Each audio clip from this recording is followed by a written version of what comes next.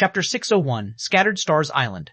Han Fei and the others, including those who just came out of the portal, were all stunned. The first reaction in their hearts was, why is the fish in the sky? What, like a song from the highest of heavens, the ethereal voice reverberated in the sky and echoed in the distant sky. When it got closer, they realized how big this whale was. Its huge body that was more than 300 feet long made people realize their smallness.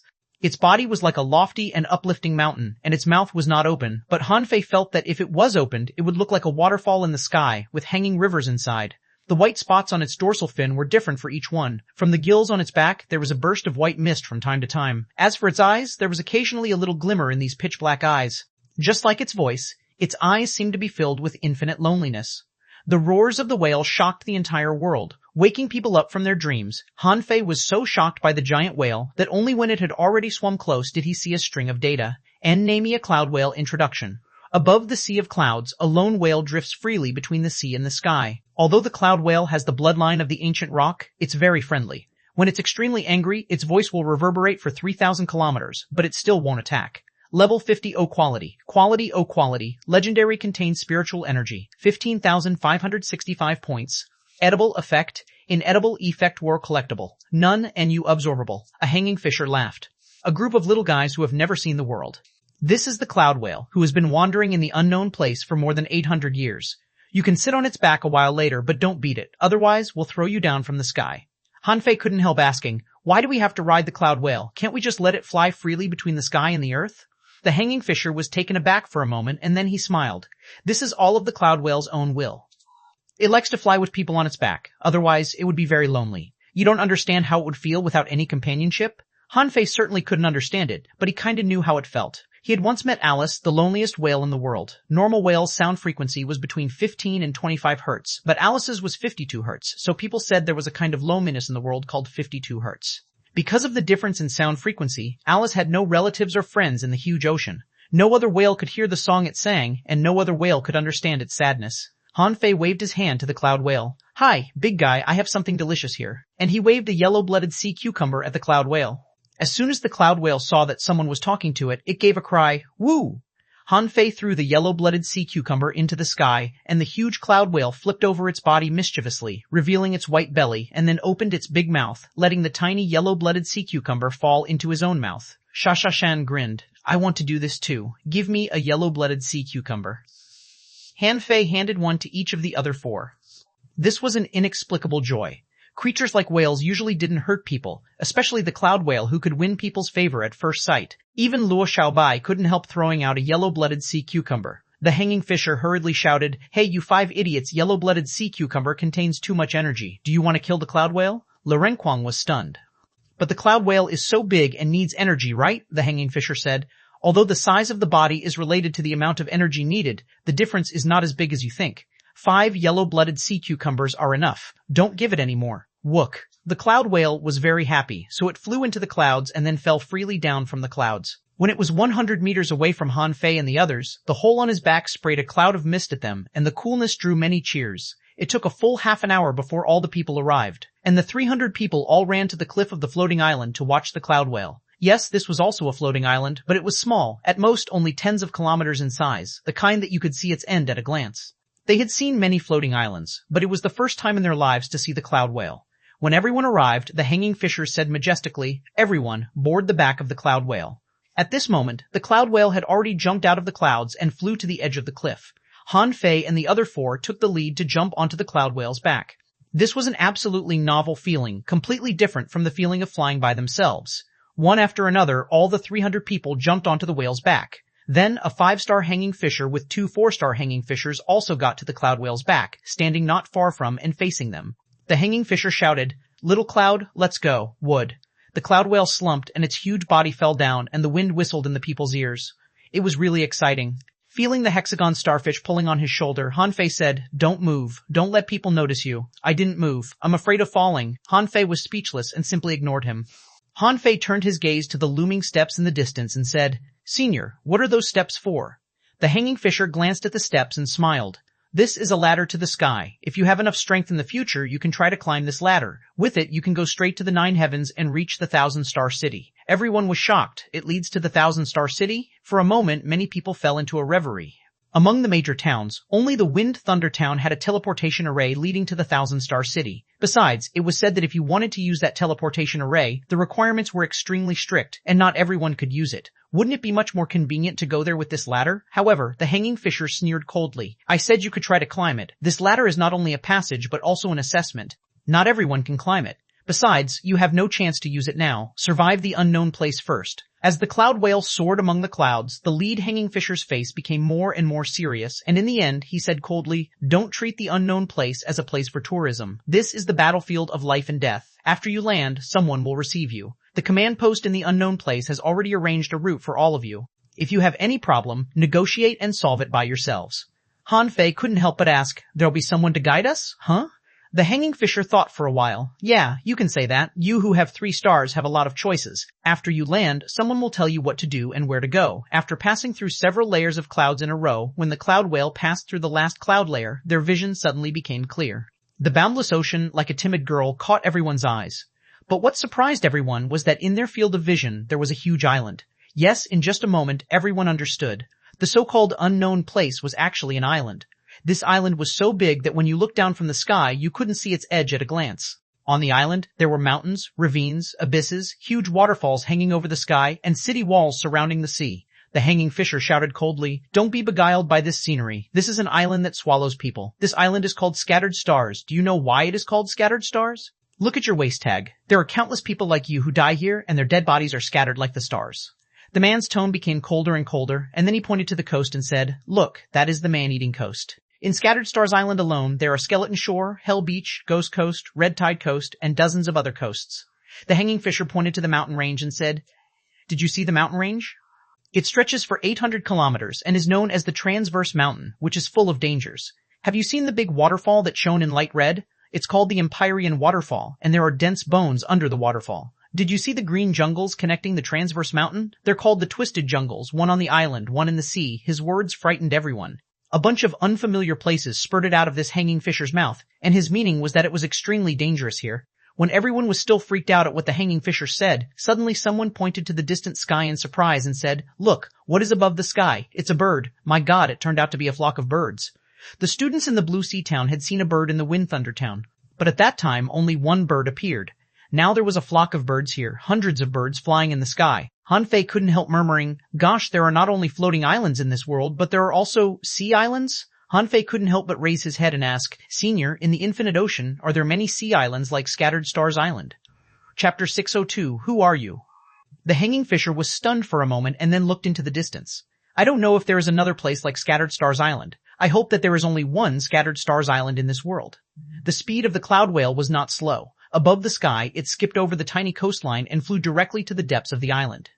As for the birds in the sky, as early as when they saw the cloud whale, they had turned in another direction and flew away. Scattered Stars Island was very large. According to the hanging fisher, this island spanned more than 1,800 kilometers.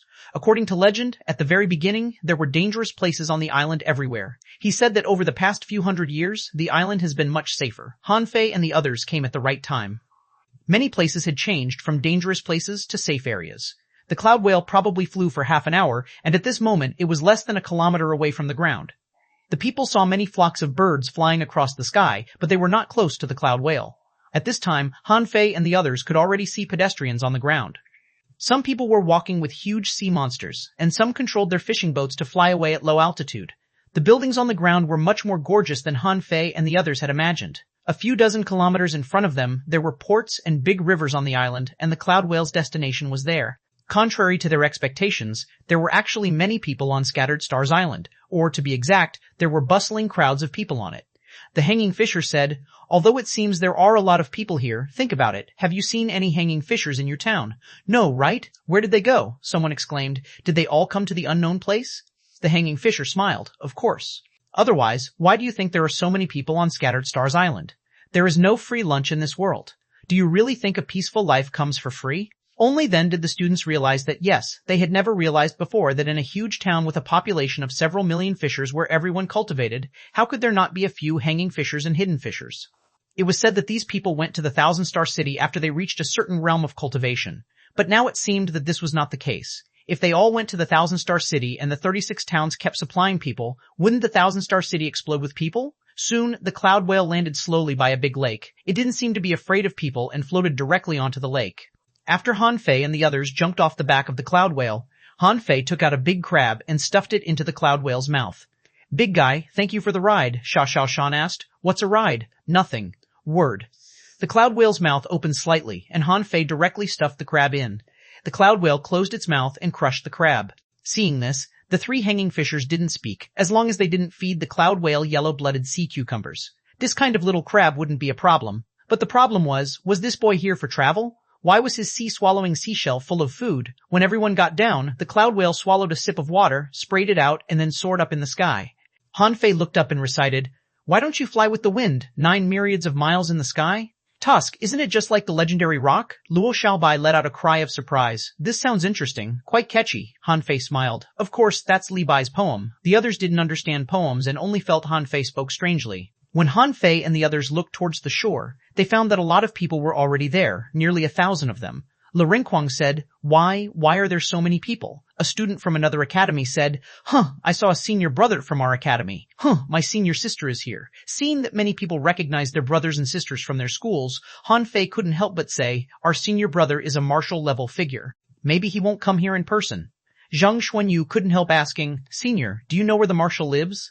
The hanging fisher sneered and said, Marshal, are you talking about the supreme commander of Scattered Stars Island? We only have one commander in Scattered Stars Island. That is God of War, Shui Chi. The supreme commander? Han Fei and the others couldn't help but look at each other. It sounded really awesome. Le Rinquang laughed and said, So awesome? Is our senior brother the supreme commander here? Puff. The three hanging fishers looked at each other in surprise. Are they bragging? Are they Lord Shui's junior brothers and sisters? But why are they so weak?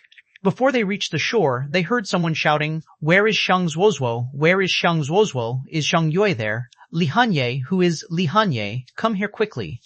Who is Li Hanye? Come here and let me take a look at my new team member.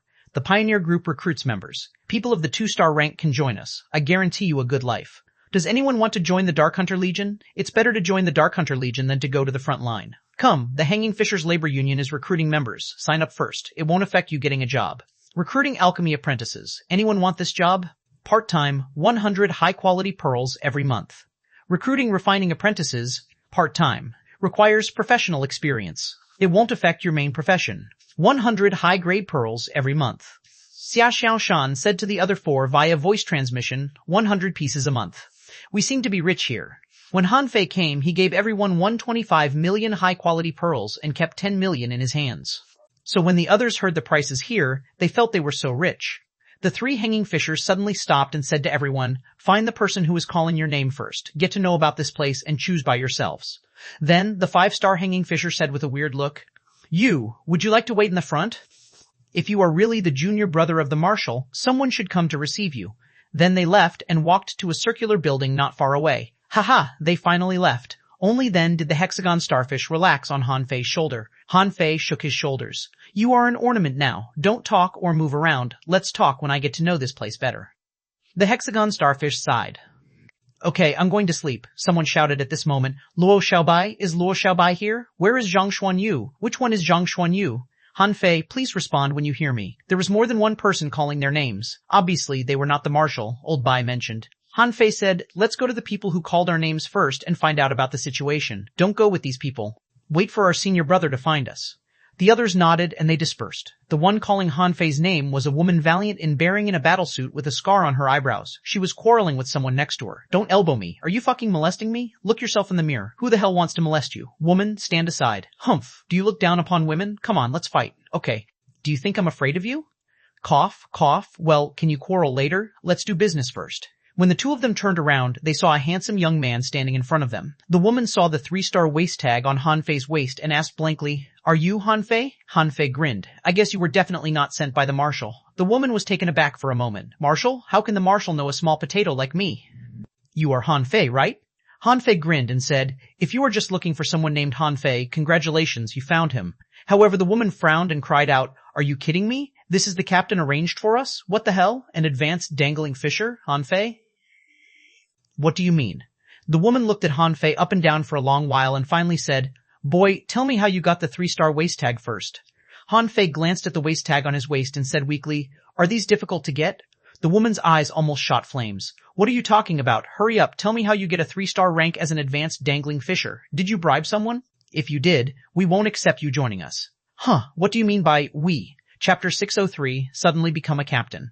Han Fei tried his best to be patient, but at the moment, he frowned. Firstly, I got the 3-star waist tag with my strength. Secondly, do I know you? What is going on here? Can you explain what's happening? The woman frowned and said, we belong to the Skeleton Shore, the 37th Squad of the 8th Brigade of the 3rd Column. We got a message from our superiors that we'll have a 3-star captain today. Han Fei glanced at his waist tag. So, I am your captain now? Bullshit, I'm not going to accept it. You are only an advanced dangling fisher, but the 4 of us are all hanging fishers. What makes you think you can be our captain? Han Fei was speechless. Although he was good-tempered and old Bai told him to be low-key, he couldn't bear it at all. Why was this girl speaking so offensively? Han Fei's face darkened immediately. Girl, watch your tongue. What kind of question is that? I'm definitely qualified to be your captain. If you're not convinced, let's have a fight, huh? Beside this girl, a group of people were watching the fun. At this moment, they couldn't help laughing when they heard what Han Fei said. Haha, that 3-star kid? Are you crazy? This woman is a junior hanging fisher anyway. It'll be a breeze for her to beat the hell out of you.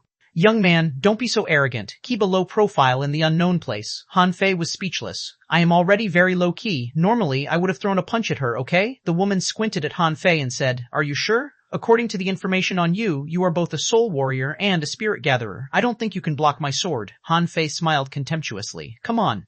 Why don't you have a try?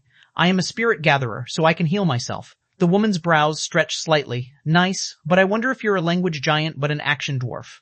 Han Fei took 2 steps back and shrugged slightly. Come, try it. A long, high-quality spiritual-level sword appeared in this woman's hand instantly. Without any hesitation, she thrust the sword at Han Fei with a swoosh, fast and powerfully. However, in the sight of everyone, Han Fei just moved slightly and easily avoided all the sword energy. It looked thrilling because every time her sword was only a few inches away from his body. While evading, Han Fei said indifferently, Have you used 30% of your strength? Why don't you attack me with all your strength? The woman's eyes turned fierce and her speed more than doubled. The sword energy swept across, almost enveloped Han Fei, and whipped up huge waves. For a moment, everyone turned their eyes to them. Han Fei still didn't fight back, but his range of motion increased. He made strange postures one after another, and the woman's sword could never touch his body. Han Fei still smiled and said, This is what a hanging fisher should be. However, you haven't used your full strength yet, have you? How much strength have you used? 60%? 70%? Humph! Scattered stars, 13 swords, swish. In an instant, the sword lights weaved into a dazzling net. Seeing this scene, many people became solemn. Although she hadn't used her spiritual beast and contractual spiritual beast yet, judging from her sword technique alone, this woman was not weak. However, Han Fei's figure flew back dozens of meters on the water. Then he threw out a punch and his fist swooshed forward with a dazzling golden light. With a bang, the sword net was broken by this punch. Since Old Bai told Han Fei to keep a low profile, he didn't use all his strength. But the woman on the opposite side had leaped up into the air, and the long knife in her hand drew a brilliant arc and cut straight down. Whatever, I must get others' recognition first. I'm not showing off. Han Fei's eyes turned cold. He suddenly patted his hands and clamped the extremely sharp, high-quality spiritual weapon between his palms. The billowing spiritual energy ripples swept across Han Fei's front, and the waves on the water rolled. Hiss, he caught the blade empty-handed. This guy's physique is so strong. Sure enough, no one at the 3-star rank is simple. This squad is lucky to have such a captain. The woman looked shocked. Han Fei grinned. Now, am I qualified? The woman blinked, retracted her sword, and cupped her hands to salute Han Fei. Yu Lingyun from the 37th Squad of the 8th Brigade of the 3rd Column. Nice to meet you, Captain. Ahem, Han Fei was speechless. This woman changed her attitude so quickly. After confirming Han Fei's strength, she no longer had any contempt for him but rather saluted him. This made Han Fei a little embarrassed. Han Fei hurriedly said, Well, Miss Yu, can you tell me what the hell is going on here? Why do you call me captain? And what is our main task in the unknown place? I mean, where are we going and what are we going to do? At this time, the crowd had dispersed. Yu Lingyan grinned, and under the envious gaze of many people, she led Han Fei to a clearing on the side. Yu Lingyan said, Scattered Stars Island is actually a giant battlefield. Almost everyone on Scattered Stars Island has a position. For example, we are responsible for reconnaissance missions on the Skeleton Shore. If anything happens on the Skeleton Shore, we have to notify all parties as soon as possible and be ready to fight and sacrifice ourselves at any time. Han Fei was stunned. So, we are here to fight a battle? Yu Lingyun nodded. You can say that, but it's not entirely true. To be precise, we are here to grab resources. Grab resources? A fierce smile appeared at the corner of Yu Lingyun's mouth and she said, All the outer edges of the island are our front lines. We need to fight against sea monsters and scramble for spirit awakening fluid, spiritual stones, materials, and floating stones. Upon hearing the mention of spirit awakening fluid, Han Fei asked, so all the spirit awakening fluid the countless villages and towns of the Thousand-Star City get are supplied by Scattered Stars Island? Yu Lingyun nodded solemnly. Yes, we risk our lives to grab it. Han Fei was surprised.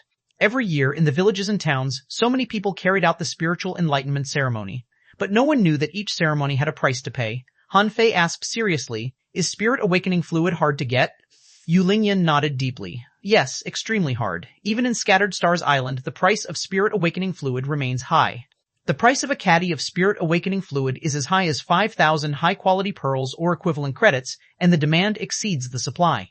So high? Han Fei couldn't help taking a breath. This price was much more expensive than he thought. Han Fei couldn't help but think of the price that Junior Uncle Faceless offered him, 300,000 mid-quality pearls per caddy. Even if they were exchanged for high-quality pearls at the highest exchange rate, it would only be 3,000 per caddy.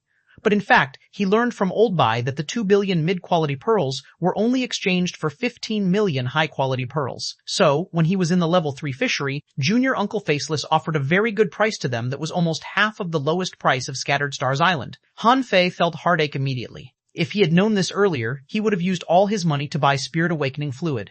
Captain, why are you suddenly so pale? Ahem, well, nothing, I was just shocked by the price. Han Fei secretly took a breath. It seemed that Spirit Awakening fluid was far more precious than what he had imagined. He couldn't come in vain this time. He must find a way to get as much Spirit Awakening fluid as possible. Han Fei asked, well, why did I become your captain? I guess it was arranged by our superiors. According to the battle losses of different squads, they'll make corresponding supplements. 3 months ago, our captain died on the skeleton shore. Therefore, a new captain was arranged for us. After that, Yu Lingyun looked at Han Fei's waist tag. If you want to be a captain, you must have a 3-star rank at least. Han Fei also looked at his waist tag and then asked, under normal circumstances, what kind of contribution do I need to make to achieve the 3-star rank? Credits. Yu Lingyun took out her waist tag and said, in Scattered Stars Island, you can exchange anything for credit, and then exchange credit for many things you need. For example, this high-quality spiritual weapon in my hand requires 500 credits to exchange for it. Han Fei was surprised. Don't these credits equal to money? Yu Lingyun nodded and then said, the credits are almost equivalent to high-quality pearls, but they are more valuable than high-quality pearls. There are many things that high-quality pearls cannot buy, but there are very few things that cannot be bought with credits. Han Fei asked, can I buy Spirit Awakening fluid with credits? Chapter 604, Door-Carrying Marshal. Yu Lingyun was stunned by Han Fei's question and was speechless. Brother, do you know how difficult it is to get credits? Are you out of your mind to exchange your credits for Spirit Awakening fluid? Yes, but she could only nod. However, I don't recommend it. Captain, you don't have any credits now, and even if you did, it would cost 5,000 credits per caddy. It's not worth it. Not worth it? Han Fei didn't think so. The effect of Spirit Awakening fluid was magical. It could accelerate the growth of spiritual beasts and contractual spiritual beasts. As long as there was enough Spirit Awakening fluid, you could have very strong helpers in combat. Suddenly, Han Fei looked at Xiao and the others, asking, by the way, if I join your squad, what about my previous teammates?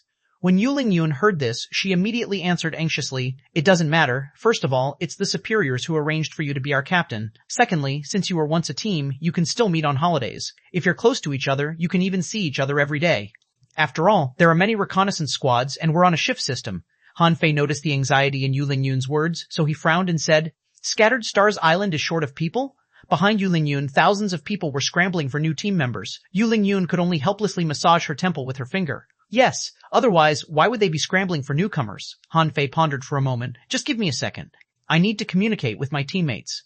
Han Fei shouted to Xiao and the others. Xiao, Loren Kuang, come here, let's talk. Xiao and the others walked over with the people who came to receive them. Upon seeing them, Yu Lingyun was shocked. Do you all have a 3-star waist tag? Han Fei smiled. It's not a big deal. Yu Lingyun was speechless. Not a big deal? Do they know how hard it is to get a 3-star from these towns? It was extremely difficult for them. The 36 towns only sent 100 3-starred people each time, and your team alone has 5 of them? And you say it's not a big deal? After Lu Xiaobai and the others arrived, they saw Yu Lingyun and the others receiving personnel staring at each other in astonishment as if wondering why geniuses gathered together. Han Fei asked, well, can you excuse me for a few minutes? Then he stomped and a soundproof array was formed instantly which stunned these people. Just now, Han Fei was fighting against Yu Lingyun as a soul warrior, but now he suddenly became a spirit gatherer? And he was also good at arrays? A man asked, who are these people? Are the 5 of them a team? Another man thought for a while and answered, it seems so. These 5 people are respectively engaged in the 5 major professions, and this guy is both a soul warrior and a spirit gatherer. Will they reject us? Another woman frowned. Will they? It's an order issued by the superiors. How can they refuse it? Yu Lingyun said, it's possible. If the 5 of them form a team and choose their own direction, it will be an all 3-star team. I am afraid they'll grow faster then. For a moment, these people were sweating profusely. Don't! How horribly strong a team it'll be then, in the soundproof array. Luo Xiaobai informed, I was assigned to the tactical headquarters. They said that I would learn the security deployment and strategic command of Scattered Stars Island. At the very beginning, I must get to know about the dangerous places of the entire Scattered Stars Island.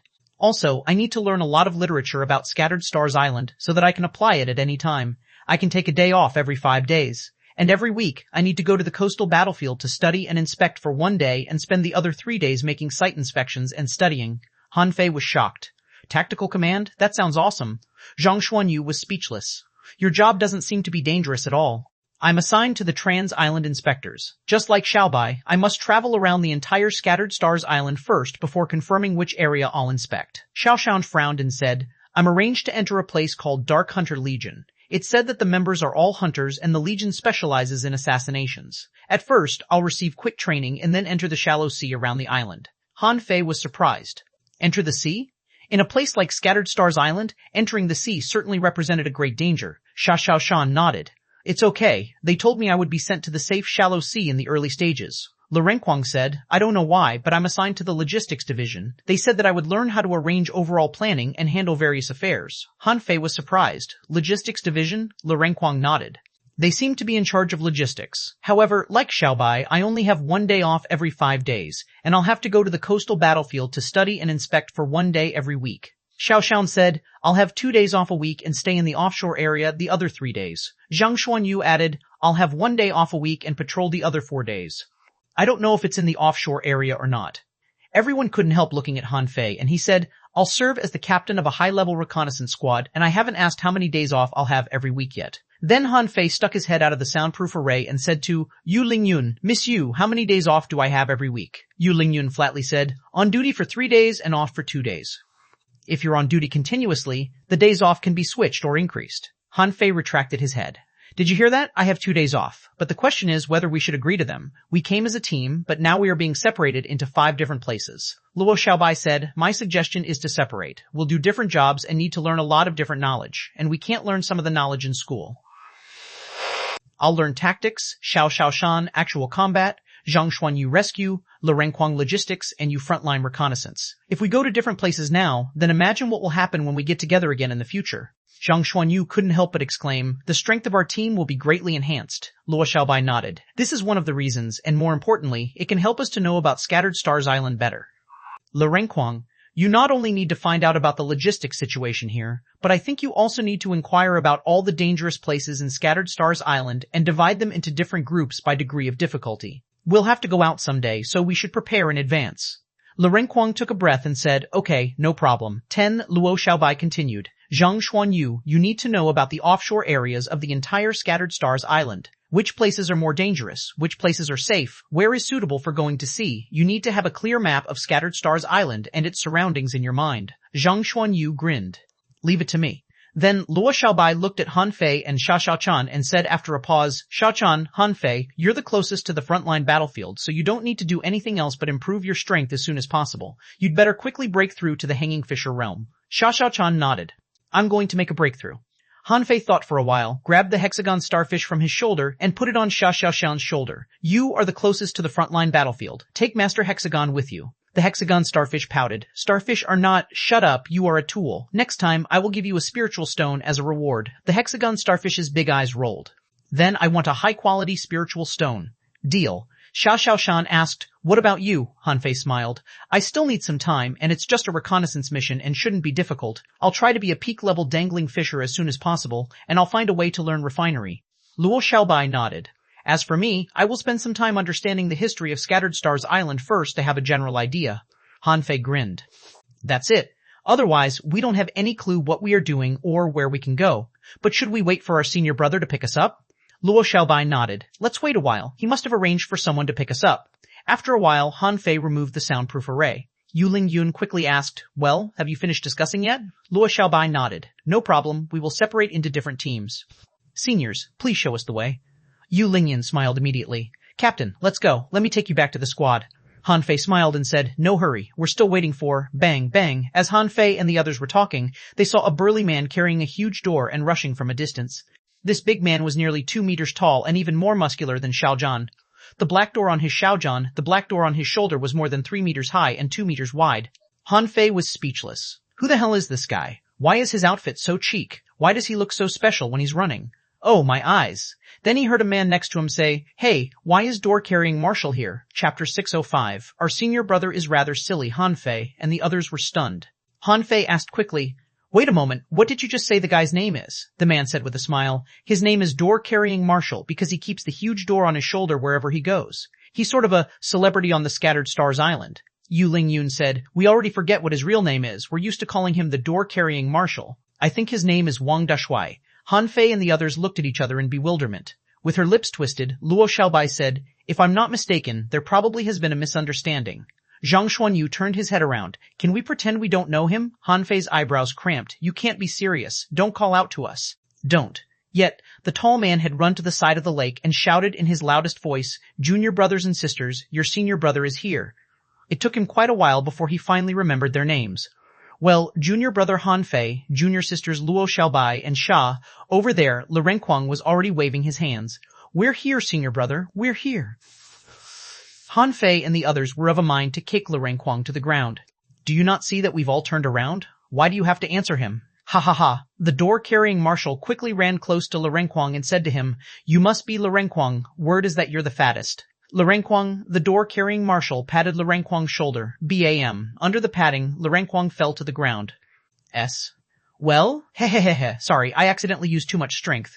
Han Fei spoke to everybody telepathically. We're screwed. Our senior brother seems rather silly. Luo Xiaobai shot back. Don't badmouth others. Everybody was observing the door-carrying marshal, who was tall, brawny, and smiling all the time. His nose, lips, and eyelids were all quite thick, and he had a big round face that wasn't handsome at all. But in general, he wasn't ugly at all. He subconsciously left the impression that he was very strong and boasted infinite strength. Luo Xiaobai cupped her hands at the man and said, greetings, senior brother. All of us are here. The door-carrying marshal seemed rather nervous to meet a girl. The door on his shoulder slipped off from his shoulder, and one of its pointy corners landed between Le Renquang's legs. Thud. The door left a huge pit on the ground.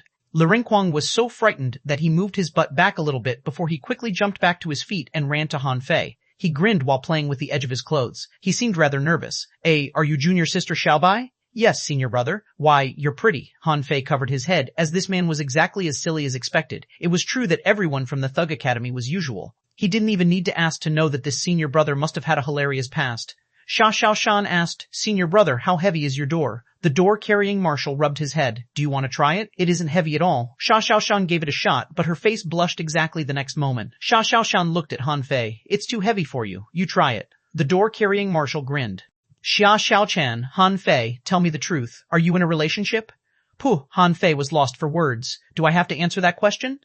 Grumbling, Han Fei stepped forward. His face changed when he touched the door, which did not seem to be made of metal. It felt rather cold and heavy. Immediately, Han Fei confirmed that the door couldn't be ordinary. Han Fei simply grabbed the door with one hand and exerted strength on his arm. The door was instantly lifted by him.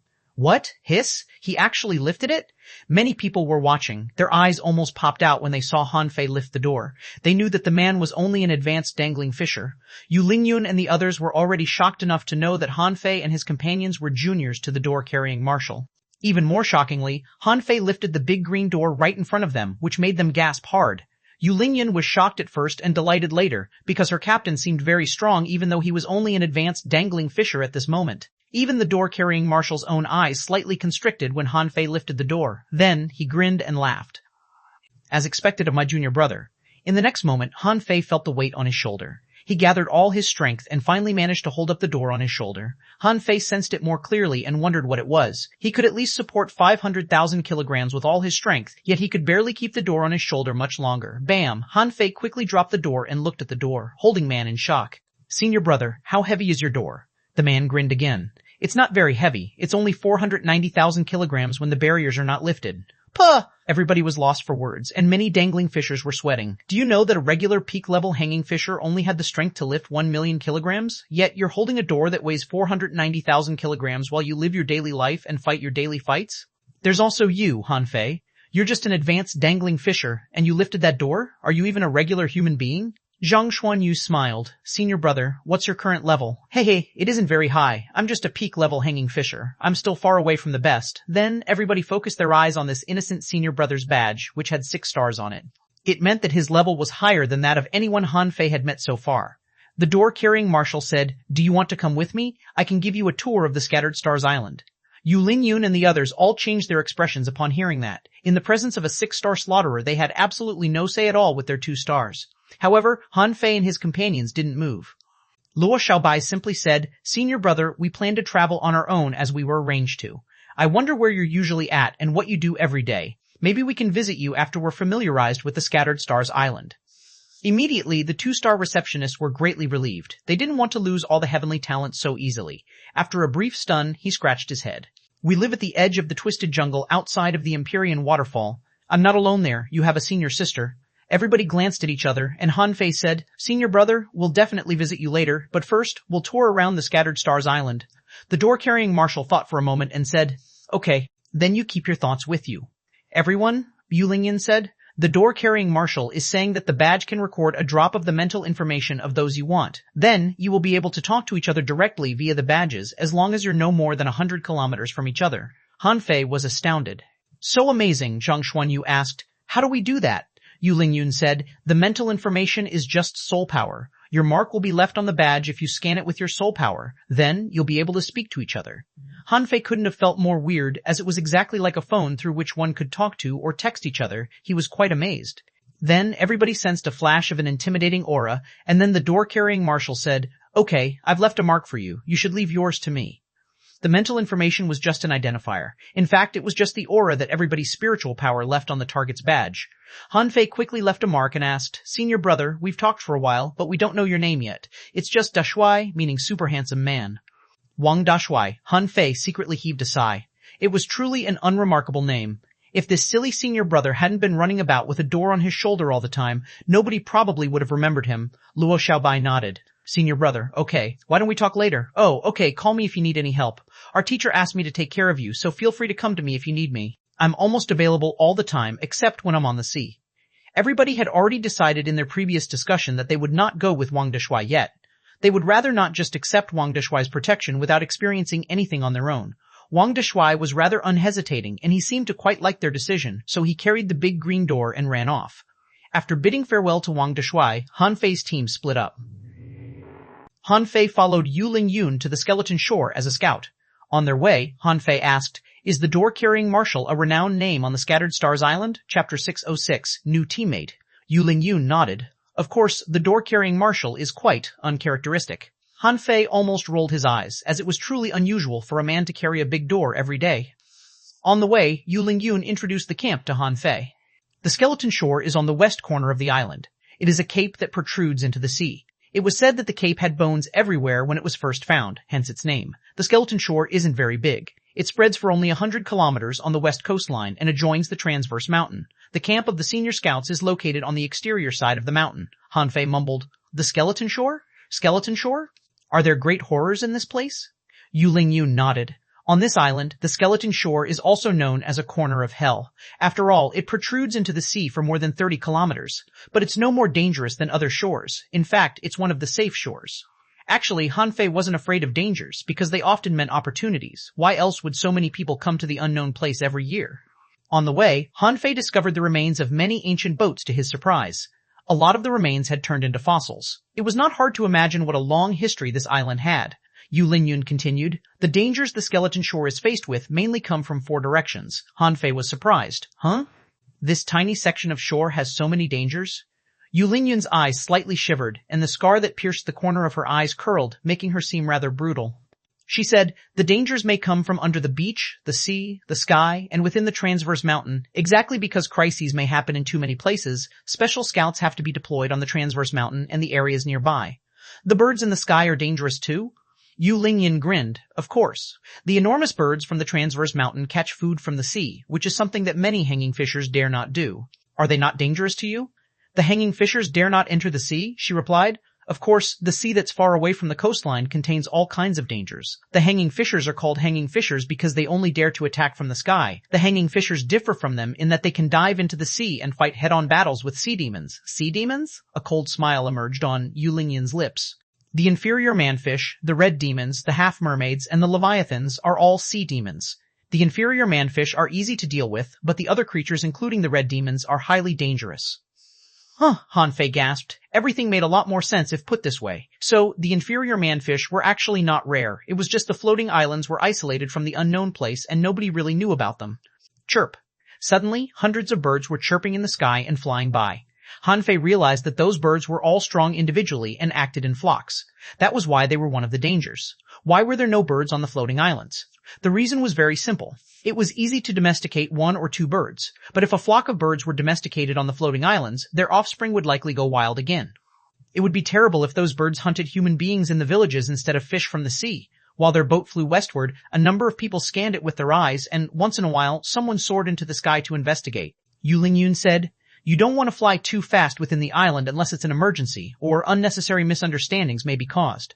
Half an hour later, Han Fei saw a cape at the distance from the 200-meter altitude. There were piled reefs near the sea and then a shore that barely surfaced from the sea. Behind the reef was a high watchtower where someone was on duty. Yu Lingyun said, "Such watchtowers have been established every 10 kilometers. Red fireworks will be released from them as alarms if anything happens." Han Fei keenly sensed something. Actually, the skeleton shore extends more than 30 kilometers into the sea, doesn't it? How much longer will it be when the tide ebbs? Yu Lingyun's lips curled. The distance will be doubled during this time. The time of ebbing is slightly different every day, but it's the best opportunity to earn credit points. Many creatures that get stranded on the beach are worth some points.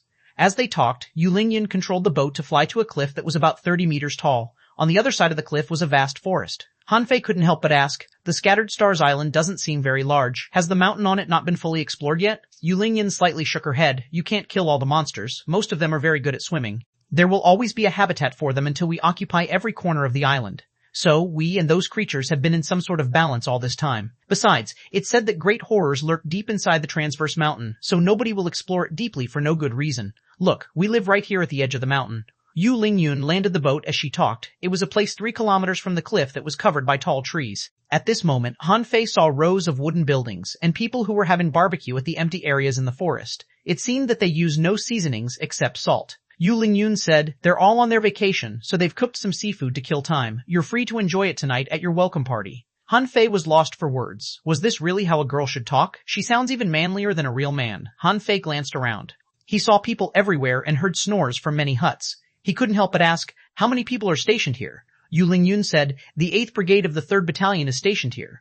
There were 100 squads in the beginning, but only 66 remain." Han Fei was surprised. 34 squads have perished? Actually, there are deceased members in each squad. Then, the squads were merged and rearranged. "We claim to have 66 squads, but 12 of them don't have enough members. If we have another rearrangement, we'll have even fewer squads."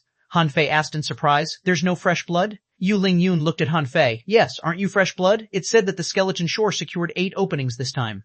So, if everything goes as planned, 8 newcomers will report in, and you are the first." While Han Fei was listening to Yu Lingyun, he suddenly turned his head, and something flew right past his ear. He turned back, only to discover that it was an empty clamshell. The person who threw it was on a tree. Han Fei looked at him calmly. Yu Lingyun roared, "Zhao Ersan, you son of a Bosch. Get down here, I'll break your legs."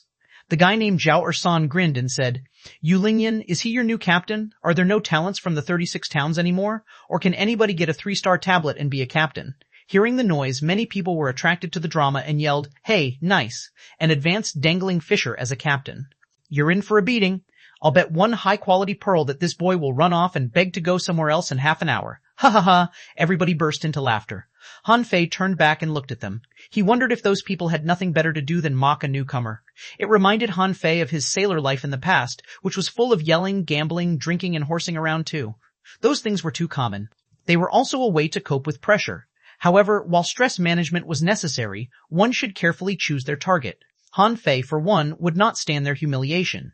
But he knew that those people could only be awed by fists rather than words. When Han Fei was about to take action, someone shouted, "Yu Lingyun, you're not joining the fight with your new captain? Your 37th squad and 31st squad are fighting again. People are already placing bets." Yu Lingyun's face changed. She looked at Han Fei and said, "Let's go." An area at the edge of the transverse mountain had been cleared as a training ground. At this moment, the training ground was simmering with cheers. Gu Deliang, try harder. You're going to lose. Deliang, have you lost your motivation because Yu Lingyan isn't here? A short girl roared. Deliang, keep it up. Smash him. Smash him to death? Someone chuckled. Wu Xiaoxiao, go up there if you think you're good. Don't just roar. Wu Xiaoxiao's eyes almost burst out flames. I can go there. Daliang, come back and let me. Bam! On the training ground, a young man had been wrestled to the ground and tied up by spiritual plants, unable to move. The male manipulator on his opposite side mocked. Gu Daliang, your 37th squad is really good for nothing now. Yu Lingyun is all you can count on after your captain died. Look at yourself. What can you do when you look so tall and strong? The brawny young man roared from the ground. Come again, the manipulator said. The result will be the same even if we have another 10 rounds. Besides, do you still have any money? Your squad lost all your weapons in the last battle, didn't you?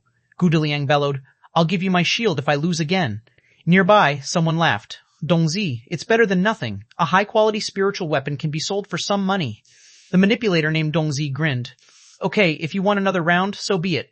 But I won't have your shield in case other people blame me for robbing you of your shield when you die someday. If you lose, your squad will take up my squad's reconnaissance mission tomorrow. How about it?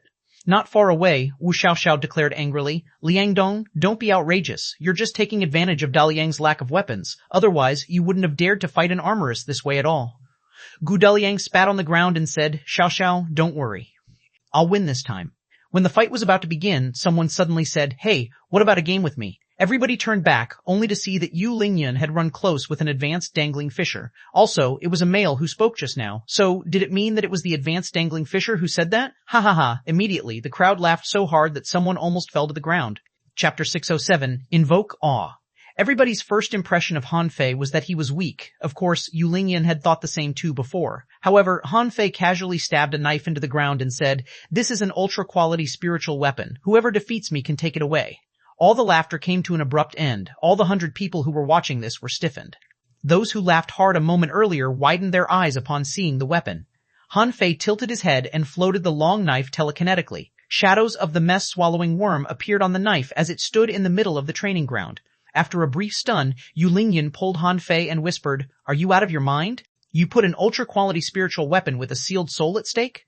Gu Daliang and Wu Xiaoxiao both looked at Han Fei. Seeing that he was an advanced dangling fisher and had such a luxurious weapon, they thought that he was rich. A shadow flashed before everybody, and a person emerged before Han Fei. He gazed at Han Fei and asked, I'm Leng Hui, a hunter from the 37th Squad. Are you the new captain? Han Fei said with a casual smile. Unsurprisingly, yes. Leng Hui immediately focused his eyes on Yu Lingyun, who frowned and nodded reluctantly. Seeing that she nodded, Leng Hui and his teammates didn't say anything, but they all secretly wondered how strong an advanced dangling fisher could possibly be. Han Fei didn't speak to them either. He knew that it was impossible for him to be assimilated until he proved himself. They might not despise him if he weren't a captain, but now that he was a captain, he had to show that he was capable of being one. Han Fei stood in the middle of the training ground and said with a casual smile, Everybody is free to come. Whoever defeats me will have this knife. Liang Dong shouted first, I'll fight you. Boy, you may be from a rich family, but I'll show you what a real battlefield is like today. Han Fei extended his hand softly and said, Oh? Is that so? Then why don't you enlighten me? Wu Xiaoxiao pulled Yu Lingyun's arm and asked telepathically, Is he really capable? Yu Lingyun responded, I tested him when I picked him up. I'm not afraid that he will be defeated by Liang Dong, but I worry that Guo Wen will try next. Han Fei grinned. Come on. When Han Fei waved at Liang Dong, a man suddenly came close and said, Liang Dong, don't be careless. He's the new captain of the 37th Squad anyway. Liang Dong sneered and then put on a solemn expression. He might be thinking little of Han Fei, but he wouldn't go easy on his enemy. He had learned the lesson from real battlefields. Spirit annihilating vines. Bam, bam, bam. From the void around Liang Dong, green and red vines with sharp saw-like teeth grew out of nowhere and intertwined into a gigantic whip, as Luo Xiaobai did in the past. It was exactly how regular manipulators attacked. Standing at the center of the vines, Han Fei was absolutely still. When the vines almost surrounded him, a brilliant saber aura spread out of the vines. Next, the vines around Han Fei were shattered. After a flash of spiritual energy from Han Fei, all the vines exploded. At this moment, it could be seen that Han Fei was looking at Liang Dong with a smile with a twig between his fingers. Nobody was in the mood of making fun of him any longer. The manipulators seemed to be only supporters in a battle, but they weren't weak at all, and not everything could mince their vines. The particular vines a moment earlier could only be cut apart by the full-strength strike of a peak-level dangling fisher. But how were they shredded so easily? Liang Dong's expression changed greatly. He pushed out more giant vines, and Han Fei waved the twig in his hand. The thick vines were broken into halves as if they were made of paper, and Han Fei's knife intent wasn't blunted at all. Not good. Immediately, a junior hanging fisher took out a shield and stopped before Liang Dong. Clang! The saber aura was broken, and overwhelming spiritual energy exploded. The armorist's high-quality spiritual shield had a deep crack due to Han Fei's attack. For a time, the audience was silent. Astonishment appeared in Yu Lingyun's eyes. She found that she had underestimated Han Fei. She had thought that Han Fei was as strong as herself. After all, Han Fei was also a spirit gatherer. Who could have known that his knife arts were so dreadful? Wu Xiaoxiao looked at Yu Lingyun. Is our new captain really an advanced dangling fisher? Gu Deliang rubbed his arm and took a long breath. Not bad, not bad. It's true that every captain is extraordinary. Han Fei was silent the whole time, but he kept staring at Han Fei as if he was considering how much strength Han Fei had used. When he noticed the twig in Han Fei's hand, his eyelids cramped. He was shocked by the man's arrogance. Clap, clap, clap. I told you that you can't judge anyone just from their level, didn't I? It's the real strength that matters. A young man walked out of the crowd, and Han Fei sensed the freezing knife intent from him. The young man looked at Han Fei with a smile. I'm Guo Wen, the captain of the 31st Squad. May I know your name? Han Fei said with a casual smile. Han Fei? Guo Wen nodded. Captain Han, please forgive us. It's a tradition for the squads within the 8th Battalion to train with each other. Han Fei said, That's fine. I stand by what I said. Whoever defeats me will have that knife. By whoever, I mean everybody here at the training field. Hiss, isn't he too confident? Granted, he is a dangling fisher. But is this really appropriate? Captain Guo is an intermediate hanging fisher. Interesting. I like this guy. Wu Xiaoxiao couldn't help but clap her hands. The new captain is so intimidating. I like him. Yu Lingyun snorted and said, It doesn't matter whether you like him or not. He already has a girlfriend. Wu Xiaoxiao, Guo Wen paused and slightly frowned. He hadn't intended to negotiate peace with Han Fei, but the man was clearly planning to awe everybody with his strength. However, was it really appropriate for a group of hanging fishers to be awed by an advanced dangling fisher? Guo Wen was rather displeased. Let's have a spar then. I won't take your ultra-quality spiritual knife even if you fail. We'll each launch one attack. How does that sound? Han Fei grinned. That will be great, Guo Wen said to the audience. Give us more space. Many people stepped back as the attack of an intermediate hanging fisher could be very powerful. Han Fei had clearly sensed the daunting knife intent from Guo Wen too. Guo Deliang mumbled, Lingyun, Guo Wen is personally joining the battle. Is it really fine? Yu Lingyun didn't know what to say. There's nothing I can do. Our new captain seems rather unyielding. He's the one who started the fight. Leng Hui said casually. He's not necessarily going to lose. Guo Wen looked at Han Fei. Are you still going to use your twig? Han Fei smiled casually. It's my favorite weapon. Besides, I don't want to hurt anyone in a practice match. I don't have any weapons worse than ultra-quality spiritual weapons, so I have to use a twig. Pooh! Immediately, everybody rolled their eyes. Are you here to flaunt your wealth? Someone was lost for words. It seems that he has multiple ultra-quality spiritual weapons. Someone speculated, is he from the family of a major refiner? That's possible. Guo Wen put on a grim expression and looked at Han Fei's twig. Why don't you go first? After a brief stun, Han Fei grinned and said, Okay, be careful. Are you ready? Humph. The knife intent from Guo Wen got more intense, and Han Fei's smile faded away. After all, it was rather unrealistic to knock down an intermediate dangling fisher with a twig, but it was just a twig anyway. He could almost use another one if it was broken.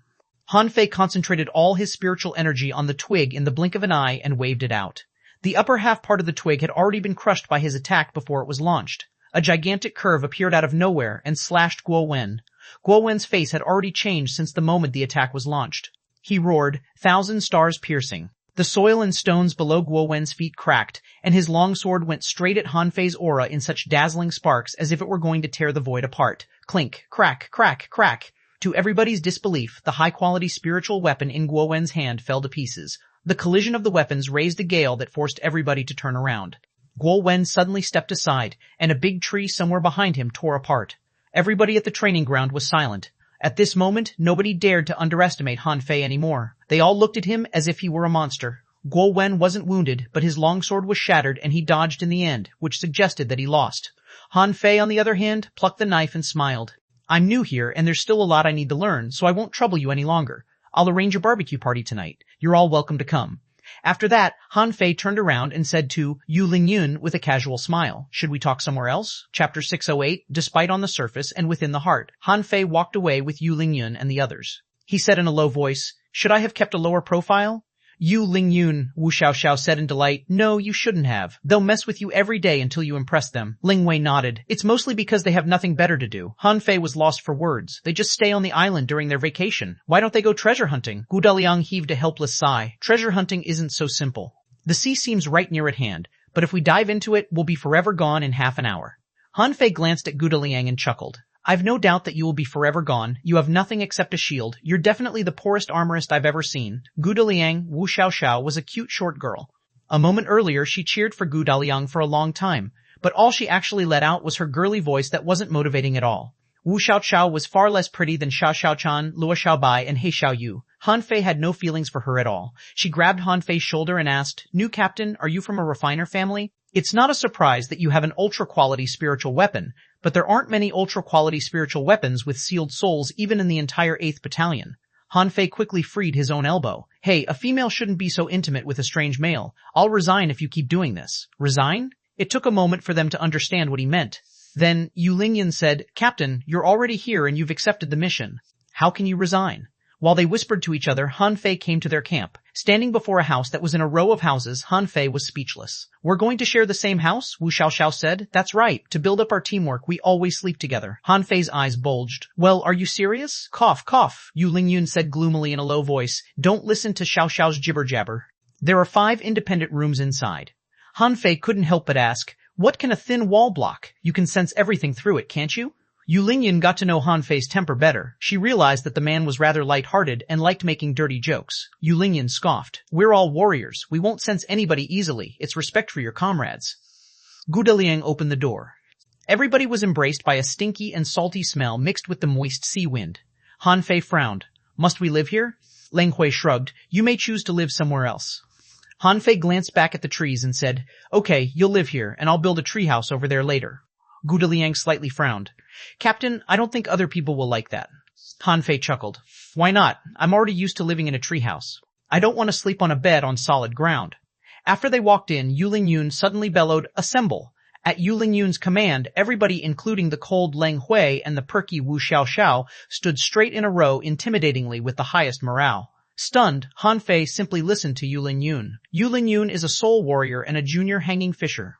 Her naturally endowed spiritual beast is a flamefish. Her contractual spiritual beast is gold spearfish and ghost spiritual fish, and she's good with swords. Wu Xiaoxiao is a manipulator and a junior hanging fisher. Her naturally endowed spiritual plant is a cold phoenix grass, and her contractual spiritual beasts are gold threadworms and purple sand eel. She's best at cold techniques. Gu Daliang is an armorist and a junior hanging fisher. His naturally endowed spiritual beast is a blue-tide turtle, and his contractual spiritual beasts are crystal shell and arrow shell. He's best at defense and spear arts. Leng Hui is a hunter and a junior hanging fisher. His naturally endowed spiritual beast is a dark sting fish, and his contractual spiritual beasts are the mad bloodworm and wolf crab. Everybody looked at Han Fei at the same time, and Han Fei didn't know what to say. Were these formalities really necessary? Han Fei couldn't help but put on a solemn expression. Han Fei is both a soul warrior and a spirit gatherer. He's an advanced dangling fisher. His naturally endowed spiritual beast is a spirit-swallowing fish, and his contractual spiritual beasts are the mantis shrimp and the red ring octopus. Han Fei decided that he would keep Little Gold a secret. He knew that someone else must know or would find it out if they really dug to the bottom of it. He kept Little Gold a secret from them because he didn't want them to be frightened by Little Gold's flying ability. Spirit-swallowing fish? Yu Lingyan and the others looked at each other in bewilderment as the spirit-swallowing fish didn't have much combat ability. Yu Lingyun realized that Han Fei's body was so sturdy probably because his naturally endowed spiritual beast was too weak. It was not like he could count on his contractual spiritual beasts all the time. Immediately, she pictured how a young man tempered his body through hard work in her head. She imagined that Han Fei's life couldn't have been as simple as it seemed. Han Fei said, Can we not be so serious just yet? There are a couple of things I want to know, Yu Lingyun agreed. Feel free to ask anything. Han Fei slightly nodded. First of all, why are your weapons so lousy? Back when I was in the level 3 fishery, every hanging fisher had multiple ultra-quality spiritual weapons. Why do you have none? Yu Lingyun and the others all looked bitter. Wu Xiaoxiao pouted her cheeks. It can't be helped. Weapons can easily be broken in highly intense battles, so we might as well use high-quality spiritual weapons which can be easily replaced when they're broken. Han Fei couldn't help but ask, ultra-quality spiritual weapons can be broken? Isn't that something that only peak-level hanging fishers can do? Yu Lingyun shook her head. The attrition of ultra-quality spiritual weapons is huge if they're used in intense battles all the time. Due to the limitation of the materials they're made of, they may be broken after a long time of usage. Only those with sealed souls won't be damaged easily. Gu Daliang added, More importantly, we can't afford any of those weapons. Yu Lingyun and the others all looked at Gu Daliang, wondering why he had to be so candid. Or Ajay Han Fei understood everything after hearing that. Having used ultra-quality spiritual weapons himself, Han Fei didn't think that regular junior hanging fishers could break an ultra-quality spiritual weapon, which was only vulnerable to the full-strength attack of a peak-level hanging fisher. After learning that, Han Fei couldn't help but ask, are you saving up points or high-quality pearls? Yu Lingyan made up her mind and admitted, both. We've saved more than 38,000 points, Han Fei asked. What can you do with so many points? Yu Lingyan replied, if an individual gets 50,000 points, they can be promoted to 3 stars. Han Fei was lost for words. Doesn't it mean that all your points combined aren't enough for one promotion? Yu Lingyan and the others slightly blushed, as what Han Fei pointed out was the cruel truth. Han Fei glanced at the 3 stars on the badge on his waist. He didn't know that being among the top 100 from the 36 towns meant 50,000 points in the unknown place. Han Fei nodded. Next question. Tell me more about the skeleton shore and the creatures in the sea. At night, several newcomers joined the teams. However, none of them came from the Blue Sea town, and Han Fei didn't know them. At this moment, Han Fei was building a hut on a tree 5 kilometers away from Yu Lingyun's camp with Gu Deliang's help.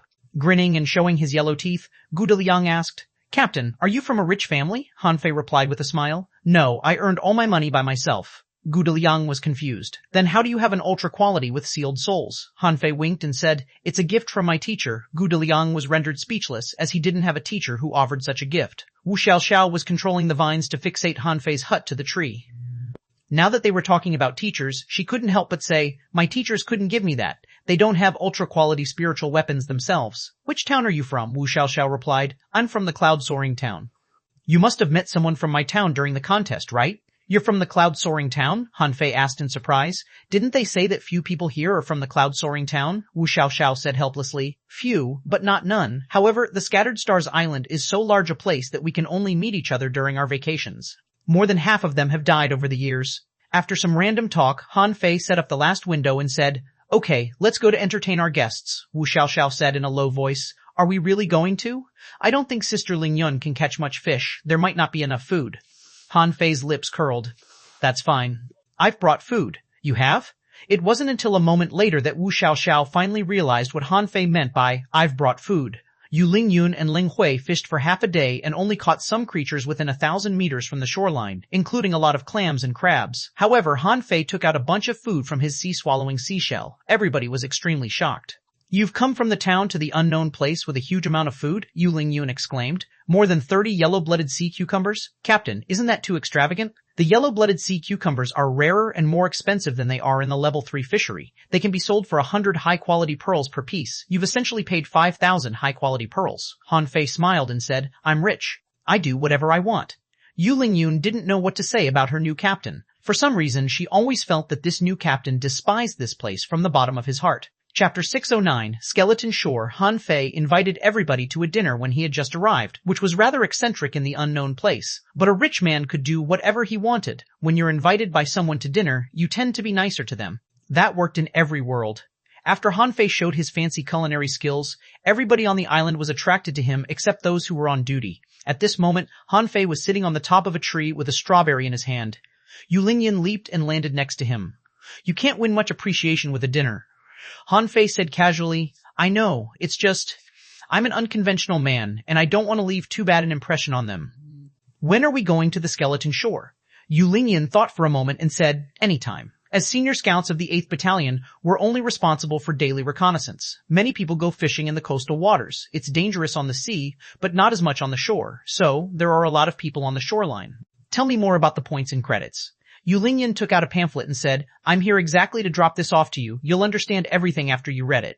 A moment later, Han Fei put on a grave expression. The function of the stars and the difficulty of promotion were both greater than he expected. 0 stars to 12 stars represented 13 different levels. On the Scattered Stars Island at this moment, Shen Chi, the highest commander of this place, was the only person with 12 stars. Those with 0 stars received 200 high-quality pearls and 200 points each month. They were all not hanging fishers yet, and they would only work as hard laborers or coastal guards. Those with 1 star would get 500 high-quality pearls and 500 points each month. They were mostly junior hanging fishers. Those with 2 stars would get 1,000 high-quality pearls and 1,000 points each month. Most people could reach this level by making slow progress. Those with 1 and 2 stars were the main defenders on the coastlines of the Scattered Stars Island. Those with 3 stars would earn 2,000 high-quality pearls and 2,000 points each month. They mostly worked at important places as lesser commanders. They were relatively strong, and they were usually intermediate hanging fishers. Once they had 4 stars, they would earn 5,000 high-quality pearls and 5,000 points each month, which was a significant increase. Those people were exclusively advanced hanging fishers, unless they were promoted for special reasons, or they had other identities such as refiner or alchemist. It was said that those with 4 stars would receive the honorable title of Guardians of the Sea, which could give them a discount at stores. Those with 5 stars would have 10,000 high-quality pearls and 10,000 points each month. The people in this rank could make different choices. For example, if they killed 100 sea demons, they would gain the title of Executor of 100. Here, the 100 sea demons did not refer to the regular inferior manfish, but the high-level and highly intelligent sea demons. Although the inferior manfish were sea demons too, even killing 1,000 of them didn't mean that the title would be given. Under normal circumstances, those with 6 stars would have twice as much benefits and receive the title of slaughterer. They could go to the sea whenever they wanted and return with spoils. It also meant that one would be free if they got 6 stars. For those with 7 stars, they would be qualified to be promoted as a centurion after killing 1,000 sea demons. They earned their reputation through killing. Han Fei gasped hard. He felt that his head was swelling when he saw the requirements for these promotions. The requirements for 3 stars to become 4 stars were 300,000 points and 5 victorious defense battles. The requirements for 4 stars to become 5 stars were 1,000,000 points and the Executor of 100 title. The requirements for 5 stars to become 6 stars were 5,000,000 points, the Executor of 100 title, and killing more than 10 level 49 sea demons. The requirements for 6 stars to become 7 stars were 10,000,000 points, the Executor of 1,000 title, and killing more than 10 half-mermaid heavenly talents. Han Fei felt that his blood was freezing. All those goals seemed too intangible. Earlier, Yuling had told him that they could only get 1 point every time. Then, how long would it take for him to accumulate 1,000,000 points? On the next day, Han Fei rose up eagerly, ready to set off to the skeleton shore. However, he saw Yuling and the others right after he left the hut. Han Fei asked in confusion, "Aren't you still on vacation?" "I can go there by myself." Gu Daliang replied, "We have nothing to do anyway, so we'll just hunt some regular creatures at the shore." Wu Xiaoxiao added, "Money is something that can be saved up. You can pick up an assortment of creatures at the shore of the Scattered Stars Island. They are mostly pushed to the shore after they are wounded, and we can take advantage of them after the ebb." Seeing that they were all ready, Han Fei didn't say anything else. As it happened, he wanted to find out how strong his new teammates were. They looked reasonably capable, but their combat abilities must be weakened due to their poor equipment. Since he would be stuck as an advanced dangling fisher for a while, he should learn his teammates better and help them improve themselves as their captain. Very soon, they reached the cliff. All they needed to do was jump off to reach the skeleton shore. The skeleton shore was composed of sand, pebbles, and mud. Broken clams were everywhere on the beach, which was a view that Han Fei had never seen on the floating island that had no continents or beaches. Han Fei saw some bizarre-shaped rocks far away in the sea as if they had been stabbed into it. Yuling said, "They're the remains of the ships from a long time ago, just like the fossils we saw on our way yesterday. However, those remains are bigger and still in the sea. Sometimes we'll board them to pick up sea creatures." Leng Hui said casually, "The tide hasn't ebbed yet. After the ebb, we can take a look at the ship nearby, but I don't think we'll see any good stuff. Most of the time, only shells will be attached to the ships." Han Fei looked at the beach and spotted about 5 search parties. He couldn't help but ask, "Are they sea scavengers?" Gu Daliang nodded. "That's right. Let's go to the way of the ebb. It's possible we'll pick up something good." Following Yuling and the others, Han Fei ran to the part of the skeleton shore that protruded into the sea. After running about 10 kilometers, Yuling said, "Watch your feet. The tide has just ebbed ahead of us. There may be all kinds of creatures buried in the sand. They are even lethal if you're careless." Han Fei nodded. Actually, he had already immersed his senses into the slowly ebbing water. In the water, Han Fei saw the eerie red and yellow spiders with claws all over them, the yellow shells that looked like fans, and the hunched black worms that were made of 13 sections. Han Fei sensed a lot of similar creatures under the sand. They must be the sea creatures that Yuling just mentioned. Before Han Fei started, Yuling and the others had already taken action. The 4 of them almost took out their fishing poles simultaneously. Yuling darted out her fishing hook and caught a giant crab that was half a meter long. Name a flathead big-eyed crab introduction. This is a carrion crab that likes to hide under reefs and sand. It will ambush any prey that passes by. Level 38 equality, normal, spiritual energy, 59.6 points E effect.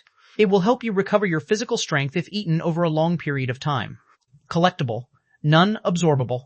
After the flathead big-eyed crab was caught, Han Fei realized why it was named that way. It had a completely flat shell, and its 2 big eyes, like glass balls, were stuck on the shell. Schwa. A sword light pierced between the flathead big-eyed crab's eyes and killed it. Yuling put the flathead big-eyed crab into her sea-swallowing seashell and looked at Han Fei. "Don't underestimate them. Don't underestimate them."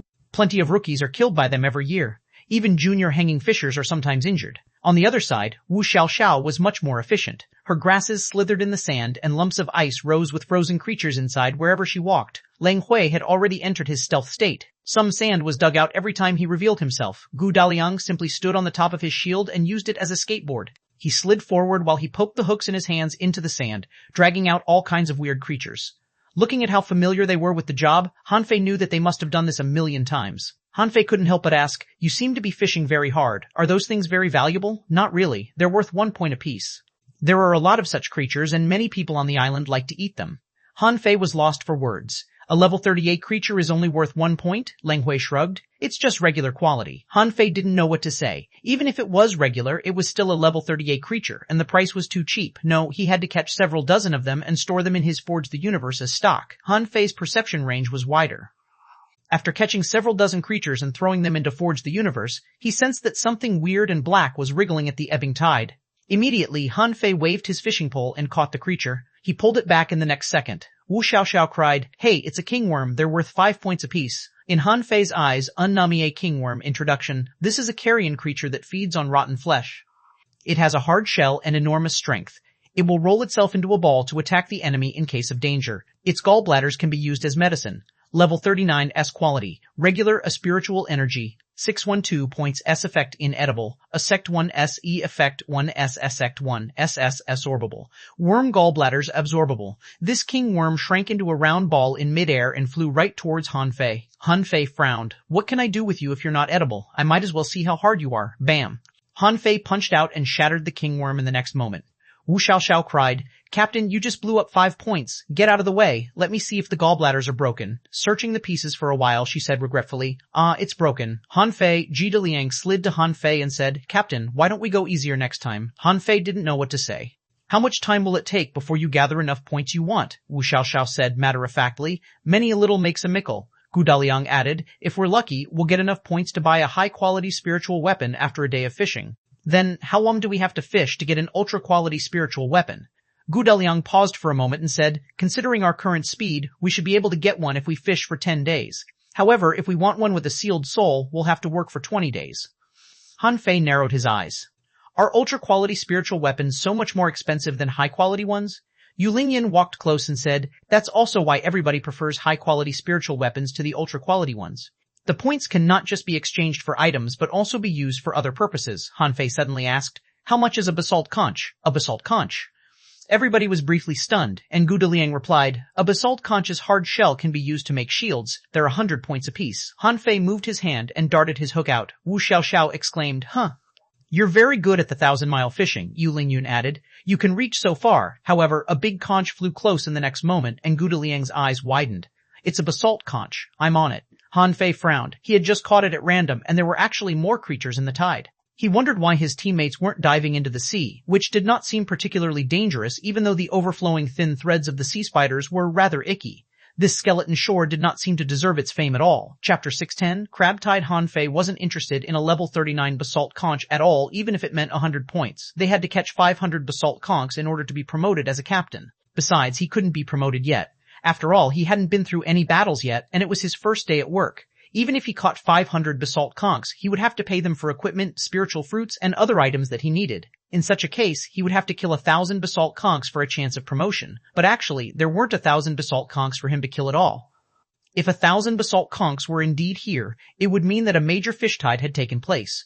Han Fei asked Gu Deliang to store the basalt conch. Everybody was about to disperse and continue their picking when Han Fei stopped them. He said, "Let me ask you, is this how dangerous the skeleton shore is?" "Of course not. This place is called the Skeleton Shore not because of the dangers on the shore, but those in the sea after the ebb, particularly the waters near the coastline." Han Fei asked, "What dangers are out there?" Wu Xiaoxiao added, "The Skeleton Shore is full of scavengers. Deep in the sea, there are red coral soldier crabs, blue striped armor lobster, red ape lobsters, tide-calling crabs, and big sword water fleas. Once you enter the sea, they will swarm at you." Leng Hui nodded. "Sometimes they'll swarm at you even if you're not in the water when they lay their eggs on the shore. At that time, hundreds of thousands of them will be out there on the shore and in the water." Hearing that, Han Fei understood a lot of things. So, it was still a matter of numbers. Not many terrifying creatures were really at the Skeleton Shore. Han Fei couldn't help but ask, "Let me ask you, what's the most valuable creature here?" Yu Lingyun replied, there are many valuable creatures. The armor of the blue-striped armor lobsters, the pincers of the tide-calling crabs, and the big swords of the big sword water fleas are all worth more than 100 points.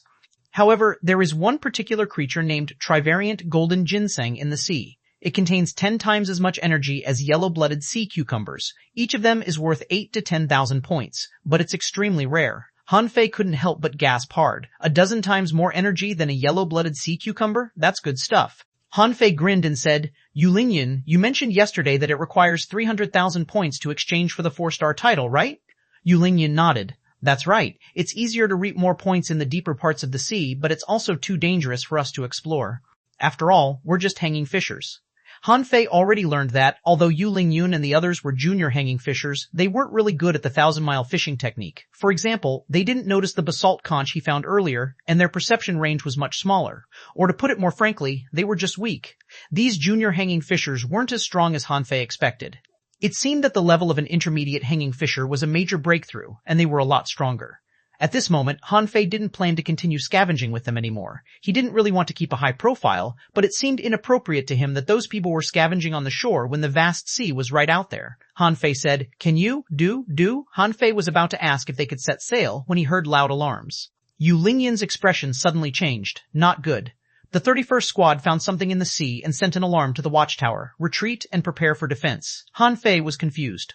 Wait a moment, the 31st Squad went into the sea? Ling Hui corrected him. Our mission is to scout the sea. We're here only for scavenging, so there's no need to enter the sea. Han Fei was greatly reassured to know that he could enter the sea. With his massive perception range, he could always just dive into the sea, find the good stuff he sensed, and then jump back. He had thought that the so-called reconnaissance mission was scavenging like he was doing at the moment. As for the alarms, Han Fei didn't consider them a big deal. It wasn't the first day that the 8th Battalion was stationed here. Since 100 squads had been reduced to 66, it was not hard to infer that such things happened all the time. It could be more or less dangerous, but not too much. As horns were sounded from the watchtowers, red plumes of smoke rose to the sky. Han Fei knew that it was a signal of gathering. Han Fei had already returned to the shore with Yu Lingyun. At this moment, they were all prepared. Yu Lingyun said, Captain, we're officially senior scouts, but in battle, we'll be warriors and need to fight on the battlefield. We'll need to be familiarized with each other for better teamwork. A boat was quickly coming back from the sky above the sea. The person on the boat was exactly Guo Wen, who lost the fight the previous day. At this moment, he roared, A tide of tide-calling crabs is coming. Everybody, be prepared for battle. Do. The seawater was surging with obviously greater waves. Lumps were rising from the depths of the water. As the red smoke rose to the sky, boats were flying to this place from all directions. At the beginning, there were only a couple of them. Then there were dozens until hundreds were gathered here. In the end, more than 500 boats arrived, each carrying a squad. Plus the 8th Battalion, which was stationed on the skeleton shore in the first place, there were more than 600 squads, totaling up to more than 3,000 people. Han Fei was quite amazed by their efficiency. It took no more than 100 breaths for the reinforcements to arrive after the red smoke was released. Han Fei stared at the sea and asked, We'll stay here? Leng Hui replied, We'll charge along with the Guardians later. Who are the Guardians? The Guardians are warriors who fight on the front lines all year around. Those who failed the match of the 36 towns and who only have 1 star will be assigned to the Legion of Guardians. They won't be qualified as scouts until they get 2 stars. Han Fei frowned. Are you saying that there are actually a lot of advanced and peak-level dangling fishers among the Guardians? Yu Lingyun gazed at Han Fei and said, Few of them are advanced dangling fishers. Some of them are peak-level dangling fishers, but most are junior hanging fishers who have just made a breakthrough. Han Fei realized what the stars represented. Those with different stars would be trained in different ways. For example, those with 1 star and 0 stars would be warriors in the front line who must fight head-on battles. They could grow quickly in such a way. Then, after they advanced, they would become scouts who didn't need to fight all the time. However, reconnaissance wasn't a simple task, but training of a higher level. When they became captains, it meant that they would be qualified to lead a 5-member team. Han Fei's start point was quite high. He had arrived as a captain.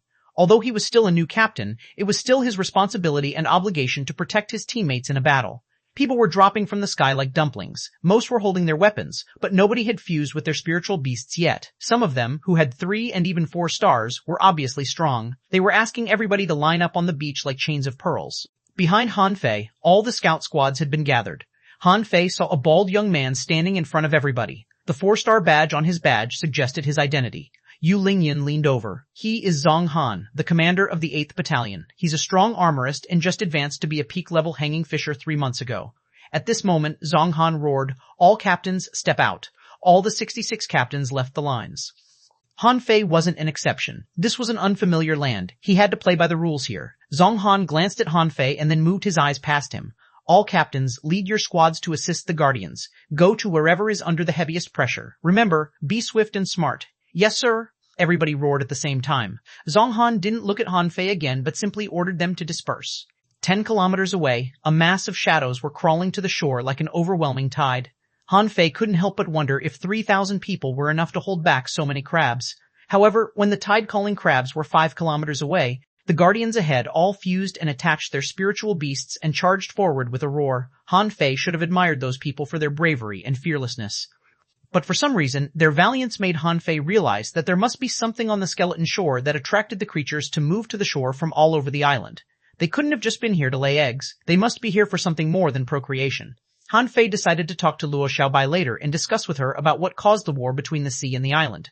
While thinking, Han Fei had already charged out with Yu Lingyun and other teammates. Yu Lingyun said, "Captain, this is the first time you fought a sea battle. You must be careful. This isn't a drill. Even though the tide-calling crabs aren't strong, you won't know where the next attack will be from if you're surrounded by them." Han Fei nodded. "Got it. Let's stay here for now. Leng Hui, since you're the fastest, you can approach the front line and inform us if any part on the line of defense needs help.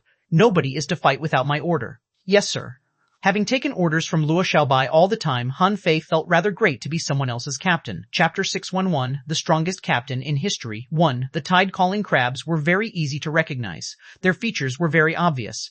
All crabs had 2 pincers, but one of the tide-calling crab's pincers was much bigger than the other one. It was even bigger than the crab's body, and the other pincer was almost negligible. This one pincer was exactly what was most dangerous about the tide-calling crabs. The pincer was dreadful enough to cut apart mid-quality spiritual weapons. If a hanging fisher was caught by the pincer, they would usually end up being cut into 2 halves. The pincer was not only powerful, but also extremely hard. It was where the essence of the tide-calling crabs was gathered. Information popped up in Han Fei's eyes. Naaman tide-calling crab introduction. This is a scavenging creature. Each tide-calling crab can only grow 1 pincer in a lifetime. This pincer is as hard as iron and carries sharp sawtooth that can easily kill a regular hanging fisher. L level 41, quality regular. R spiritual energy, 1028 5 points. RC effect. It can build up your body if it's eaten over a long period of time. RCA collectible. Tide-calling pincer absorbable. The war had already begun.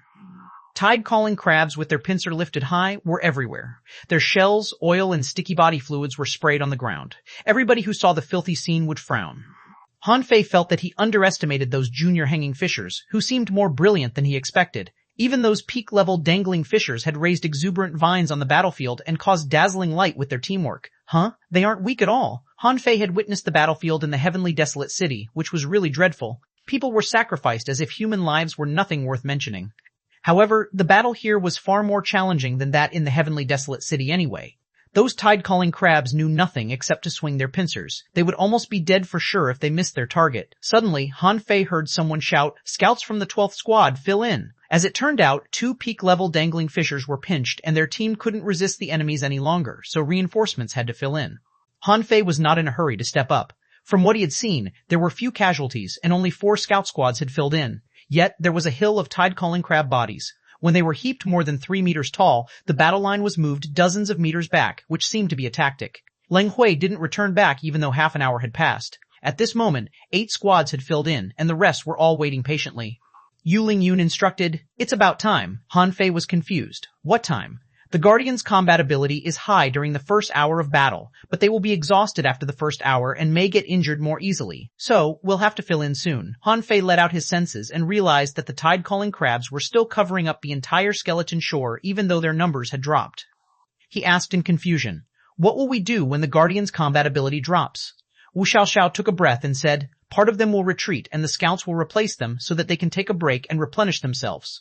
Gu Daliang said, "Those with more stars have to shoulder more pressure. A squad of senior squads can be used as 2 or 3 guardian squads." It did make sense.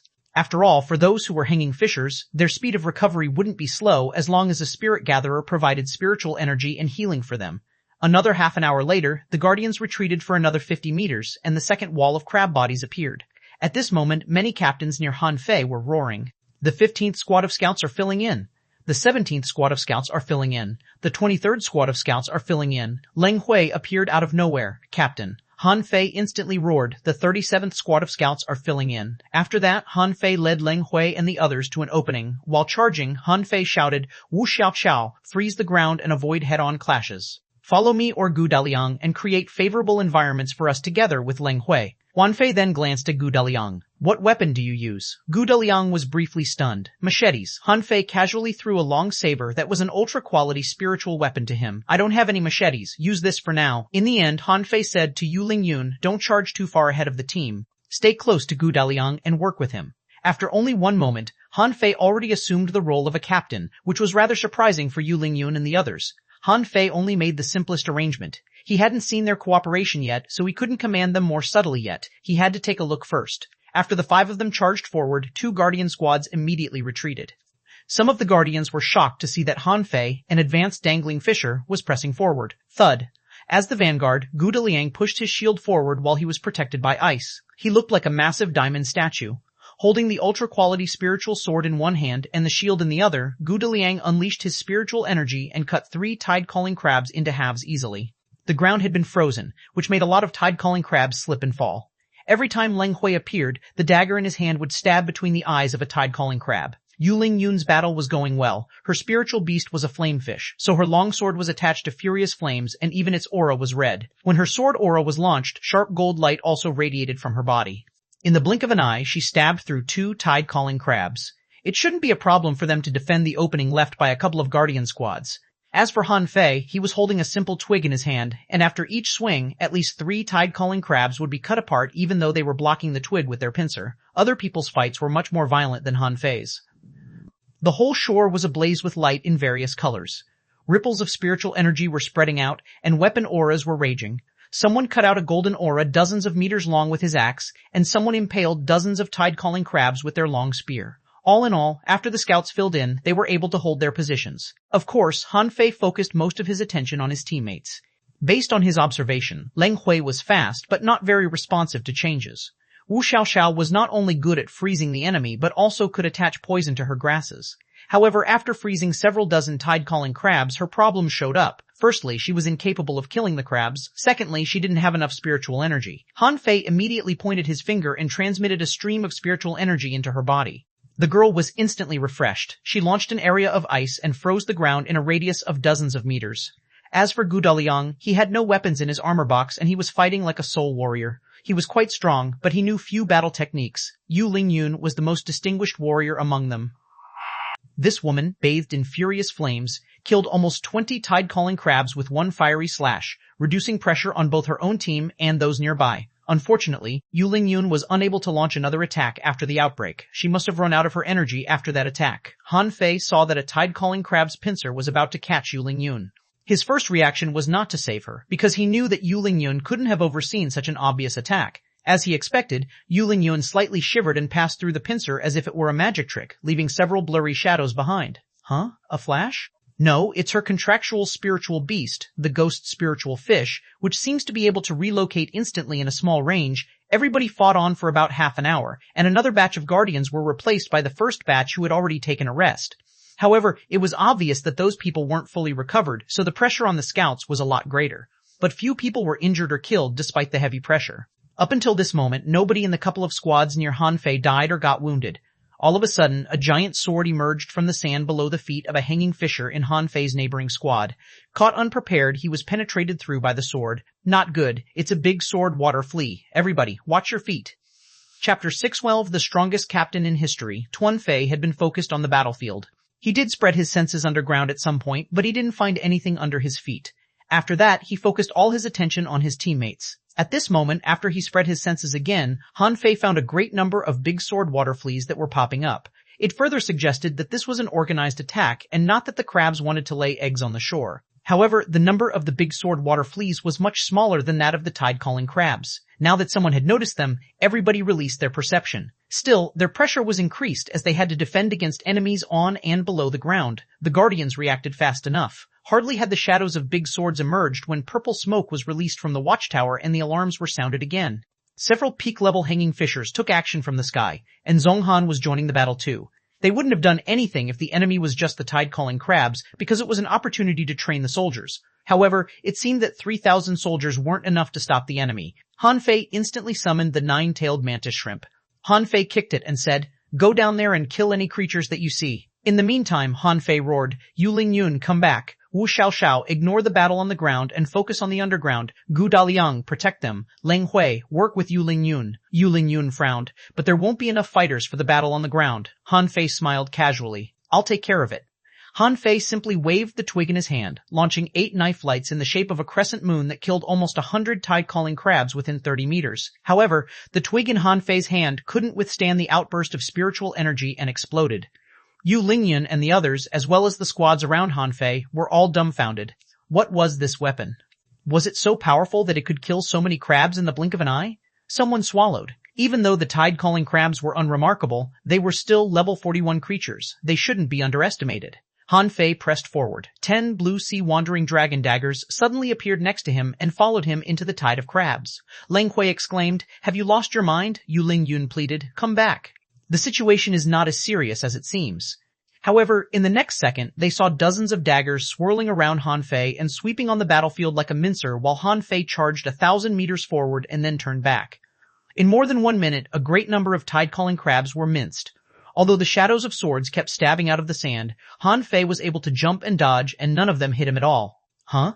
The few 4-star peak-level hanging fishers were stunned. Was this man really an advanced dangling fisher? Xuanhuan, commander of the 8th Battalion, frowned, surprised that all 10 ultra-quality spiritual weapons had sealed souls. When he asked for new captains, his superior only told him that they would give him someone strong. After Xuanhuan learned that Han Fei was merely an advanced dangling fisher, although he didn't underestimate Han Fei, he thought that it would be hard for the man to work as a captain. However, from what he had seen, this man seemed unbelievably strong. Yu Lingyun and the others all widened their eyes. While they were fighting and retreating, Han Fei had finished a round trip behind the enemy line. Wu Xiao exclaimed, "How strong is our captain exactly?" Gu Daliang's eyes widened. "This captain is good, I like him." Yu Lingyun's eyes flashed. "It isn't a good thing that he's too strong. How long do you think he can be our captain if he's too strong?" Everybody became grim, as it did make sense. Considering Han Fei's performance, it probably wouldn't be hard for him to reap 300,000 points. Han Fei, however, didn't think of that. He was fine with the drill, but the battle going on was apparently more threatening than a drill. Although everybody was still capable of fighting, there would be lots of casualties soon. He would rather not see dozens of people killed in nothing more than a drill. Besides, he didn't show any astounding skills. He only used 10 blue sea wandering dragon daggers, and the movement and agility he demonstrated was something that a 4-star hanging fisher was capable of too. Han Fei was ready to come back. He believed that everybody could hold up for a while now that he had reduced their pressure. But before he returned to his team, Xuanhuan had said, "Han Fei, can you cut through the battlefield from the middle of it?" Han Fei was briefly stunned, wondering if it was too high profile. Xuanhuan then said, "Don't worry. If you can do that, it only proves that you're a genius, but it can't prove that you are a heavenly talent." Hearing that, Han Fei immediately replied, "Of course." Then, Han Fei, with his 10 blue sea wandering dragon daggers, charged from south to north. This trip was almost 50 kilometers long, and it would take some time to go there and then come back. As a result, all the Guardians and the 8th Battalion saw a circle of shiny blades rolling dozens of meters before them and cutting apart all the tide-calling crabs that were in their way even though they were protecting themselves with their giant pincers. The tide-calling crab's pincers might be hard, but not as hard as the ultra-quality spiritual weapons with sealed souls. Someone shouted, "Look, are my eyes deceiving me? I think that's an advanced, dangling fisher. That guy is so strong, it's like he's just cutting the grass out there. Look, all the weapons that he uses are ultra-quality spiritual weapons. Is he a heavenly talent from a noble family? He must be from the 1,000-star city. Could he be from that heavenly sword sect? You must be blind. Everybody from the heavenly sword sect uses swords, and this one uses daggers. However, since his body is apparently tempered, he might be from the Mountain Sea Pavilion. That's not true. He could also be from the Grand Void Academy." The 8th Battalion was dumbfounded, particularly Guo Wen, the captain of the 31st Squad. His mouth was open wide. Damn it, why was such a strong captain assigned to the 37th Squad? We can't compete with them anymore. While Han Fei cut through the battlefield, the few peak-level hanging fishers all carried out their ultimate tricks. Xuanhuan, for instance, was holding a long spear that emitted an intimidating aura. As he threw out the spear, a fiery dragon flew out of the void and created a path of flames, causing a shockwave 30 meters wide and more than 5,000 meters long and annihilating all the tide-calling crabs within the range. One of the Guardians was swinging 2 balls of light in his hand among the tide-calling crabs as if he were reaping wheat. Another person summoned a tremendous amount of vines that pierced through hundreds of tide-calling crabs. While Han Fei cut through the battlefield, 5 peak-level hanging fishers took action and cleared a large area. By the time Han Fei charged back, they had already initiated the 5th round of attacks. In the sky, the 2nd Legion of Guardians arrived. They landed and replaced the 1st Legion of Guardians, charging at the enemy. That marked the beginning of their counterattack. The 2 legions of Guardians and the 8th Battalion, altogether almost 6,000 people, pressed on for dozens of kilometers. At this moment, Han Fei had returned to his team, and his teammates looked at Han Fei weirdly as if he were a monster. "Why are you all looking at me? You could have done the same if you had ultra-quality spiritual weapons." Leng Hui gasped. "No, I couldn't." "My body hardness, speed, and spiritual power are not as good as yours," Wu Xiaoxiao nodded. "That's right. Your performance was unbelievable," Gu Daliang added. "I wouldn't have dared to fight that way even if my weapon box were full of weapons." Han Fei grinned. "I was only trying to earn some points for you so that you can get some materials to build weapons." Han Fei was holding 2 knives as he talked. He had recalled the Blue Sea Wandering Dragon daggers, which were no longer needed now that the reinforcements had arrived. Suddenly, Han Fei sensed something and asked, "Yulingyan, what is a crab that's red, more than 20 meters long, and has iron stings all over its body?" Yulingyan was confused for a moment, and then Leng Hui said, "A wolf crab. But wolf crabs aren't that big. It must be a wolf king crab." Bam! All of a sudden, Xuanhuan flew to the sky. Floating in midair, he grabbed a spear and hurled it down.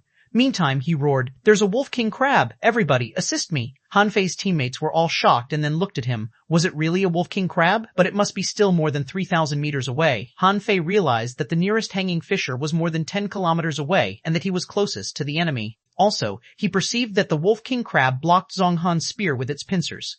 Han Fei quickly took action. He soared 3 times faster than before, and one of his fists turned dark red with overwhelming energy surging out. He seemed to be setting the clouds on fire. Bam! An illusionary fist more than 5 meters long appeared 1,000 meters away and crushed all the tide-calling crabs on the way at an incredible speed.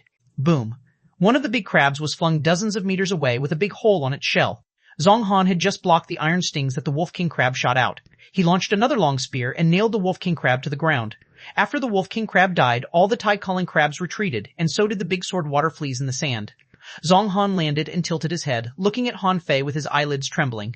He was shocked that Han Fei's punch was as powerful as his spear. He almost believed that Han Fei wasn't an advanced dangling fisher but another commander transferred from a different place. Chapter 613, Blatant Criticism. The battle was over the moment the Wolf King crab died. The tide-calling crabs and the big sword water fleas all ebbed like a tide.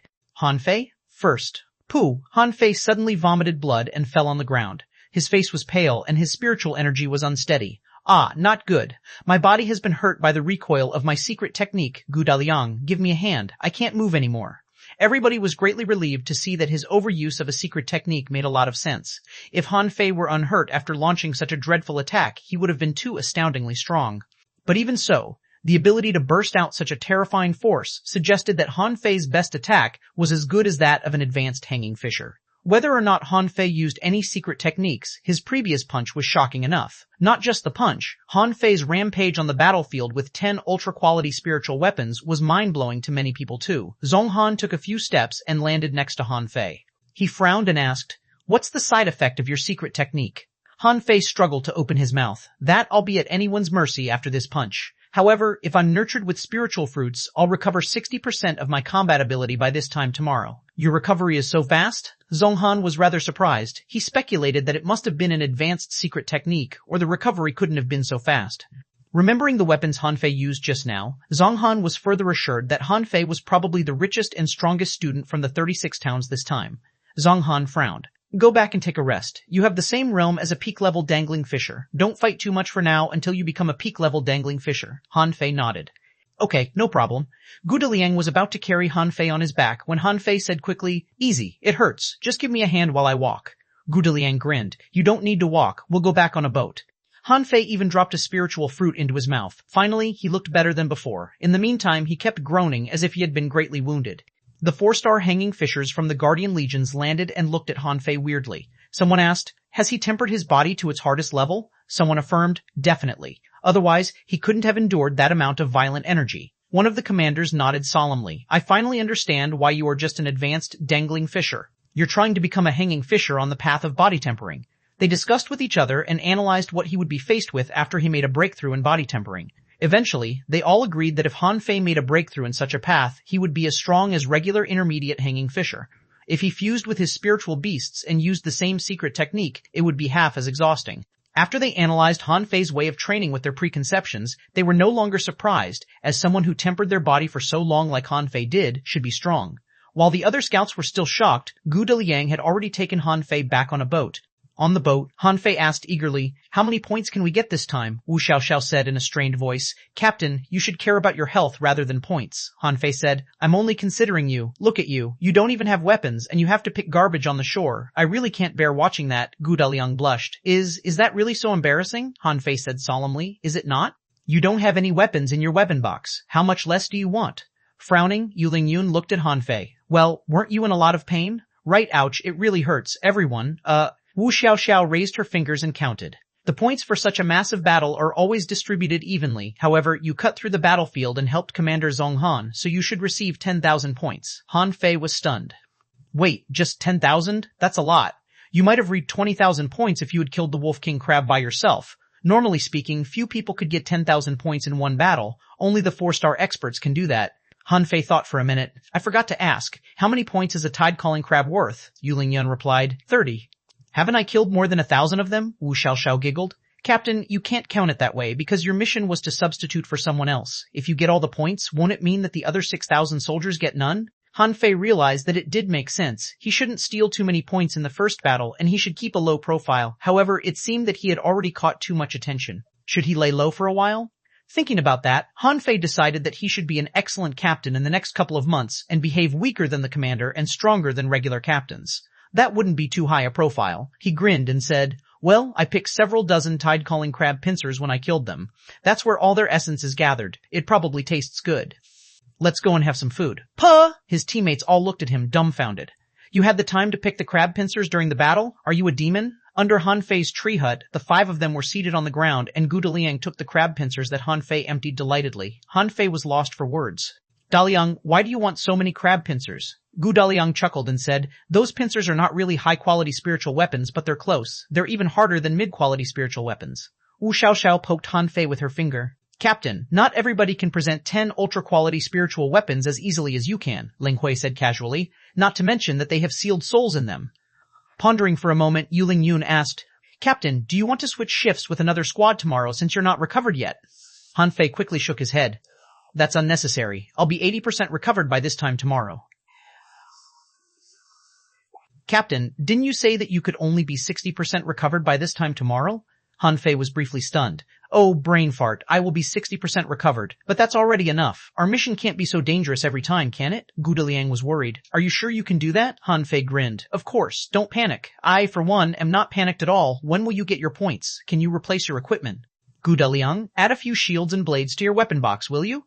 Also, Wu Xiaoxiao, what's the technique that you practice? You don't have enough spiritual energy at all. You too, Ling Hui, your movement technique is horrible. You make it hard for me to work as a captain." Wu Xiaoxiao pouted out her cheeks. "Captain, are you criticizing us?" Han Fei quickly denied. I'm not. I'm just reminding you." Wu Xiaoxiao frowned. "But you are despising us," Han Fei shot back. "Hey, don't you play cute. You're even older than I am. Little brother, I'm shorter than you. But you're still older than me." Han Fei and Wu Xiaoxiao began to bicker, which was rather fun for their other teammates. Even someone as cold as Ling Hui had curled lips. In the end, Yu Lingyun interrupted them. "Han Fei, you are the captain. Was what you said a suggestion? If needed, we can spend our points." Han Fei said solemnly, "Yes, I was speaking the truth. You do have a lot of disadvantages, particularly Xiao Xiao and Daliang. Have you never noticed them before?" Gu Daliang looked at his feet. "I had a lot of weapons in the past, but they all exploded in the battle where our former captain died." Wu Xiaoxiao spoke for herself. "I have, but I don't have any money to change it. We spent all our points in the advancement. We accumulated some points, but they were all wasted in the great battle last time." Han Fei knew what she was talking about. "The one 3 months ago?" Ling Hui nodded. "We encountered dozens of exotic creatures. The former captain sacrificed himself to protect us." Han Fei was stunned and rather admired the former captain. If it were him, he probably would have abandoned those people if he couldn't defeat the enemy. Pondering for a moment, Han Fei said, "How about this? You will buy equipment and techniques after lunch. If my points are allotted to me, you're free to use them too." Everybody immediately raised their head because it was 10,000 points that he talked about. Han Fei grinned. "The points aren't very important to me right now. I have a feeling that I may have a breakthrough in the next month. If you're stronger, our reconnaissance missions will be safer, and I won't have to use my secret technique when anything happens, which will be bad for my foundation." In the evening, Han Fei's points were transferred to him. To be more precise, he got 9,200 points, and the others each got 1,000 points. The way that the points were distributed was rather strange too. The total balance of the points was displayed right on the back of their star badges. Han Fei realized that this star badge was not just something that could save his life, but also could be used as a bank card. The transfer was very convenient. All one needed to do was to activate the badge with one's mind and swipe it on the target's badge. Then, they could transfer as many points as they pointed. What Han Fei thought of first was not the mechanism behind the item, but the prospect of continuing his robbing career. Chapter 614, Silver Shark Han Fei gave all his points to his teammates for his own purposes. The main purpose was to strengthen them, because their equipment and techniques were too weak, which would hinder Han Fei's operation later. He was going to stay in this squad of senior squads for a while. If his teammates were very weak, people would lose respect for him as their captain, and they could be burdens later. On the next day, Gu Daliang had 10 more high-quality spiritual weapons. Leng Hui exchanged the points for a demon-level high-quality body movement technique. Wu Xiaoxiao bought nothing. According to her, it would take more than a day to cultivate a new technique. Besides, since Han Fei was a spirit gatherer, she didn't need to worry about the lack of spiritual energy for now. Yu Lingyun didn't get anything either. She gave all her points to Gu Daliang and Leng Hui. At this moment, all the 5 of them had no more than 10 points in total. In the sky above the skeleton shore, Han Fei asked, "What's the range of our reconnaissance mission?" Yu Lingyun responded, "About 200 kilometers. Han Fei was astounded. So small, Yu Lingyun was rather speechless. This isn't the level 3 fishery. You might not run into one exotic after sailing for thousands of kilometers in the level 3 fishery, but you can happen upon them easily around the Scattered Stars Island. As they talked, they saw a shadow swooping from the sky and diving into the sea like a meteor. Then, they saw that a big bird flew out of the sea with a huge fish in its claw. Wu Xiaoxiao spoke, "That's a black wind heron, a level 45 rare seabird. They can swoop fast, and their sharp claws can easily rip apart high-quality spiritual weapons." Watching the big bird flying away, Han Fei couldn't help but ask, "Has anyone captured such birds as contractual spiritual beasts?" Wu Xiaoxiao nodded. "Of course, many people have tried that, but they found that they couldn't make use of the bird's flying ability even if they fused with them. Also, it's not easy to fight at the bottom of the sea when you're attached to such birds." Leng Hui added, "Also, there aren't many creatures on the Scattered Stars Island in the first place. Those birds are gregarious and highly vengeful, so it's best to leave them alone." Han Fei nodded. "Will we go into the sea? It's been a long time. Why are we still flying?" Yu Lingyun perked up. "The first 200 meters in the sea won't be very deep. We can detect what's at the bottom of the sea with our senses. Once we pass this range, the water may be more than 1,000 meters deep, and we'll have to enter the sea when it's necessary." Han Fei thought of something and asked, "How big is your range of perception?" Everybody looked up at Han Fei. They had already guessed the previous day that Han Fei probably had horrifying senses. Yu Lingyun said, "So far, Xiao Xiao has the widest perception range, which is 1,000 meters. Leng Hui and I are 800 meters. Daliang is 600 meters. Han Fei asked in confusion, "How do you increase your perception range?" Wu Xiaoxiao replied, "There are imagination paintings for that. However, the imagination paintings are very expensive. Earlier, we gathered 100,000 points, and it was only enough to exchange for the first level of an imagination painting. Then, we shared it." Han Fei was stunned. "What's an imagination painting?" Wu Xiaoxiao asked. "You don't know? Captain, your perception range was more than 3,000 meters yesterday. Do you not have any imagination paintings?" Han Fei pondered for a moment. So to speak, the god-scaring painting was just a powerful imagination painting? If he admitted that he had trained with an imagination painting, would anybody covet the god-scaring painting for its amazing effect? Instantly, Han Fei said with a smile, "I don't. I increased it by having soul crystals." "What?" All 4 of them, including Leng Hui, looked at Han Fei in shock. "By having soul crystals?" Wu Xiaoxiao exclaimed. "Even a level 1 soul crystal is 3,000 points apiece. The level 2 ones are more than 30,000 points. Also, as your perception range increases, eating them will become less effective. Captain, how many soul crystals did you have?" Han Fei coughed for a moment and said, "Well, back when I was in the level 3 fishery, I had several hundred of them by luck. I bought them with money, I didn't get them through fighting." Everyone, immediately, the same picture popped up in their head where this jerk trained with soul crystals as jelly beans. They were almost drooling at the thought of that. Gu Daliang took a deep breath. "My imagination is limited by my poverty." Yu Lingyun secretly sighed. They truly didn't know the life of a magnate. All of a sudden, Leng Hui cast his hook in delight, and Yu Lingyun and Wu Xiaoxiao followed him. "It's a silver-scaled fish. Surround it and don't let it slip off." Gu Daliang instantly stabilized the boat in midair and grinned hard. In Han Fei's senses, the target was a long, large face that emitted silver light. It was about 3 meters long and not slow at all. When the hook was still 200 meters away, the fish had already sensed it and begun to flee. Unfortunately, the 3 fishing hooks weren't slow either. After 1 minute, the fish was caught by Leng Hui's hook. Then, Yu Lingyun's and Wu Xiaoxiao's hooks followed and pulled the fish out of the sea. Yu Lingyun roared, Daliang, lower the boat. Xiao Xiao, freeze it. Han Fei saw that the silver-scaled fish darted out 3 silver scales, trying to cut off the fishing lines. Yu Lingyan and the others quickly shook the lines, but Wu Xiaoxiao's line was still cut off. However, the moment before the line was cut off, Wu Xiaoxiao had already jumped off, and 1,000 cold leaves fell on the fish like snowflakes. Immediately, the silver-scaled fish was covered in ice and frozen. A moment later, the silver-scaled fish was dragged to the boat. Han Fei glanced at the silver-scaled fish, and information popped up. Unnama silver-scaled fish introduction. This is one kind of the silver-armored fish and has high defense abilities. It's ferocious, and it has a shocking bite force.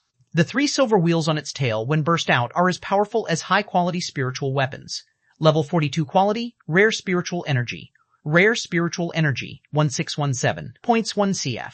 It can broaden the veins and increase your spiritual power if it's eaten over a long period of time. A collectible silver scales.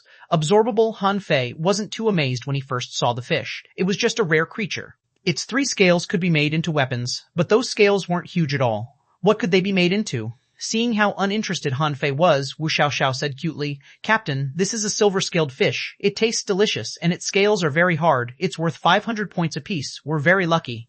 Han Fei was tempted. It does look pretty. Why don't we stew it tonight after we come back?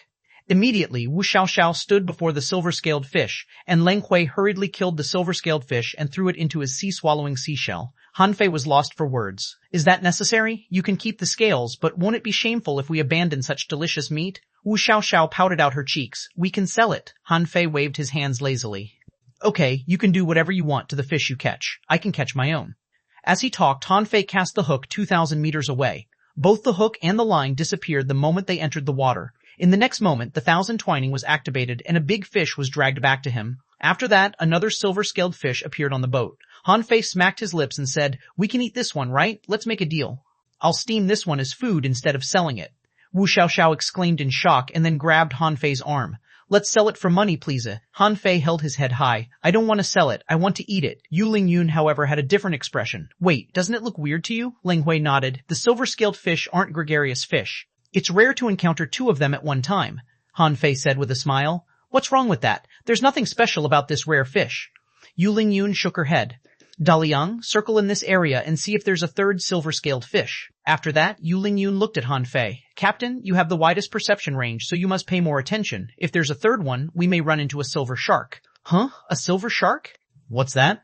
Wu Xiaoxiao's eyes widened. "Seriously? If there's a silver shark, Captain, spread out your senses. The silver sharks are good stuff. They're exotic creatures that have blue fins like wings. They're very valuable." Han Fei was rather curious too. He nodded and said to Gu Daliang, "Daliang, you sail the boat faster in this area. Let's see if I can detect anything." At once, the boat was instantly accelerated 3 times faster. Han Fei's senses quickly scanned the waters. During the 3rd lap, Han Fei suddenly opened his eyes. "Stop here." Han Fei rose solemnly and threw the hook in his hand to 1,000 meters in the west. After the hook entered the water, it was covered in a great amount of spiritual energy and turned into a fish that looked like a silver-scaled fish. The silver-scaled fish that Han Fei impersonated with the winding snake technique was slightly different from a real one. It contained too much spiritual energy, so if the silver shark was smart enough, it probably wouldn't fall for the trap. However, most fish couldn't refuse the temptation of spiritual energy. The silver-scaled fish that was made of spiritual energy swam 5 kilometers from west to south, and a blue unicorn fish slowly swam by 500 meters away. At that moment, Han Fei sensed that the unicorn fish changed its color into silver and white. After a tremble, it approached Han Fei's silver-scaled fish in disguise. Wu Xiaoxiao said in a low voice, "Captain, do you see anything? Just keep quiet." Chapter 615, You Simply Want to Have Silver Shark Meat. Han Fei had caught exotic creatures more than once, but never had he done that with a fishing pole. That silver shark was still lurking. Han Fei controlled the fake silver-scaled fish to stop and look around cautiously. Then, it continued swimming. The silver shark was closer and closer. 300 meters, 200 meters, 100 meters. All of a sudden, a streak of light burst out, and the horn on the shark stabbed into Han Fei's fake silver-scaled fish. However, spiritual energy burst out as the horn poked. Immediately, the silver shark realized that something was wrong and was going to slip off. But Han Fei had already activated Flash Hook and sent the fishing hook into the silver shark's mouth. Then, he tied the silver shark up with 1,000 twining. However, an exotic creature couldn't be caught so easily. Halfway before 1,000 twining was finished, the silver shark sprinted and broke free. Bam! Han Fei was dragged by the enormous force on the boat, and the whole boat was falling. Han Fei roared, "Keep the boat steady, or I wouldn't be able to exert strength." Hardly had Han Fei finished talking when the light as brilliant as lightning burst out from the silver shark's horn, which significantly boosted its speed. Han Fei could still hold up, but the floating boat couldn't deal with the enormous force anymore and had already lost control. Leng Hui, Yu Lingyun, and Wu Xiaoxiao had jumped off the boat in excitement, knowing that Han Fei must have caught a silver shark, because a silver-scaled fish couldn't have been so strong. Han Fei stepped on the boat and flew to the sky. He abandoned the boat. In order to capture an exotic creature, he had to do that in the sea. He wasn't skilled enough to fish from the sky yet.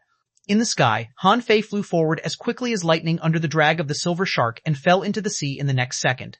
The moment he entered the sea, Han Fei reeled in the line and performed the 64-dimensional fish dragon dance. Han Fei hadn't got the hang of the technique yet, but it was already faster than the shadow swimming art. Also, since Han Fei was reeling in the line, the distance between him and the silver shark was shorter and shorter. Yu Lingyun and the others were left far behind. When Han Fei sensed that they were more than 1,000 meters away, he attached Little Gold to himself and went at the silver shark in a streak of light. When Han Fei saw the silver shark naturally caught sight of Han Fei too. Therefore, it simply darted silver stings at Han Fei. Han Fei secretly cried that it was not good because the stings seemed rather powerful. Immediately, he held the fishing pole in one hand and used the art of invincibility with his other hand. He only had time to punch 3 times, but the silver stings broke all his fist auras. Shoot, it's so powerful?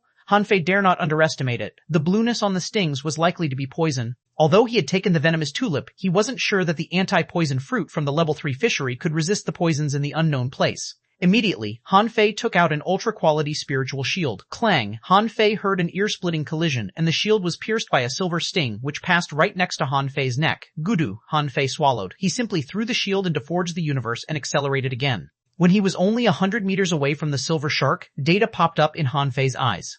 Nama long-snouted silver shark introduction.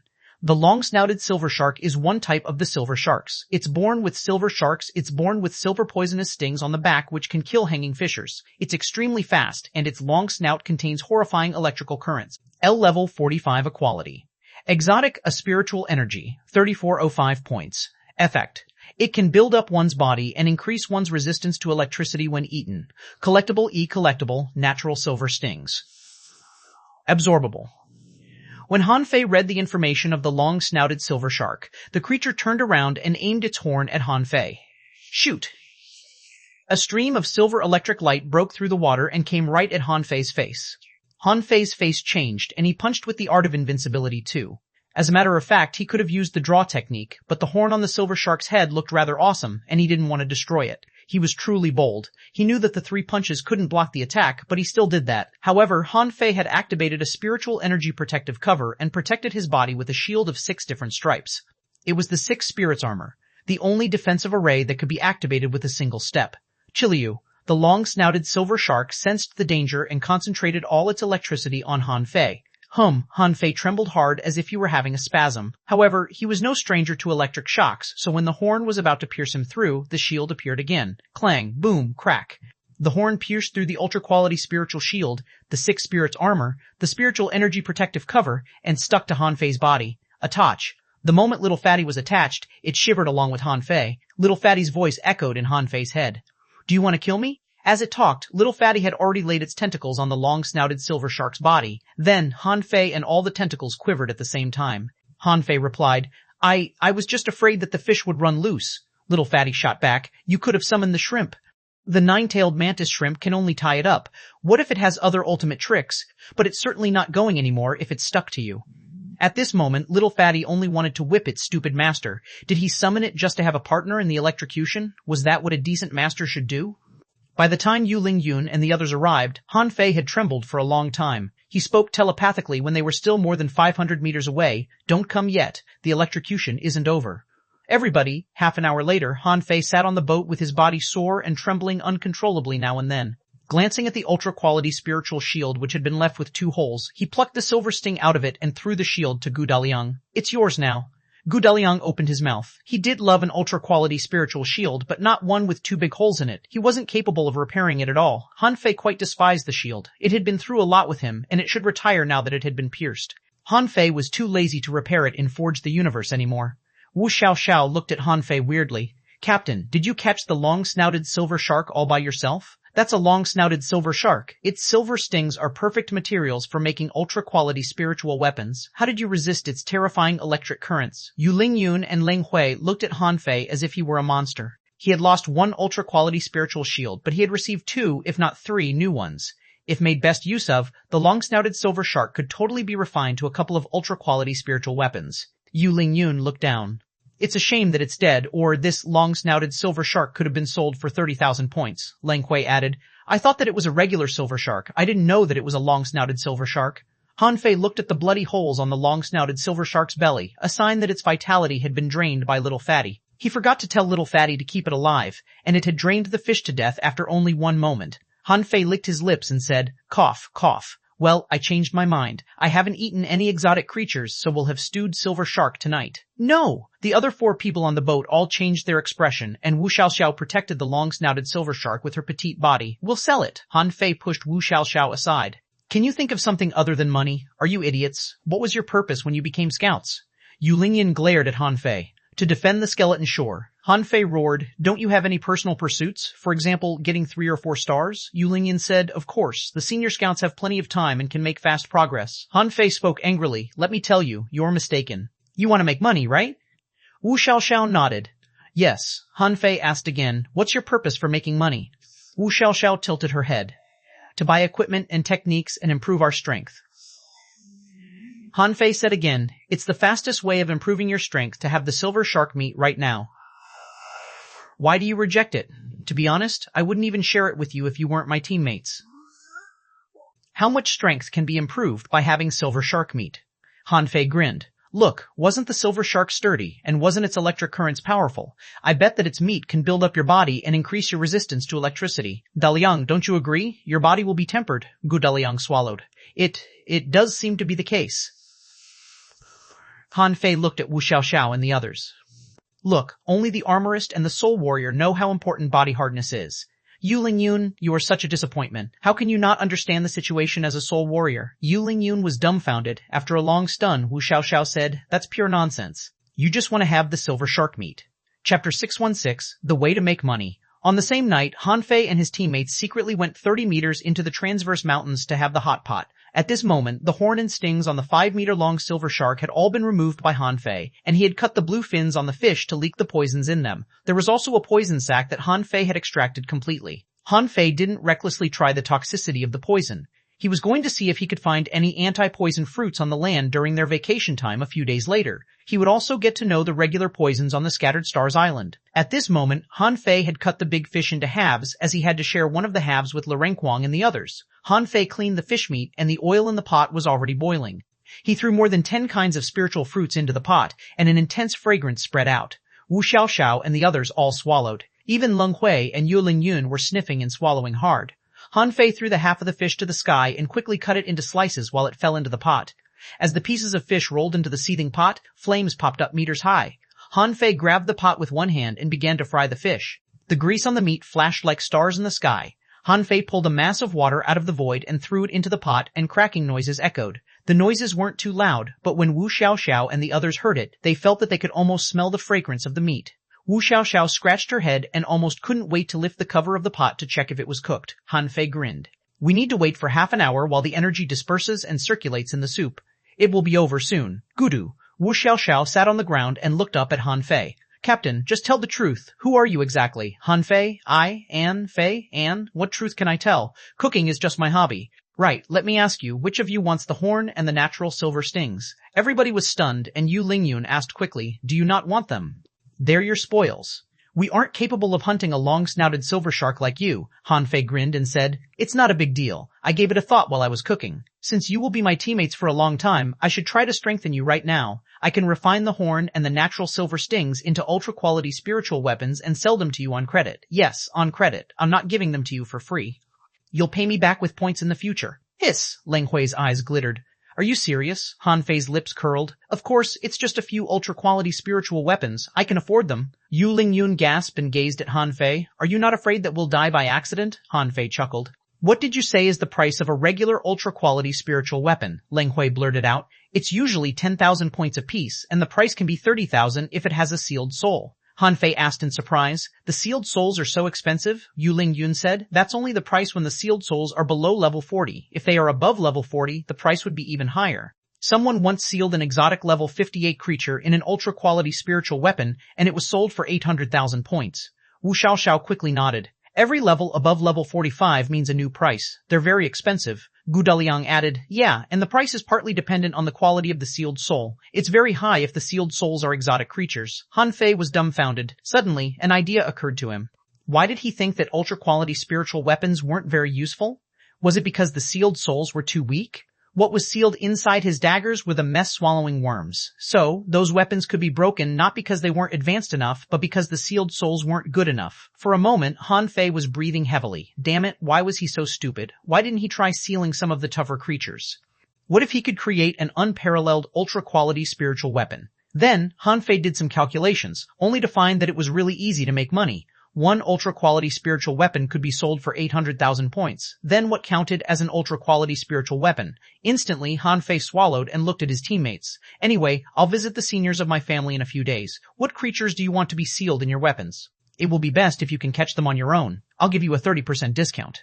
Huh? Gu Daliang rose quickly. A 30% discount? Han Fei said with his head held high. That's right. The little money is trivial to me. Whatever creatures you catch, I'll give you a 30% discount. So, who wants to place an order? Ling Hui immediately said, I want a pair of daggers made with the natural silver stings. As for the sealed souls, I'll see what I can catch in the next 2 days during our reconnaissance mission. Yu Lingyun jumped in. I want to make the horn into a sword. I haven't settled on a sealed soul yet either. Wu Xiaoxiao pouted. I don't think there are enough materials. Han Fei immediately grinned. Don't worry, I can lend you materials. Don't care about where they're from. I'll give you whatever weapons you need, and you'll pay the points back to me in good time. Wu Xiaoxiao's eyes glittered. I want an ultra-quality battlesuit, and a sweet demon-level technique. Han Fei was briefly stunned. A battlesuit? That requires much more materials than a sword or a saber does. I don't think it's fair. How do you want to pay me back? Wu Xiaoxiao said quickly. I can give myself to you. Han Fei said in despise. Pay attention to what you say. I have a girlfriend. Forget it. Your wish is granted. Just pay me the points later. Han Fei looked at Gu Daliang, and Gu Daliang said, I want an ultra-quality spiritual shield and a single-handed broadsword. Han Fei considered for a moment and said, okay, it's all good. So, you'll all be in my debt for some time, right?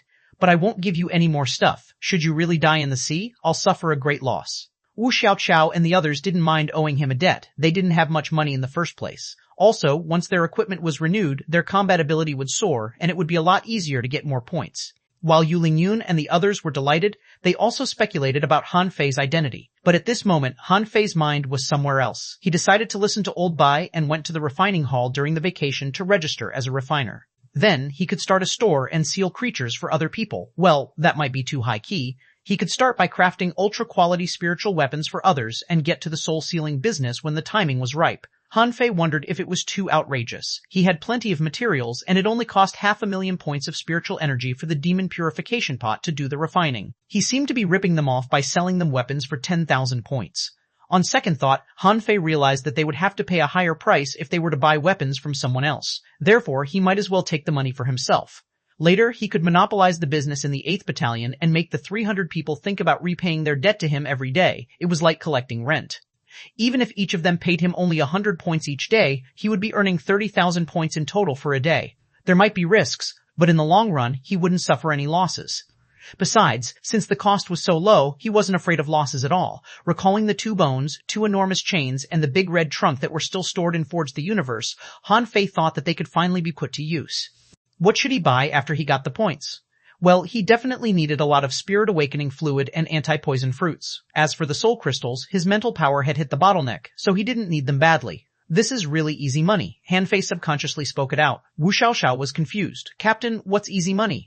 Han Fei quickly shrank his neck. Oh, right. Well, I'm saying that it's really easy money for you. How I envy you to have such a distinguished captain like myself. Everyone, Wu Xiaoxiao and the others spoke to each other telepathically. Sister Lingyun, are all geniuses so unique? Do you really think there are geniuses in this world? The long-snouted silver shark wasn't easy to deal with at all. Even Daliang couldn't have taken that electric shock. Gu Daliang agreed. Indeed, I couldn't have. Our captain's body is too sturdy. Ling Hui confessed. We have to improve ourselves quickly. I'm afraid that Han Fei won't stay long in our squad but will be transferred soon. Other people felt pressure too after hearing that. Yes. In their eyes, Han Fei was too distinguished. They found it unbelievable that such a man was their captain. They felt that they were truly lucky. Han Fei led them to scout the skeleton shore in the following 2 days. It was truly rather dangerous, particularly in the area beyond 200 kilometers. During their reconnaissance, they ran into another exotic creature, but it was a worm and managed to escape underground. Still, Yulingyun and the others caught the creatures they wanted to seal. Because the creatures must be alive when they were sealed and living things couldn't be stored in sea-swallowing seashells, they were all tied up under Han Fei's tree hut. It was absolutely dark and quiet in the middle of a night. Han Fei secretly carried the creatures under the tree deep into the woods. Chapter 617, The Refining Hall. On the first day of vacation, Han Fei was sleeping in his hut. He had crafted 5 ultra-quality spiritual weapons and sealed souls in them the previous night. He worked for half a night and even practiced the 108 Desolate God Body once before he finally went to bed. After he slept for only an hour, Han Fei was woken up by Wu Xiaoxiao's cute voice.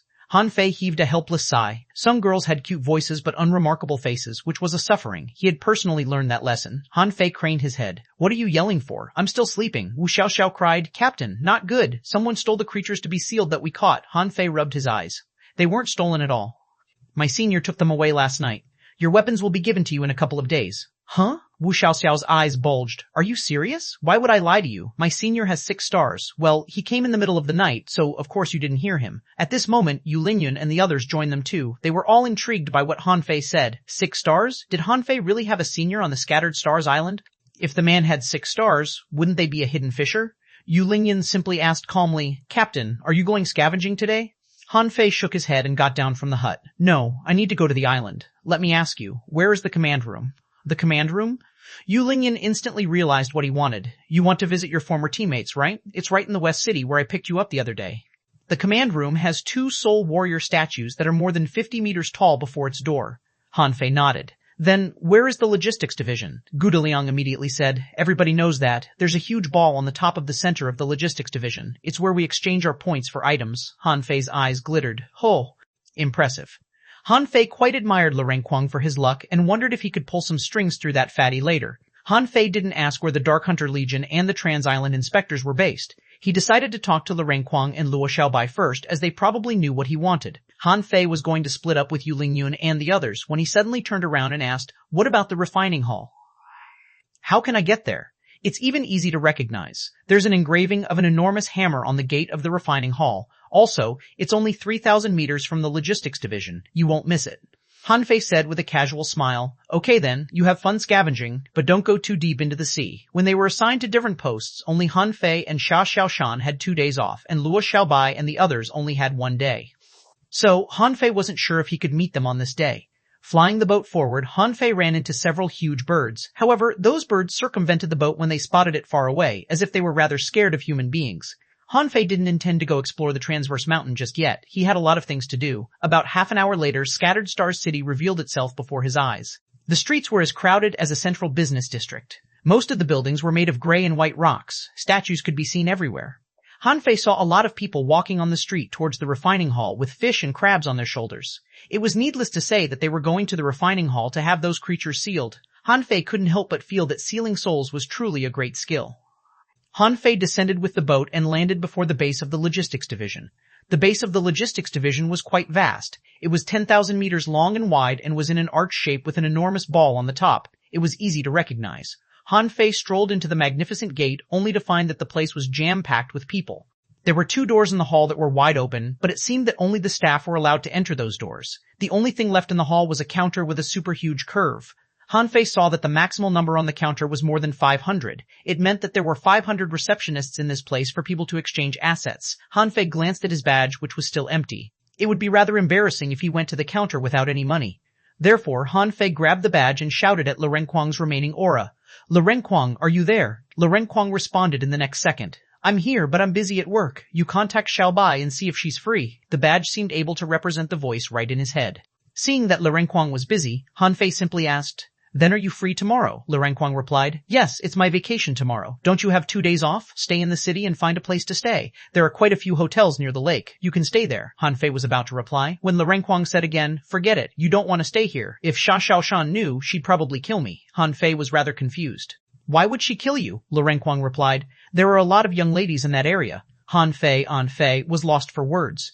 Was there an open red light district in Scattered Star City? Han Fei said unhappily. Okay, get on with your business. I'll reach out to Xiaobai. Sure, because the command center wasn't far away and Han Fei had just seen the status, he simply made the call from the lobby of the logistics division. Xiaobai, are you there? However, there was no response at all. Han Fei called out again, and the result was the same. Immediately, Han Fei realized that Luo Xiaobai must have left to inspect the island and wasn't at home. After all, unlike the phones in his previous life, such a way of communication had a distance limitation. He tried reaching out to Zhang Xuanyu and Xia Xiaochan, and neither of them responded. He was caught in an awkward position. The only person who replied to his call was busy. Where should he go? Han Fei thought for a moment and decided to go to the refining hall to check what was going on there. Old Bai had already given Han Fei a book on refining before he came to the Scattered Stars Island. However, that book was about the fundamental knowledge of refining and elaborated on the general information on how to choose materials and use spiritual energy. The book didn't include any real tricks for refining. Apparently, Old Bai wanted Han Fei to find the tricks on the Scattered Stars Island by himself. Or maybe, the Thug Academy didn't have books in that aspect at all. The refining hall was much bigger than Han Fei thought. It was about half the size of the logistics division's base. Hardly had Han Fei entered the refining hall when he sensed the hot waves that were the aftermath of high-temperature forging. There were a lot of people in the refining hall, but not as many as in the logistics division. The lobby here was huge too, but the counter was only numbered to 100. However, there was another counter in a circle at the center of the refining hall that said shopping guides. As their title suggested, a shopping guide would guide someone in their shopping. Han Fei immediately realized that it wasn't easy for the customers to find the weapons they desired in the vast refining hall, so a shopping guide could take them to the right place accurately and quickly. Therefore, Han Fei walked to the counter. A girl stood up upon seeing Han Fei and looked straight at Han Fei's badge. Then she asked with a smile, "Sir, do you need a shopping guide?" Han Fei glanced at the girl's badge, only to discover that she had 2 stars. Han Fei nodded. "This is my first trip here. Why don't you give me a general introduction?" The girl walked out of the counter and stood before Han Fei. "For 10 points or 10 high-quality pearls, I can introduce it to you for an hour." Han Fei casually took out 10 high-quality pearls and gave them to her. The girl said with a smile, "Do you want to ask questions, or do you want me to tell you everything from the beginning?" Han Fei thought for a moment. "Let me just ask questions. If I want to become a refiner, do I have to take an exam and get a certificate?" Chapter 618, Refining Observation. The girl sized up Han Fei and nodded. Alright, the refiners are divided into 5 levels, from 1 star to 5 stars. Of course, there are also apprentice refiners below the 1-star refiners, except that they can only build lesser weapons and will go to the 36 towns in the end. The 1-star refiners can forge low-quality and mid-quality spiritual weapons. The best 1-star refiners can even take their chances to forge high-quality spiritual weapons. Han Fei interrupted her. "Wait a moment, if I want to be certified, do I have to start as an apprentice refiner?" The girl shook her head. "No, if you know what you're doing, you can have an exam immediately after paying the fees. However, you have to build a low-quality spiritual weapon, a mid-quality one, a high-quality one, and so on." Han Fei grinned. "Understood. Please continue."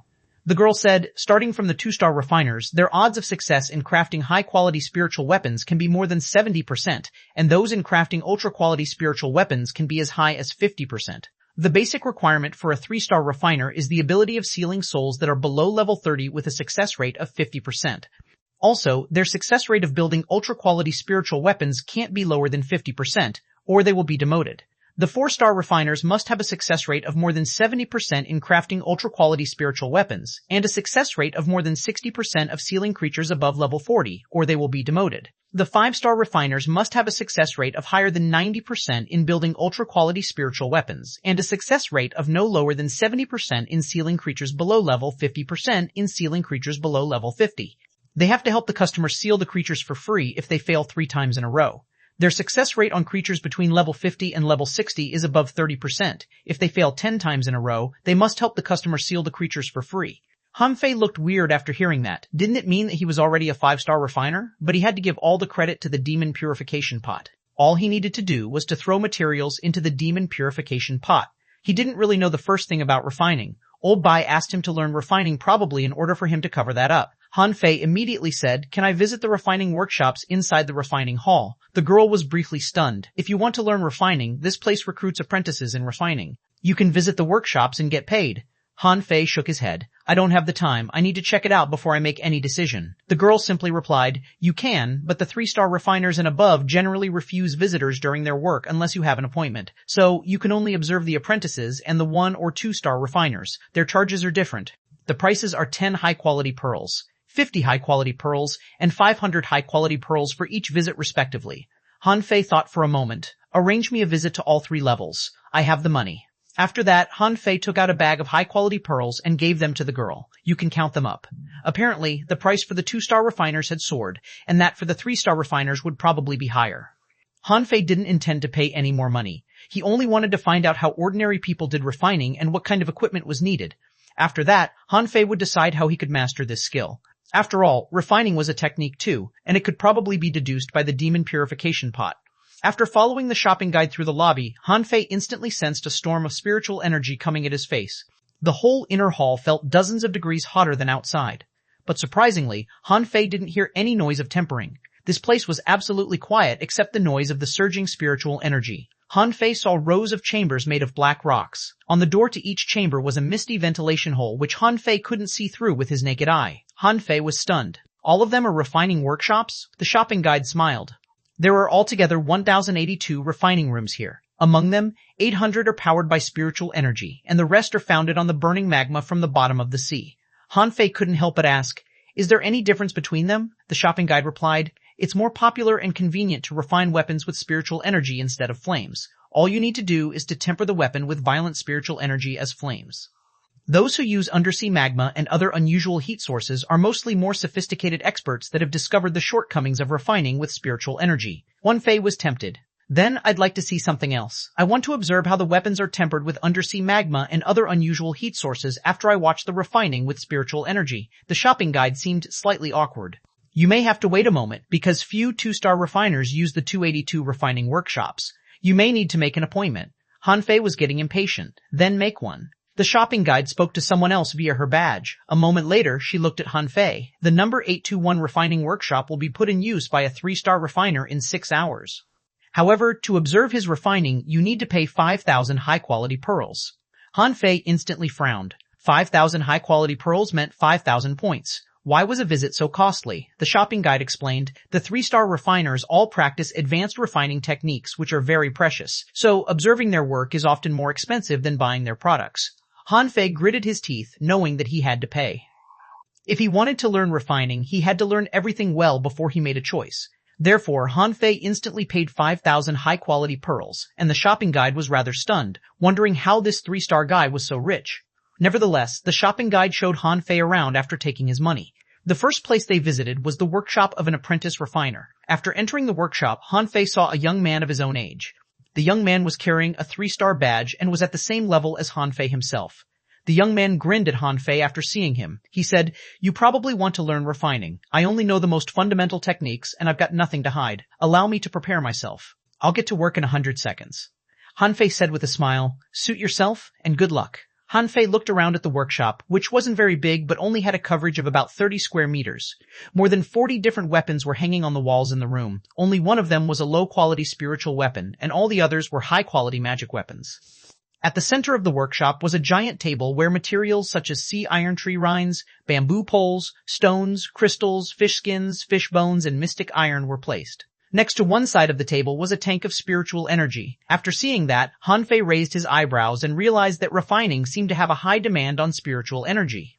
The young man said, "The easiest way to refine a weapon is to do that with a technique called spirit fusing technique, which can melt spiritual energy and stir it into flames." This young man did not use a hammer at all. He simply grabbed a piece of iron and surrounded it with spiritual energy. Han Fei sensed that the spiritual energy that enveloped the iron was getting more and more violent and hot. In Han Fei's eyes, spots of spiritual energy were falling apart and leaking into the iron. The young man roared, "This is the spirit fusing technique. You can fuse the energy and the materials." The mystic iron was melting, but it did not reduce in size at all. Apparently, none of the impurities in it were removed. The young man fused another 5 materials in the same technique. After that, the young man took a deep breath, and the spiritual energy that covered the materials got more and more violent, that it was changing colors in the end. In the next moment, Han Fei saw that a bunch of impurities were expelled from the materials by the mass of violent spiritual energy. The young man roared, "This is the spirit polishing technique, which can remove the impurities from materials, but not completely." About 200 seconds later, more than half of the total materials were used. Then, the violent spirit energy bound the 5 kinds of materials together. Directed by the young man's spiritual energy, a longsword was taking shape. The young man roared again. "Next, it's the spirit forging technique. The materials are incompatible by nature. In order to completely melt them, you must make your spiritual energy so violent that it can polish 5 kinds of materials at the same time." Han Fei didn't say anything from the beginning to the end. He watched the independent materials melting into each other, and after only 300 seconds, a high-quality magic weapon already took shape. After the young man withdrew the violent spiritual energy, the high-quality magic weapon was successfully made. However, Han Fei could clearly tell that although the sword counted as a high-quality magic weapon, its edge wasn't perfect, mostly because it wasn't sharp enough. The young man grabbed the longsword and smiled at Han Fei. This is the most rudimentary way of refining. Han Fei crossed his hands. Many thanks. I have 2 questions. Firstly, you swallowed the spiritual spring 3 times during the refining, so how much spiritual energy did you really spend? Also, refining seems to have a high demand on spiritual power, so how many refining sessions can you do in a day? The young man said with an awkward smile. I spent about 18,000 points of spiritual energy. If I refine weapons in such a way, I only have enough spiritual power to build 8 weapons in a day. Han Fei grinned.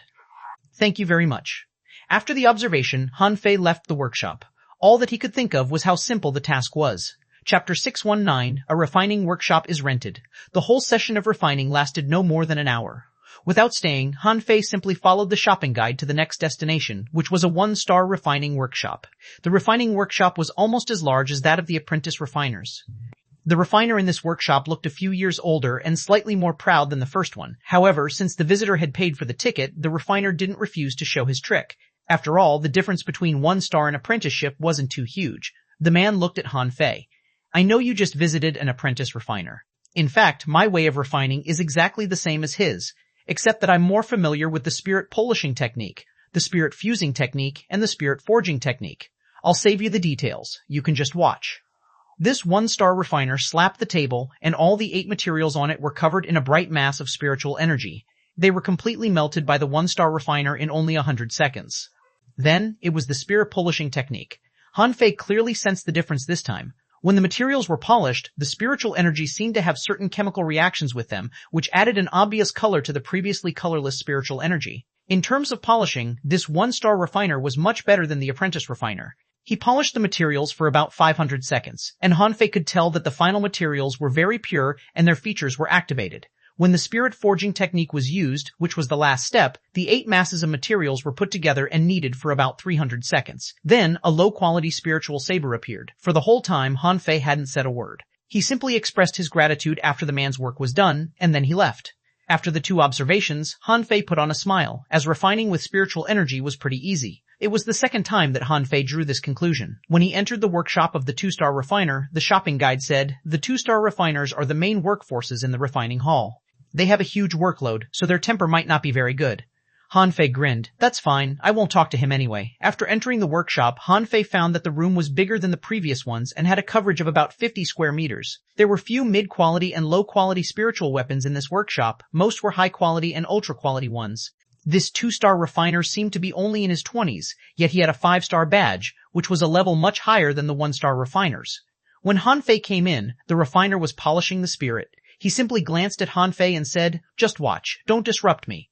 Han Fei didn't talk. It was only natural that the more skilled a specialist was, the prouder he would be. That rule applied almost in every profession. This refiner was apparently better at the spirit polishing technique than the 1-star refiner was. His spiritual energy seemed to be burning, and all the impurities were discharged from it like sweat. Also, the materials he polished had a vague sheen of light. Han Fei sensed the aura of gold from a mystic crystal he processed, and flexibility from one of the fish bones. In Han Fei's eyes, the rampant spiritual energy wasn't dispersed but surrounded the materials helically as if it were in a magnetic field. The spirit polishing seemed to have reached the final phase. After only 100 seconds, it was time for spirit forging. The show this time was different from the previous 2. This refiner was making an axe whose body, grip, and edge were well designed. It looked classier than the previous weapons in terms of structure, and the materials weren't just melted, but embraced each other interactively. Han Fei was intrigued as the 2-star refiner dealt with the details much better than the 1-star refiner did. No wonder his ticket was 10 times more expensive. The price was definitely worth it. If the 3-star refiners were willing to receive visitors, Han Fei would have continued his observation. He believed that he would be more enlightened this way. Eventually, this refiner crafted a high-quality spiritual weapon. After the man was done with his work, Han Fei said, Thanks, I have 2 questions. How much spiritual energy did you spend? How many high-quality spiritual weapons can you make in a day? The refiner said impatiently. 80,000 points of spiritual energy, and 7. Watching the man sit down on his cushion, Han Fei curled his lips and left the workshop. Han Fei thought that it cost about 50,000 points of spiritual energy for the demon purification pot to make a high-quality spiritual weapon, and 80,000 for this man to do the same. Then, theoretically speaking, a 3-star refiner should be able to reduce the cost significantly.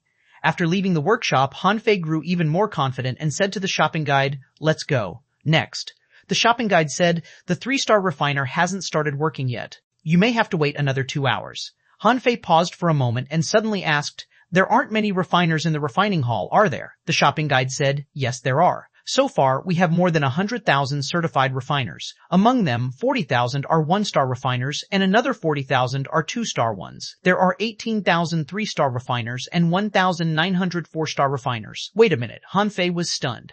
"Are you saying that there are only about 100 5-star refiners? To be more exact, there are 82 of them. Every 5-star refiner has their own special workshop, which is not open to anyone else even if they're not working in it."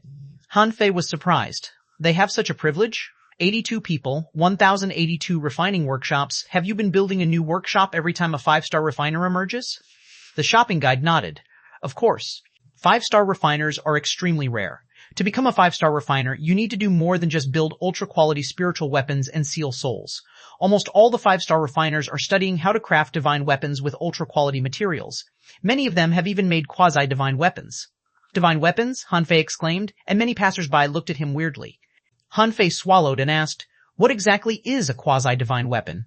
The shopping guide shrugged. "I don't know, and I've never seen one. Few people in the entire Scattered Stars Island are qualified to use a weapon of that level. I only know that it's much more powerful than ultra-quality spiritual weapons." Han Fei didn't think that it was too hard to build a divine weapon. He believed that it was easy for the demon purification pot to make a divine weapon as long as the materials were good enough. The problem was how long it would take for him to improve his level as a refiner, and how many stars he should get in the end.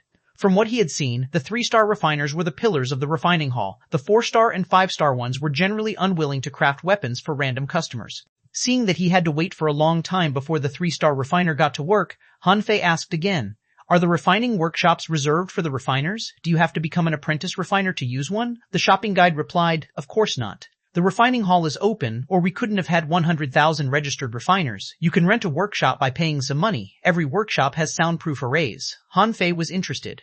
"How much is the rent for an apprentice refiner's workshop?" The shopping guide said with a smile. "That's cheap. It's only 500 points or high-quality pearls a day. If you don't want to pay that, you can also apply to become an apprentice. Many apprentices only rent a workshop when they need it, and they usually follow and study after the 1-star and 2-star refiners." Han Fei instantly said, "I'd like to rent one for a day." The shopping guide grinned as she would earn a lot from the 1% commission today. It would be much more than a scavenging trip on the beach. As he talked with the shopping guide, a badge to a room was delivered to them. The shopping guide said, "It's the number 198 workshop. Someone will inform you when the time is up. If you want to renew the lease, just pay more rent. If you leave early, give the badge back to the counter. However, your rent won't be refundable even if you don't use it for a whole day." Han Fei didn't really care as he had plenty of money. There were also a lot of stores in the refining hall where the refiners sold the weapons they made. According to the shopping guide, their prices were similar to those in the logistics division. However, some refiners often sold the weapons they made during their exercises at a low price, so there were plenty of customers in the refining hall. Han Fei wandered among the stores and didn't see anything usual, and the shopping guide received a message that the 3-star refiner was starting to work, so she led Han Fei away. Chapter 620, A Genius Refiner. The workshop of the 3-star refiner was in the traditional style. It had a coverage of 100 square meters, and all kinds of weapons were hanging on the wall. Most of them were ultra-quality spiritual weapons. He was probably too ashamed to showcase high-quality spiritual weapons. There was an enormous furnace in the workshop, but it wasn't exactly the same as what one might see in a traditional blacksmith's place. It was more like a hollow container to make pills. It was about 5 meters tall, and the hollow was about 3 meters tall. Below the furnace was magma, and up above was a spiritual spring. It was supported by the thin pillars at the edge. There were 3 tables on this furnace that seemed to have been left for forging purposes. The 3-star refiner that Han Fei visited was a middle-aged, brawny man in his 30s who looked as intimidating as if he had just returned from a battle. His 6-star badge suggested that his identity was almost as high as Han Fei's senior brother's. Han Fei didn't expect that he would receive a visitor for a ticket of only 5,000 high-quality pearls. Next to the man were 2 refiners who had 4-star badges. Han Fei didn't know their expertise in refining, but they both looked around 20 years old and were unlikely to be apprentice refiners. The middle-aged, brawny man glanced at Han Fei casually. You want to watch my way of refining? Han Fei said with a smile. Yes, I intend to get to know refining better before I decide whether or not to learn it. The middle-aged man chuckled. What do you feel after watching refining with spiritual energy? Han Fei continued smiling. I don't think it's very hard. Oh, the middle-aged brawny man looked at Han Fei. Aren't you confident? You're rather generous to spend 5,000 high-quality pearls just to observe a refining session. If you think refining with spiritual energy isn't hard, behold the normal way of refining. The middle-aged man didn't look at Han Fei anymore, and his two assistants eyed Han Fei with disdain. In their opinion, a man who wasn't even an apprentice wouldn't understand a thing but could only remember what he saw after watching the job of a 3-star refiner. Han Fei saw that a bunch of materials were placed on the 2 tables, and the middle-aged man declared, "There are no materials in this world that can't be melted. It's all about the amount of spiritual energy, the intensity of your tempering, and the way you melt them. Watch and learn." The middle-aged man tossed a purple ore into the furnace. As he unleashed his spiritual energy, flames sprang from the bottom of the furnace and filled the hollow in it. The fierce flames spurted out, and the assistants stepped back with their eyes fully concentrated. Han Fei, on the other hand, was absolutely still 5 meters away, even if the flames were blowing at his face, which slightly surprised the middle-aged man, but he didn't think that it was a big deal. A red light flashed in Han Fei's eyes. He could clearly see that the purple ore was melting in the fierce flames. However, whenever the purple ore was about to fully melt, the flames would be weakened, so that the ore would be kept on the tipping point of melting. That was not easy to catch, but Han Fei noticed it. Ever since his eyelids were burnt up in the abyssal chasm, Han Fei had felt that his eyes were slightly different. This moment, he clearly sensed that he could see the ore's status, the intensity of the fire, and even the softening core of the ore. After the flames burnt for 49 seconds, they suddenly vanished, and the half-molten purple ore quickly hardened. The middle-aged man took out the hammer he had prepared. Clang, clang, clang. Holding the hammer, the middle-aged man bashed 368 times. Han Fei saw that a huge amount of impurities were eliminated in each other, and that the hammer and the ore were both covered in spiritual energy. After a round of bashing, the purple ore was half its original size. Then, the middle-aged man repeated what he did. He said to his assistants, "You must complete the first round of polishing in 50 seconds. After 50 seconds, the material will be hardened, and bashing it will ruin it." After 3 rounds, the huge piece of ore had only 1/3 left. In the last time, the middle-aged man simply grabbed the ore with his hand of spiritual energy, squeezed it into a long bar, and washed it in the spiritual spring. Following that, the middle-aged man melted and prepared another 12 kinds of materials. He then said, "All of this is very simple. The key is the way of melting." The middle-aged man also glanced at Han Fei. Seeing Han Fei's glazed eyes, he was rather disappointed as he thought Han Fei was only bragging earlier. The middle-aged man continued, "You need the spirit forging technique in this step, but apart from that, you also need flames, temperature, and in-time replenishment of spiritual energy. All the details are what will make your ultra-quality spiritual weapon better than others." The 2 assistants dare not bat an eye at all as they watched the middle-aged man's hand output spiritual energy and adjust the fire in the furnace. After the ultra-quality spiritual weapon was crafted, Han Fei's eyes gleamed. He was impressed by the sharp and perfectly balanced weapon. With his eyes flashing, Han Fei thought to himself, "I've memorized the whole process, but the key is the control on power, fire, and timing, and I need more practice." After it was over, the middle-aged man looked at Han Fei. "Do you understand what you've seen?" Han Fei slightly grinned. "More or less." The 2 assistants couldn't be angrier. "Even we haven't understood anything, and you claim you have?" The middle-aged man was stunned too. Earlier, Han Fei had left a good first impression on him, but the guy pretended that he learned something when he was clearly stunned a moment earlier, so the middle-aged man lost interest in enlightening him. The middle-aged waved his hand. "It's over. You should go." Han Fei cupped his hands. "Thank you very much." Leaving the workshop, Han Fei said to the shopping guide who was waiting outside, "I'd like to buy the spirit fusing technique, the spirit polishing technique, and the spirit forging technique." "Right. Do you have books like collections of tips of the 3-star refiners available?" The shopping guide was delighted. "Yes, of course. The 3 basic refining techniques are very cheap. They're almost half price." Very soon, the shopping guide took Han Fei to a room where refining books were sold. He pointed at the jade slips and said, "The prices are all listed there. You can buy all the basic techniques in refining for only 1,000 high-quality pearls." Han Fei was shocked. "They're so cheap?" The shopping guide. Everybody is encouraged to learn refining on the Scattered Stars Island, because spiritual weapons can be broken too easily, and we have a high demand of such weapons. Also, the weapons produced on the Scattered Stars Island will be sold to the 1,000-star city and the 36 towns, whose demand is even higher. Therefore, the spiritual weapons made by the refining hall are always sold quickly, even including those crafted by the apprentice refiners. Han Fei was lost for words.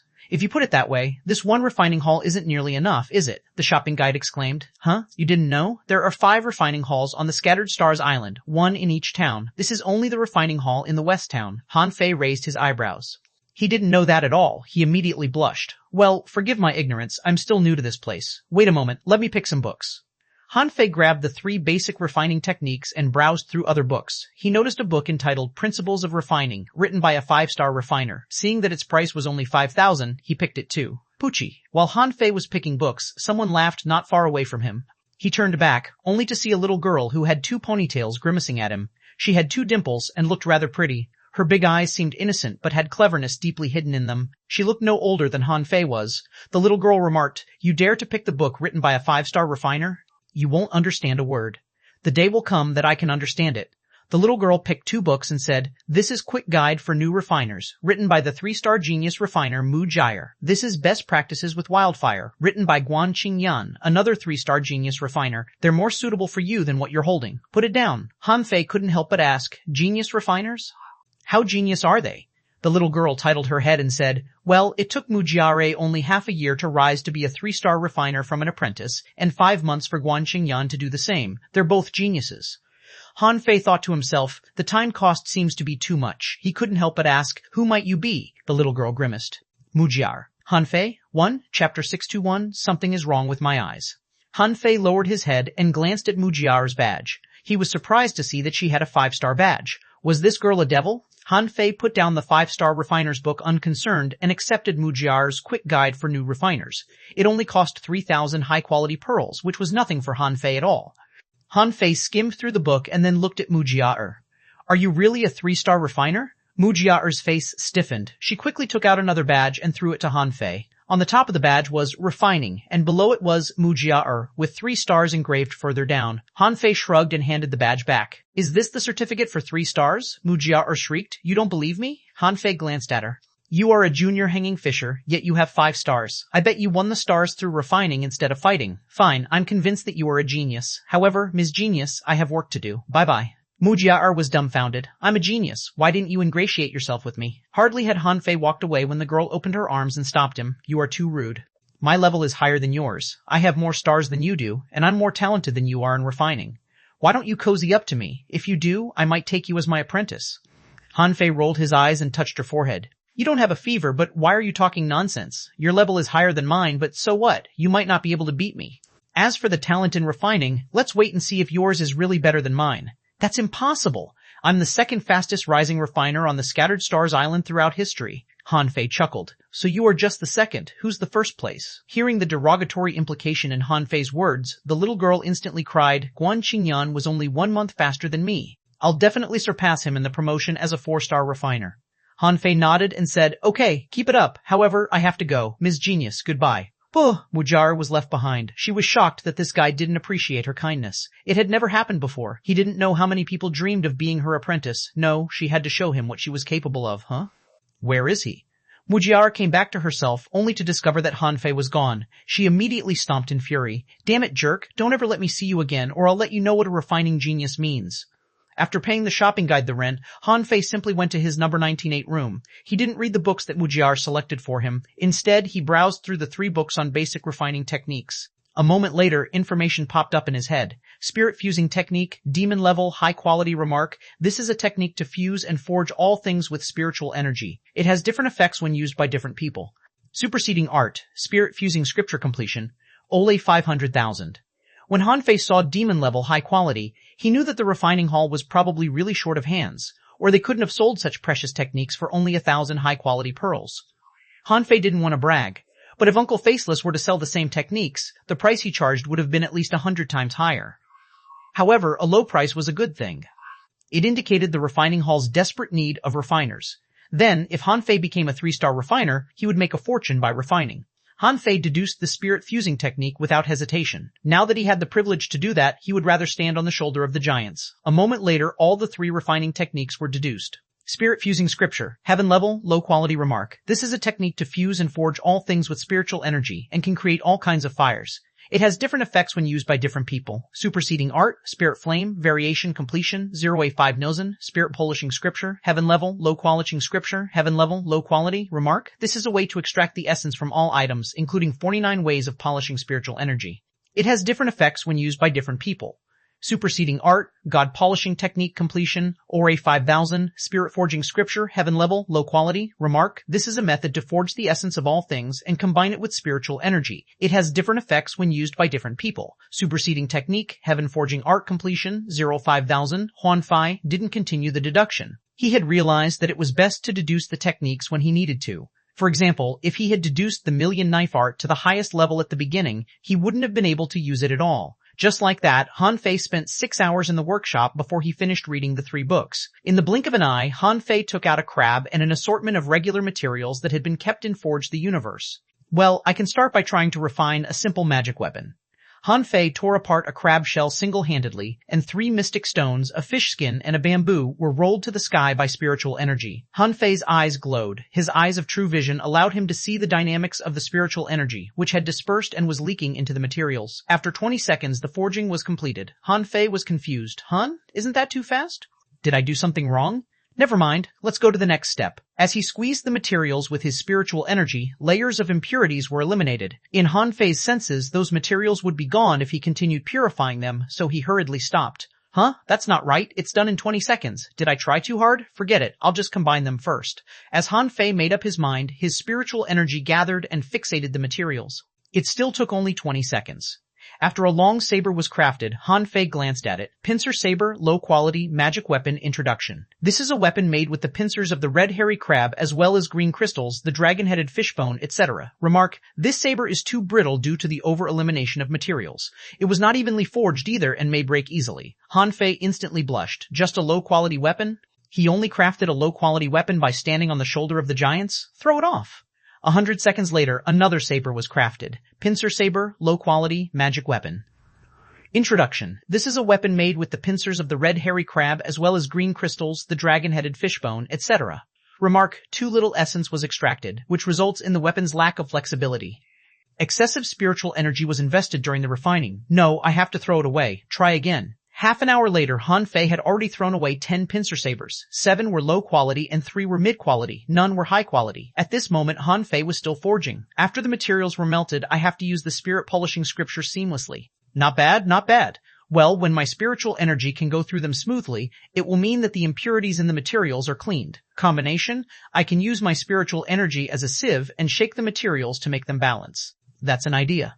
Pincer saber, high quality magic weapon introduction. This is a weapon made with the pincers of the red hairy crab as well as green crystals, the dragon-headed fishbone, etc. Remark, it was refined in a standard way, and it's only plain looking. Ha, I knew it would work. But why is it plain looking? Isn't it a high-quality magic weapon? Is there still something wrong? Right, I saw that the spiritual energy was slightly chaotic just now.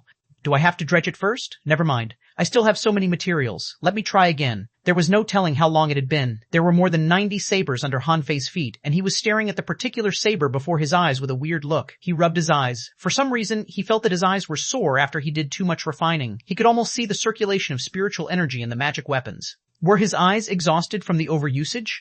A moment later, he rubbed his eyes again. Pincer saber, ultra quality, magic weapon introduction. This is a weapon made with the pincers of the red hairy crab as well as green crystals, the dragon-headed fishbone, etc. Remark, this weapon was forged in a skilled way with a perfect combination of materials and a smooth circulation of spiritual energy. Huh?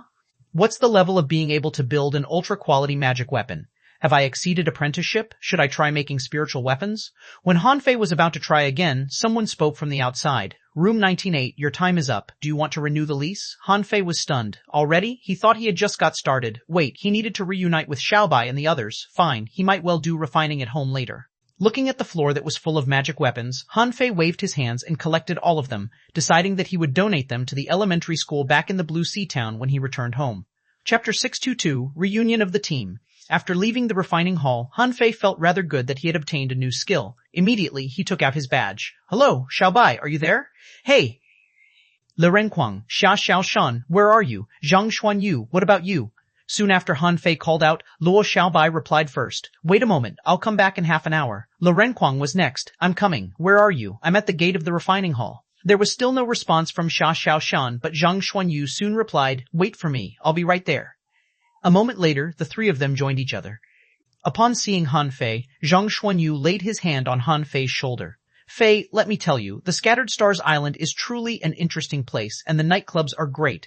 Do you want me to give you a tour?" Han Fei was lost for words. "Wait a moment, when did you go there?" "I went last night. I asked Lurenquang if he wanted to go, but he said he was busy." "You, Xiaobai, and Xiaoshan weren't around, so I had to go there by myself," Han Fei asked in surprise. "Huh? But I was around. I've been in the refining hall the whole time. I didn't receive your message." Zhang Xuanyu was rendered speechless. "That's not right. I called you 3 times. Han Fei looked back at the refining hall, wondering if it was blocking the signals. Or maybe it was because the badge wasn't as effective as he thought it to be, and the signals would be out over only a short distance. After a while, Luo Xiaobai finally arrived. She greeted Han Fei and the others and then said, "Xiaochan is rather far away from here. We'll probably have to wait for her for an hour or 2. Han Fei was confused. "Have you seen her?" Luo Xiaobai nodded.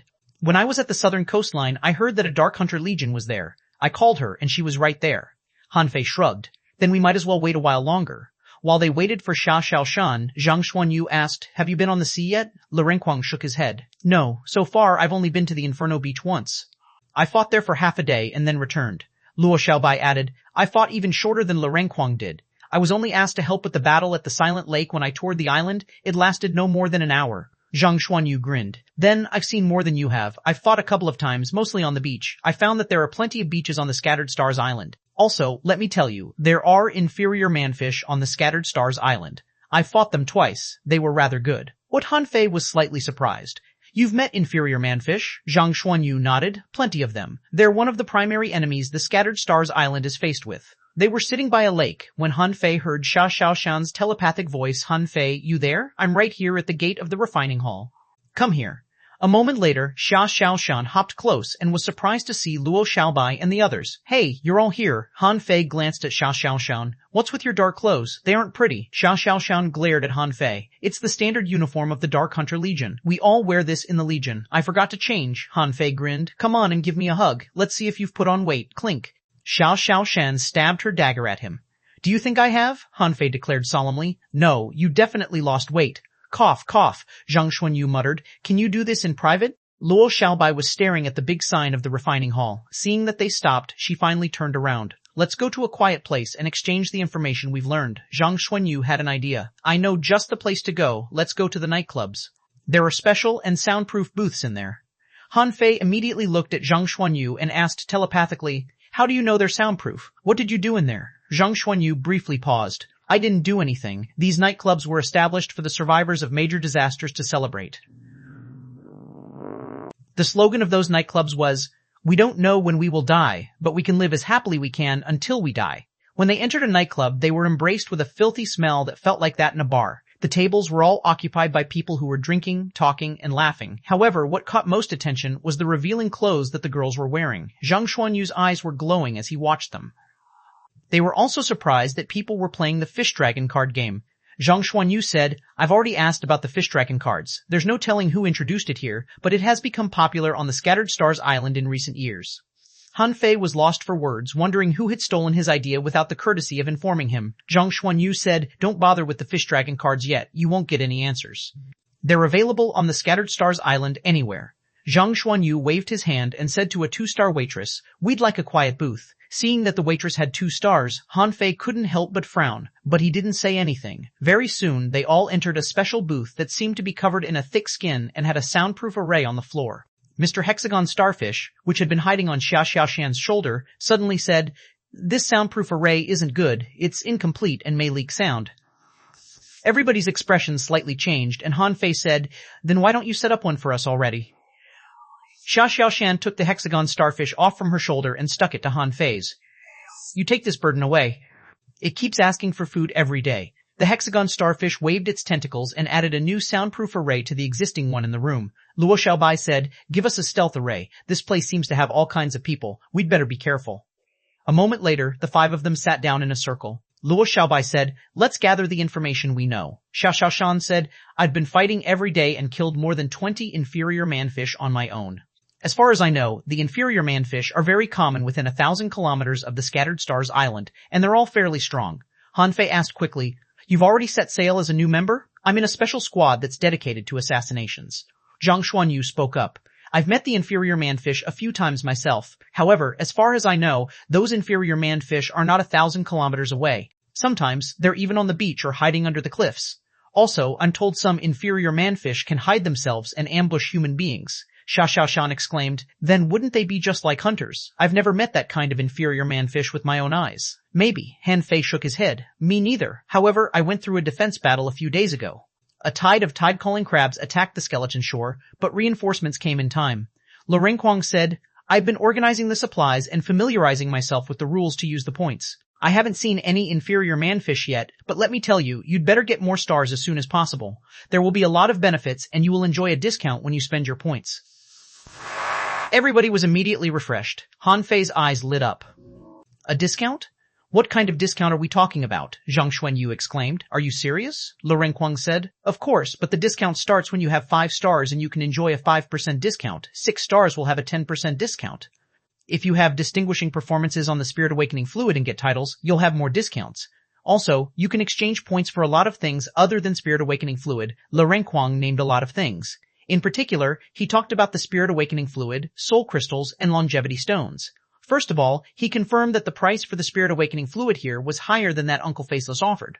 It was 5,000 points for 1 caddy, which meant that 50 million points, or 5 billion mid-quality pearls, were required to buy 10,000 caddies. As a matter of fact, according to Old Bai's exchange rate, probably 6.5 to 7 billion mid-quality pearls were needed to exchange for the points. It meant that even if one robbed a dragon boat, the money they looted was only enough to buy 10,000 caddies of Spirit Awakening Fluid. It was not hard to imagine how important the Spirit Awakening Fluid was. As for the soul crystals, they weren't cheap either. A level 1 soul crystal was 3,000 points, and a level 2 crystal was 10 times more expensive. The longevity stones in particular caught everybody's attention too. Lu Renkuang said, I only noticed it because its price was too high. One longevity stone is worth 100,000 points. It's said that it can increase the longevity of a dangling fisher by 10 years, and a hanging fisher or hidden fisher by 1 year. About a moment later, when everybody finished talking, Luo Xiaobai said, Okay, I'm going to summarize what you said and expand on what you missed. Listen up. Chapter 623. Fight. Having worked in the command center, Luo Xiaobai had the most extensive information of all. She wasn't idle in the past few days, but learned a lot basic knowledge as well as the overall layout of the Scattered Stars Island. Luo Xiaobai simply said, Firstly, let's start from the Scattered Stars Island itself. As far as I know, the Scattered Stars Island emerged before the 1,000-star city and the 36 towns. Huh? It has such a long history? Its history is even longer than the 1,000-star cities. Luo Xiaobai pretended that she was infuriated. Don't interrupt me. Let me finish. She continued. There are few books on the connection between the Scattered Stars Island and the 1,000-star city. However, it can be confirmed that the Scattered Stars Island has existed since the very beginning, which also means that it's not unique. There may be other islands out there in the sea just like the Scattered Stars Island. The Scattered Stars Island can be roughly divided into 4 battle lines in 4 directions. But if we divide it more carefully, there are actually 8 battle lines that are defended by 8 Guardian Legions. In every battle line, there are senior scouts, pioneers, dark hunters, and most importantly of all, the Guardians. There are actually many dangers that lurk within the Scattered Stars Island, but not as many as before. Still, many places are still unpopulated, such as the Twisted Jungle. I haven't learned much about it yet. Just like a military planner, Luo Xiaobai spoke eloquently. We all have to stick to our positions during war, but in peacetime, there are a lot of things we can do. The pioneers and the dark hunters, in particular, don't even need to take part in the major battles. The pioneers are responsible for exploring the sea around the Scattered Stars Island and finding treasure troves. The requirements to be a dark hunter are the strictest because they're always in the front line and it's very dangerous. However, the returns are generous too. You can be promoted quickly in the Dark Hunter Legion. Han Fei couldn't help but look at Xiaoshan. Is it dangerous? Xiaoshan shrugged. Not really. It won't be a big problem for me. Han Fei was worried. Take care of yourself. You'd better try to become a hanging fisher first. Luo Xiaobai nodded. That's right. Xiao Chen, you need to become a hanging fisher as quickly as possible, or it will be harder and harder for you to fight in the Dark Hunter Legion. She continued, We're doing this for a single purpose, the Spirit Awakening Fluid. Huh? Han Fei frowned. Is the Spirit Awakening Fluid so important? It's even more important than we imagined. As far as I know, the Spirit Awakening Fluid can not only accelerate the growth of spiritual beasts, but also increase the aptitudes of cultivators. By aptitude, I mean your spiritual heritage. Huh, Zhang Xuanyu exclaimed. Seriously? Spiritual heritage can be improved? Luo Xiaobai nodded. According to books, most people's spiritual heritage is incomplete, but it can be optimized with Spirit Awakening Fluid. Of course, the improvement is not infinite. You can't be further improved after you dig out the full potential of your spiritual heritage. Renquang was excited. That already sounds awesome enough, Mr. Hexagon Starfish added. Can I have some of that? I think it can help a starfish too. Han Fei said angrily, get lost. Even we don't have the privilege of having that and you want it? Luo Xiaobai chuckled. It's true that Senior Hexagon Starfish can drink it. It seems that the spirit awakening fluid works better on sea creatures than it does on human beings. The Hexagon Starfish quickly rolled its 6 big eyes. See, starfish can drink it. Han Fei said angrily, it's too expensive. You can't afford a few caddies even if you sell all your treasures. Just wait, Luo Xiaobai said. Because the spirit awakening fluid is very useful to both human beings and sea creatures, the battles between them have never ceased on the Scattered Stars Island. The inferior manfish, the red demons, and the half-mermaids are all fighting for the spirit awakening fluid. The half-mermaids? Luo Xiaobai nodded. On the Scattered Stars Island, our real enemy is not the inferior manfish or the regular sea creatures, but the half-mermaids, creatures who have almost the same talents as we do. Zhang Xuanyu suddenly asked, are they pretty? Bam. Han Fei simply kicked him, wondering what was in this guy's head. Jia Xiaoshan asked, then where is the spirit awakening fluid from? Luo Xiaobai replied, 2 places. One of them is a cave on the Scattered Stars Island, and the other is in the sea.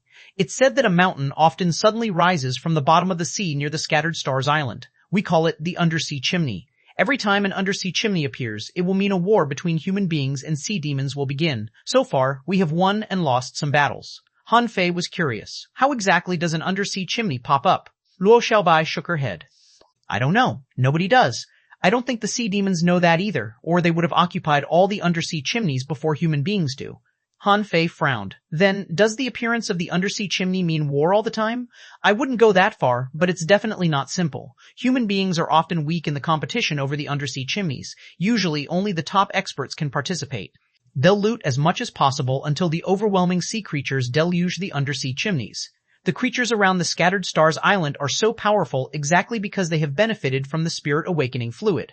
At this moment, everybody realized that all the infrastructures and professions on the Scattered Stars Island had been created for the spirit awakening fluid. Han Fei realized that everybody probably still underestimated the usefulness of the spirit awakening fluid.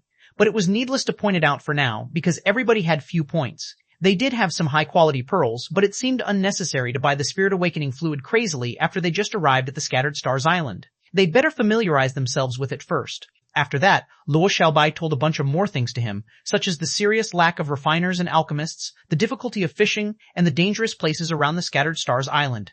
All in all, their meeting went on from the morning to the afternoon. Everybody finally left the booth. Zhang Xuanyu grabbed Han Fei's shoulder. Han Fei, let me tell you, there are a myriad of different wines available here. Some even don't taste like wine. Do you want some? Xia Xiaoshan scoffed. This place is stinky and filthy. Also, the clothes that those women wear are disgusting. Han Fei looked around, only to find that the place was a lot livelier than the morning. Many young and pretty girls with 2, 3, and even 4 stars on their badges had arrived. Han Fei even saw a woman with a 5-star badge. He knew very well that they were here for fun. Even life and death mattered little to those women, so it was only natural that they sought sensual entertainment. Cough, cough, Han Fei criticized him solemnly. Zhang Xuanyu, I need to point it out to you that a decent man shouldn't be having fun every day. Zhang Xuanyu scoffed. None of us have been through a real battle on the Scattered Stars Island yet. If you had been through one, you wouldn't have said that at all. Han Fei patted his chest. I would, because I'm a decent man. Han Fei sat down at a table and said to the waitress, give me all your specialties. Also, snacks. Only the delicious ones. Everybody sat down, and Zhang Xuanyu said with a smile, we have to abide by local traditions on the Scattered Stars Island. We meet every 5 days, and we can't talk formally every time. We need to have some fun. Luo Xiaobai looked around. I don't really like this place. Xia Xiaoshan agreed. Me neither. Renquang's tummy growled. When will the food be served? A moment later, a dozen kinds of wine in various colors were served. Han Fei tried all of them and said in disdain, each of them is more awful than the last. All of a sudden, Luo Xiaobai said, right, I forgot to say that the people from the Thousand Star City are coming too. Everybody was stunned. Thousand Star City? When I arranged our defenses a while back, many young people from the Thousand Star City were there. They probably arrived a few days ago. Han Fei grinned and said, does that mean we're in trouble again? Luo Xiaobai shook her head. I wouldn't go that far. They'll probably be distributed to various places like us. However, your opponents in the past will likely come, so you'd better be careful. Han Fei wasn't really worried. After the battle in the level 3 fishery, he was no longer scared of the descendants of the major families. Also, with the strict rules on the Scattered Stars Island, he need not fear them at all. Han Fei simply wondered if Tangge would come. He hadn't met Tungay since the reunion in the level 3 fishery. While everybody was talking and laughing, someone at the neighboring table peeped at them and even laughed aloud now and then. Han Fei and the others looked back at them, only to see a man who had a pale face, who turned to them and said to Han Fei, "What are you looking at?" Then he said to Xuanhuan and Luo Xiaobai, "Girls, why don't you come to our table? I'll offer you some hard liquor." Xuanhuan burst into fury and was about to take action. Han Fei quickly grabbed her arm. "Don't be reckless. Let me take care of it." Han Fei rose and walked to the other table, standing before the young man. The young man glanced at Han Fei's badge and snorted. "A 3-star advanced dangling fisher? Did you come here with your connections? Get lost already." Han Fei grinned. "Come on, turn your head. What do you want?" Bam! All of a sudden, the man's head was hit by a huge brick and his nose was broken and his teeth were scattered. Han Fei sneered. "I don't like you." Chapter 624, Show Your Weapons. Han Fei was never a good-tempered man. To be more exact, among the 5 of them, even Luo Xiaobai didn't really have a good temper. Renquang was probably the only one who was relatively easy to talk to. These guys talked about Luo Xiaobai and Xiaoshan right in front of Han Fei. How could he hold that back? "Son of a Biachi, you're asking to be killed." Pucci, hardly had a brawny armorist, stood up when he felt that his back was cold. In the next second, a dagger stabbed his stomach 5 times in a row. He felt on the floor, not having the vaguest clue what was going on. The other 2 drinkers were greatly shocked and drew their weapons, but they were still too slow. One of them got tied up by vines, and the other was attacked by Xuanhuan and Han Fei simultaneously. Han Fei stepped on the face of the first young man. "Come on and try smiling again." The nightclub was filled with silence for a while. Then everybody cheered. Someone shouted, "Get up and beat them." Someone laughed, "Get back to your feet if you are a man." Someone was lost for words. Are the 3-star little guys already so arrogant these days? Oh. Law enforcement finally have something to do today. The 4 men who were just crushed by Han Fei's team covered their wounds with spiritual energy and shouted, "Bastards, tell us your name and team number if you've got balls. We'll knock you down soon." Bam! Zhang Xuanyu immediately gave him a kick. "Who are you going to knock down?" The young man under Han Fei's feet came back to himself and unleashed dozens of sword auras at Han Fei. However, Han Fei simply ignored the auras and hit him with a stick a dozen times. Han Fei grinned. "Keep smiling. Why have you stopped smiling? I'm going to beat the shit out of you." Someone who was watching the drama shouted, "Do it. Don't just talk." Han Fei was lost for words. "You want to watch that so badly?" Luo Xiaobai said casually. "All right, this is enough. If we hurt them badly, law enforcement will come." The young man who had been tied up by Luo Xiaobai held his belly and said, "You're afraid of law enforcement? I work for law enforcement. None of you can get away." Zhang Xuanyu suddenly asked, "Do you know who I am?" The man grimaced in pain. "I don't care who you are. I'll kill you for beating up members of law enforcement in public." Bam! Zhang Xuanyu struck the man with his rod and made him vomit blood. "Good thing that you don't know me. Bye-bye." After that, he looked at Han Fei and the others. "What are you waiting for? Let's go. We'll lose points if we get involved in a fight." Han Fei and the others. "I." Everyone in the club. "I." Han Fei slipped out of the nightclub with Xuanhuan and the others quickly. He felt like laughing for some reason, because he hadn't had such an unusual experience for a long time. "Ha-ha!" They all laughed crazily. Zhang Xuanyu grinned. "It feels good. There are all kinds of people in this place. It's not like they can find us. They don't know us anyway." Luo Xiaobai said, "In fact, they can if they want to. However, as far as I know, fights are not uncommon in the nightclubs. It's not a big problem. You only have to pay some compensation even if you get caught." Renquang asked, "So, what do we do now? We go where we belong." Next, apart from meeting every 5 days, we'll also have to cultivate harder and try to make a breakthrough. Most people on the Scattered Stars Island are hanging fishers. Zhang Xuanyu snorted. "What a shame. It's not easy for me to have a vacation." Xuanhuan said with a grin. "We should have given each of them a drop of the king poison just now." Everyone, their first reunion ended with the hilarious fight. Luo Xiaobai and the others went back. Han Fei and Xuanhuan talked for a while in private in a quiet place. Nobody considered what happened at the nightclub a big deal. Actually, Han Fei and the team were confident in the first place. Also, after the few days, they had all sensed the atmosphere on the Scattered Stars Island. Fights were common in this place. On Han Fei's first day in the 8th Battalion, those people were all fighting, and nothing happened later as a consequence. During Han Fei's stay these past few days, fights took place on a daily basis. If Han Fei hadn't proved his strength in his debut, people would have come to him for trouble. It must be admitted that one's intelligence and personality would change when they were in a relationship. Xuanhuan had been such a ferocious girl, but she had few episodes of her sickness ever since she got in a relationship with Han Fei. In the end, Han Fei returned to his camp after cuddling Xuanhuan for a long time. Before he left, he stuck the hexagon starfish back to Xuanhuan's shoulder because she probably needed it more than he did. It was already dark when he returned to the skeleton shore. When he came to his hut, he found that another 4 huts had been established on the neighboring trees and the ground. At this moment, Yu Lingyun and the others were having barbecue on the ground. Gu Deliang scratched his head. "This isn't right. Why is it not as delicious as what the captain made?" Leng Hui added. "Because the ingredients aren't the same." Wu Xiaoxiao agreed. The long-snouted silver shark was so delicious. How I wish I could have another one. I think I made progress in cultivation after eating that. Gu Deliang chuckled. Me too. Life is so dangerous on the Scattered Stars Island. Should we really go so hard on our stomachs? Our captain truly knows how to live. Yu Lingyun said unhappily. Then train harder, improve your strength, and catch one on your own. While they were chatting, Han Fei landed from the sky. Han Fei was astounded. What are you doing here? Why have you moved here? Wu Xiaoqiao immediately jumped to her feet. Captain, have some barbecue. Han Fei shook his head. No thanks. I've already had dinner. As he spoke, Han Fei threw ultra-quality spiritual weapons to the ground. Yu Lingyun, here's your sword. Ling Hui, here's your dagger. Gu Daliang, your shield and broadsword. Wu Xiaoxiao, your battlesuit. Aha! Wu Xiaoxiao instantly shrieked, I have an ultra-quality battlesuit now. Gu Daliang picked up his shield and sword with a big smile. Ling Hui swiped the dagger on his hand, and blood gushed out. He quickly absorbed the dagger.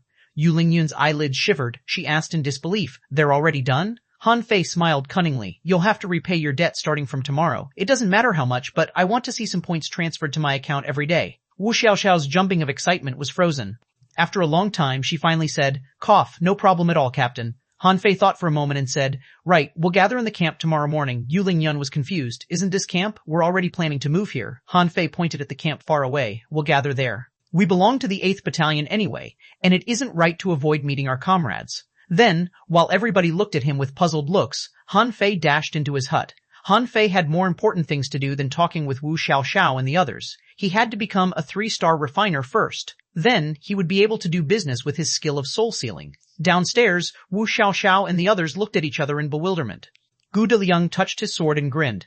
What a great shield and sword. Yu Lingyun changed the topic. Has it ever occurred to you that our captain is slightly quirky? Wu Xiaoxiao nodded. Sort of. He seems to be very interested in making money. Ling Hui added. But when he threw these ultra-quality spiritual weapons, it's like he was throwing away garbage. Everyone, and in his room, Han Fei didn't intend to keep it a secret. People would learn it sooner or later that he was capable of refining, so he might as well let them know it sooner.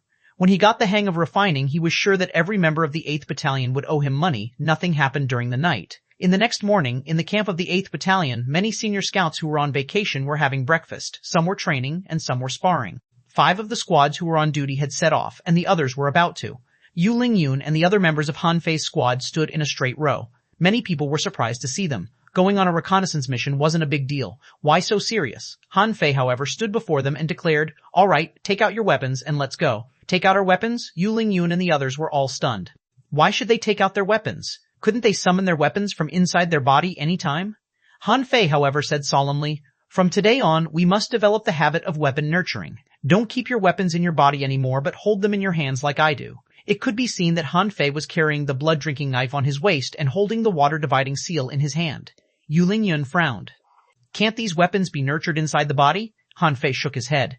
All your weapons have sealed souls. You think nurturing them with your body is enough? You have to bond with them. Cut it out and just take out your weapons. Yu Lingyun and the others immediately took out their weapons. Everybody was shocked to see the ultra-quality spiritual weapons.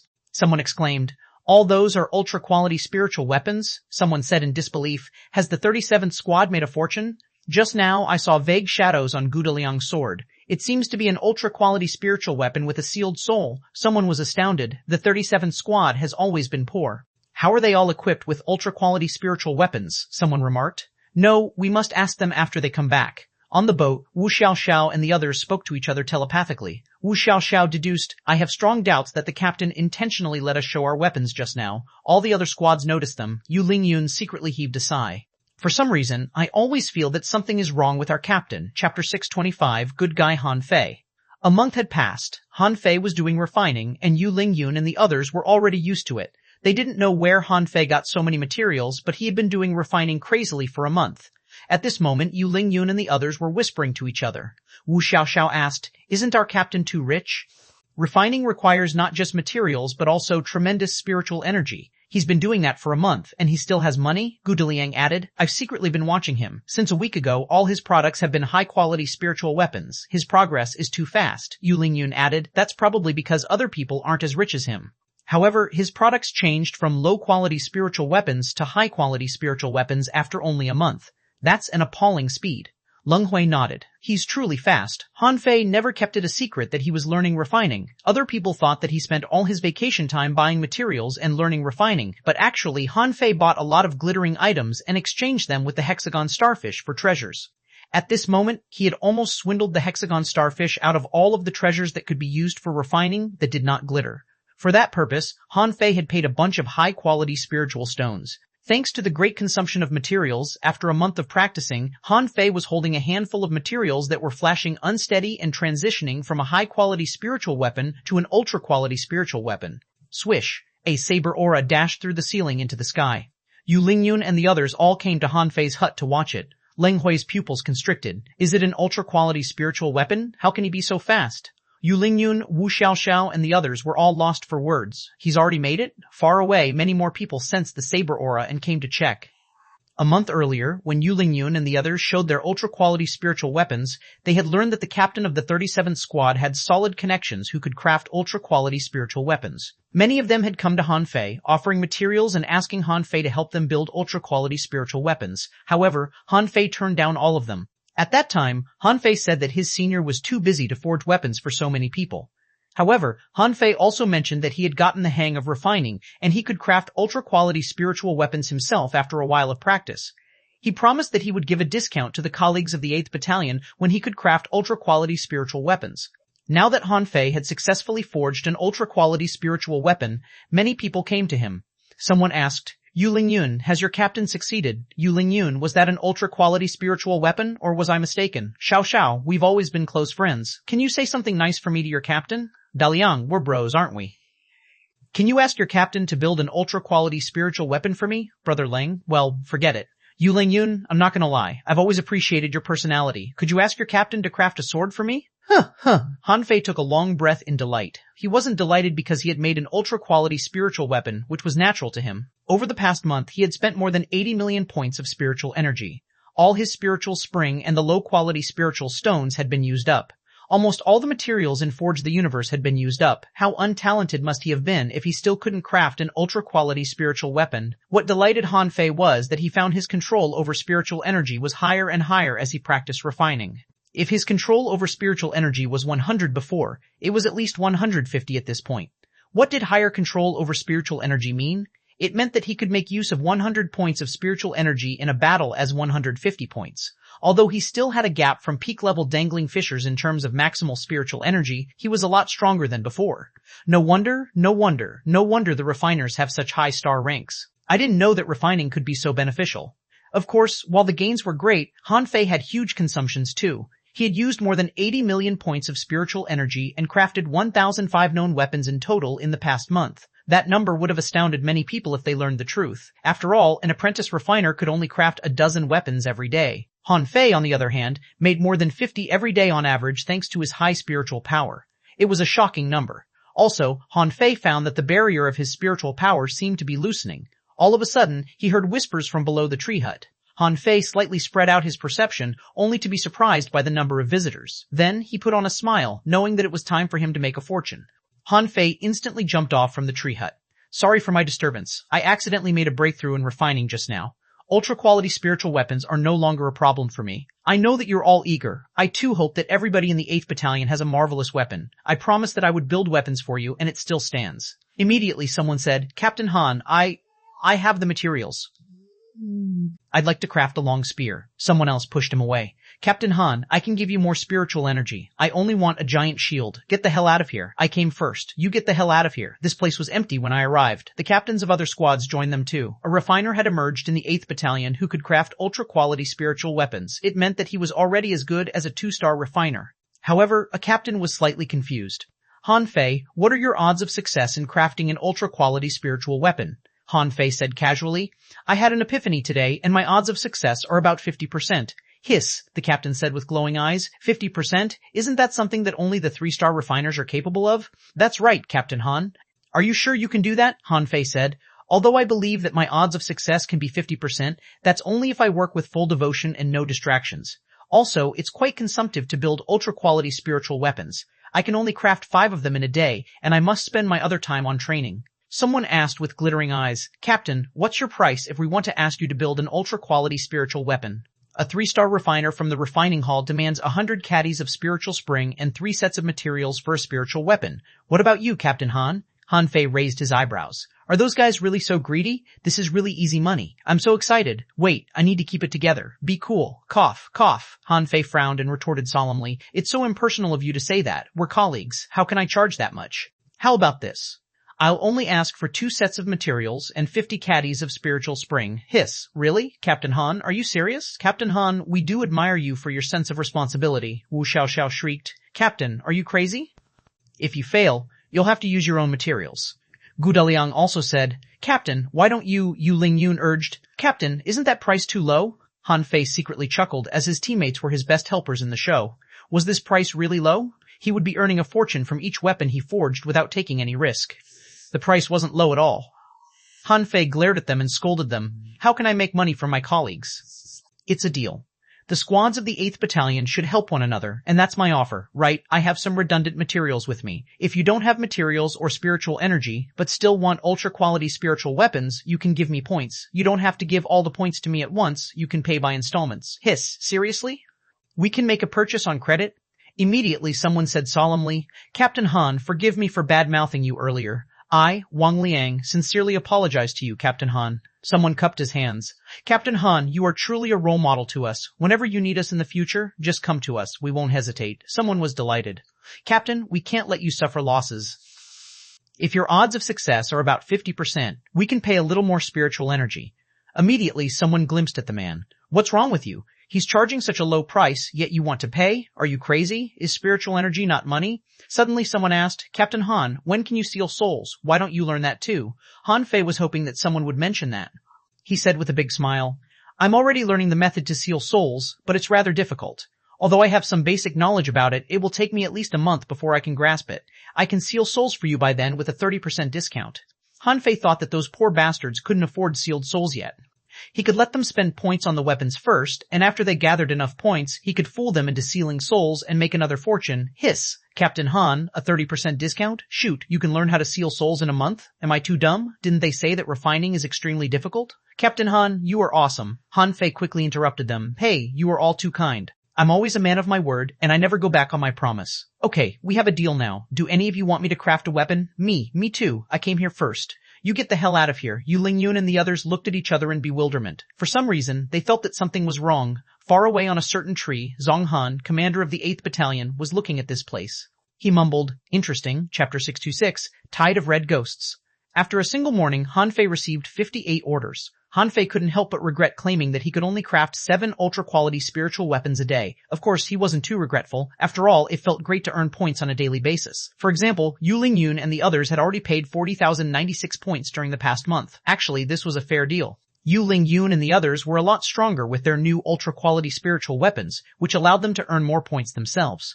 A regular ultra-quality spiritual weapon only costs 10,000 points, and one with a sealed soul only costs between 30 to 50,000 points. Considering their income and subtracting their daily expenses, they would be able to pay off their debt in 3 months. Maybe it was hard to find ultra-quality materials in the level 3 fishery.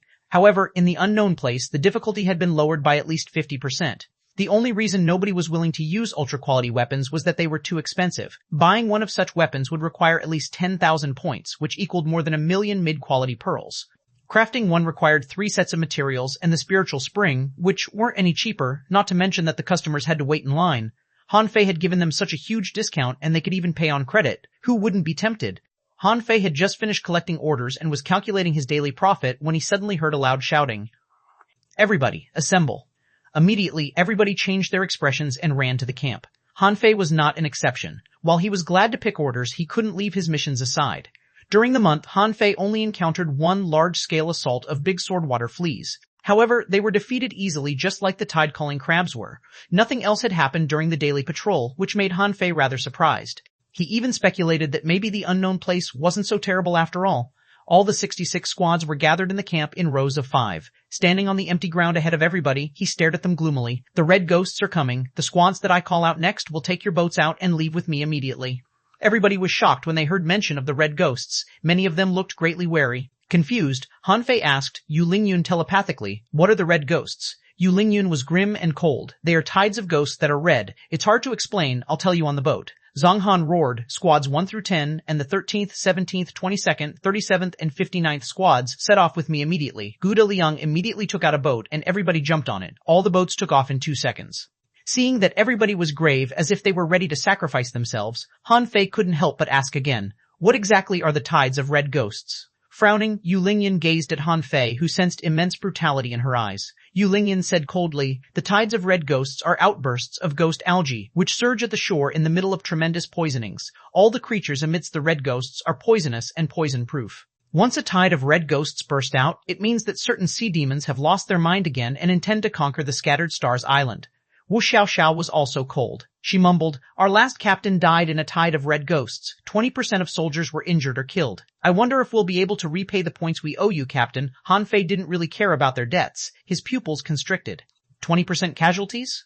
He took a deep breath. This wasn't a fishing trial. Here, most people were hanging fishers. What did a casualty rate of 20% mean? It meant that 2 of every 10 hanging fishers that set sail would never return. Han Fei asked solemnly, "How often does this tide of red ghosts burst out?"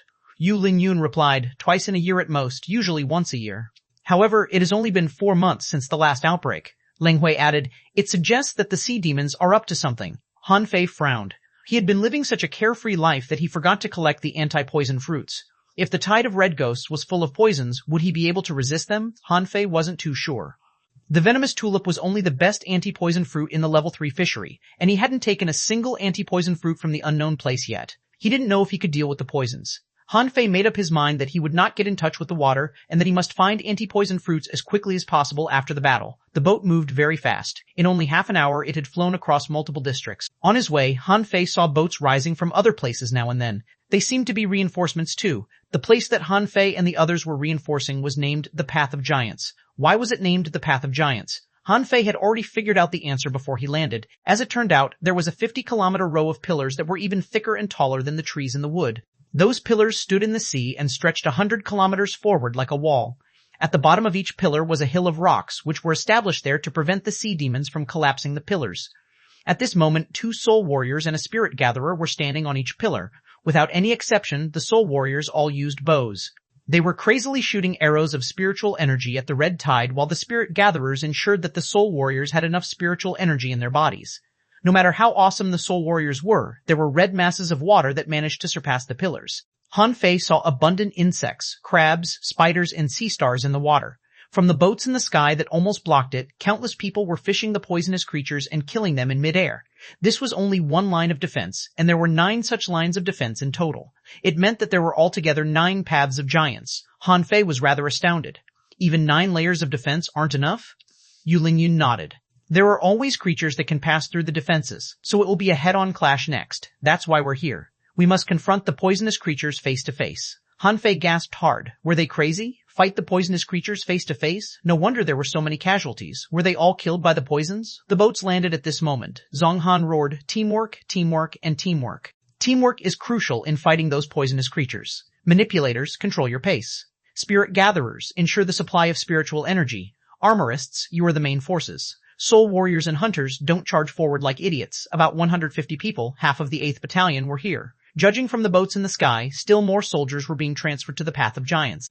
Because he was sent to the battlefield behind the 9 layers of defense instead of the front line, Han Fei didn't know exactly what was going on at the frontier. However, the battle had already started on this battlefield. Han Fei easily detected many squads that were fighting at the seashore 20 kilometers away. Yu Lingyun asked, "Captain, do you have any antidotes?" Han Fei shook his head. How could he have any antidotes when he spent all his time refining? Yu Lingyun immediately threw a red vial to Han Fei. "It's a regular antidote. If you're poisoned, don't hesitate to take it." At this moment, Zhonghan had already led Han Fei and the others to the beach. Zhonghan instructed, "You only need to defend this place later. I'll go reinforce the front line." The area Han Fei was at was swarmed with scorpions that had got here from underground. Those big black scorpions that had red spots even attacked below the mud without revealing themselves. Someone accidentally stepped on a mud hole and immediately fell. Soon, they were caught by the venomous stings. Han Fei clicked his tongue. It was not because his people had no senses, but because there were too many scorpions. They were even more than the big sword water fleas at the skeleton shore. However, there were other creatures that were even more shocking than the scorpions. Han Fei sensed that some manipulators were faced with insects that were thicker than arms 15 meters away. Han Fei came back to himself and shouted, Wu Xiaoxiao, you will take care of the underground. Yu Lingyun and Leng Hui, you will help Wu Xiaoxiao. My only request is that no scorpions are to emerge from underground. Wu Xiaoxiao immediately realized her importance. She could freeze the mud with her grasses, and it was a most appropriate decision for her to defend the underground. Wu Xiaoxiao said solemnly, unless I'm killed, not a single giant feathered scorpion will emerge. Han Fei shouted, Daliang, you and I will defend the ground. Gu Daliang said solemnly, okay. After several dozen seconds, Han Fei and the others rushed to the battlefield and Zhang Han simply went to the front line. Han Fei finally saw the first scorpion. It had dark red pincers and a bunch of sharp legs under its abdomen. Its tail was the most eye-catching of all. At the rear end of the tail were 2 rows of long stings like the feathers on an arrow. The sting in the middle was red and apparently highly venomous. Nama giant feathered scorpion. Introduction. This is a multi-legged sea scorpion with 2 pincers and 8 legs that can allow it to move fast. It has 23 venomous stings at the tail, and the red one has the most intense poison. Those without antidotes will be killed within 10 seconds if hit by it. L level 43 quality. Regular S spiritual energy, 1009 A points, 1009 8 points, E effect inedible, Ols collectible feather sting curve, hook absorbable, chapter 627, what a happy coincidence to see you here. Upon seeing the venomous scorpion, Han Fei suddenly roared, stop, Yu Lingyun yelled, what's up, don't move just yet. I'll cast a defense array on you. Han Fei simply pointed his fingers, and complicated stripes took shape under Wu Xiaoxiao's and Gu Daliang's feet. After only 2 seconds, a defense array made of 6 stripes of armor pieces emerged on them. Wu Xiaoxiao exclaimed, Captain, you know arrays too? Yu Lingyun and the others were shocked too. Talent was what mattered most to the spirit gatherers. It was already incredible enough for anyone to become a spirit gatherer, and even more so if they could learn healing.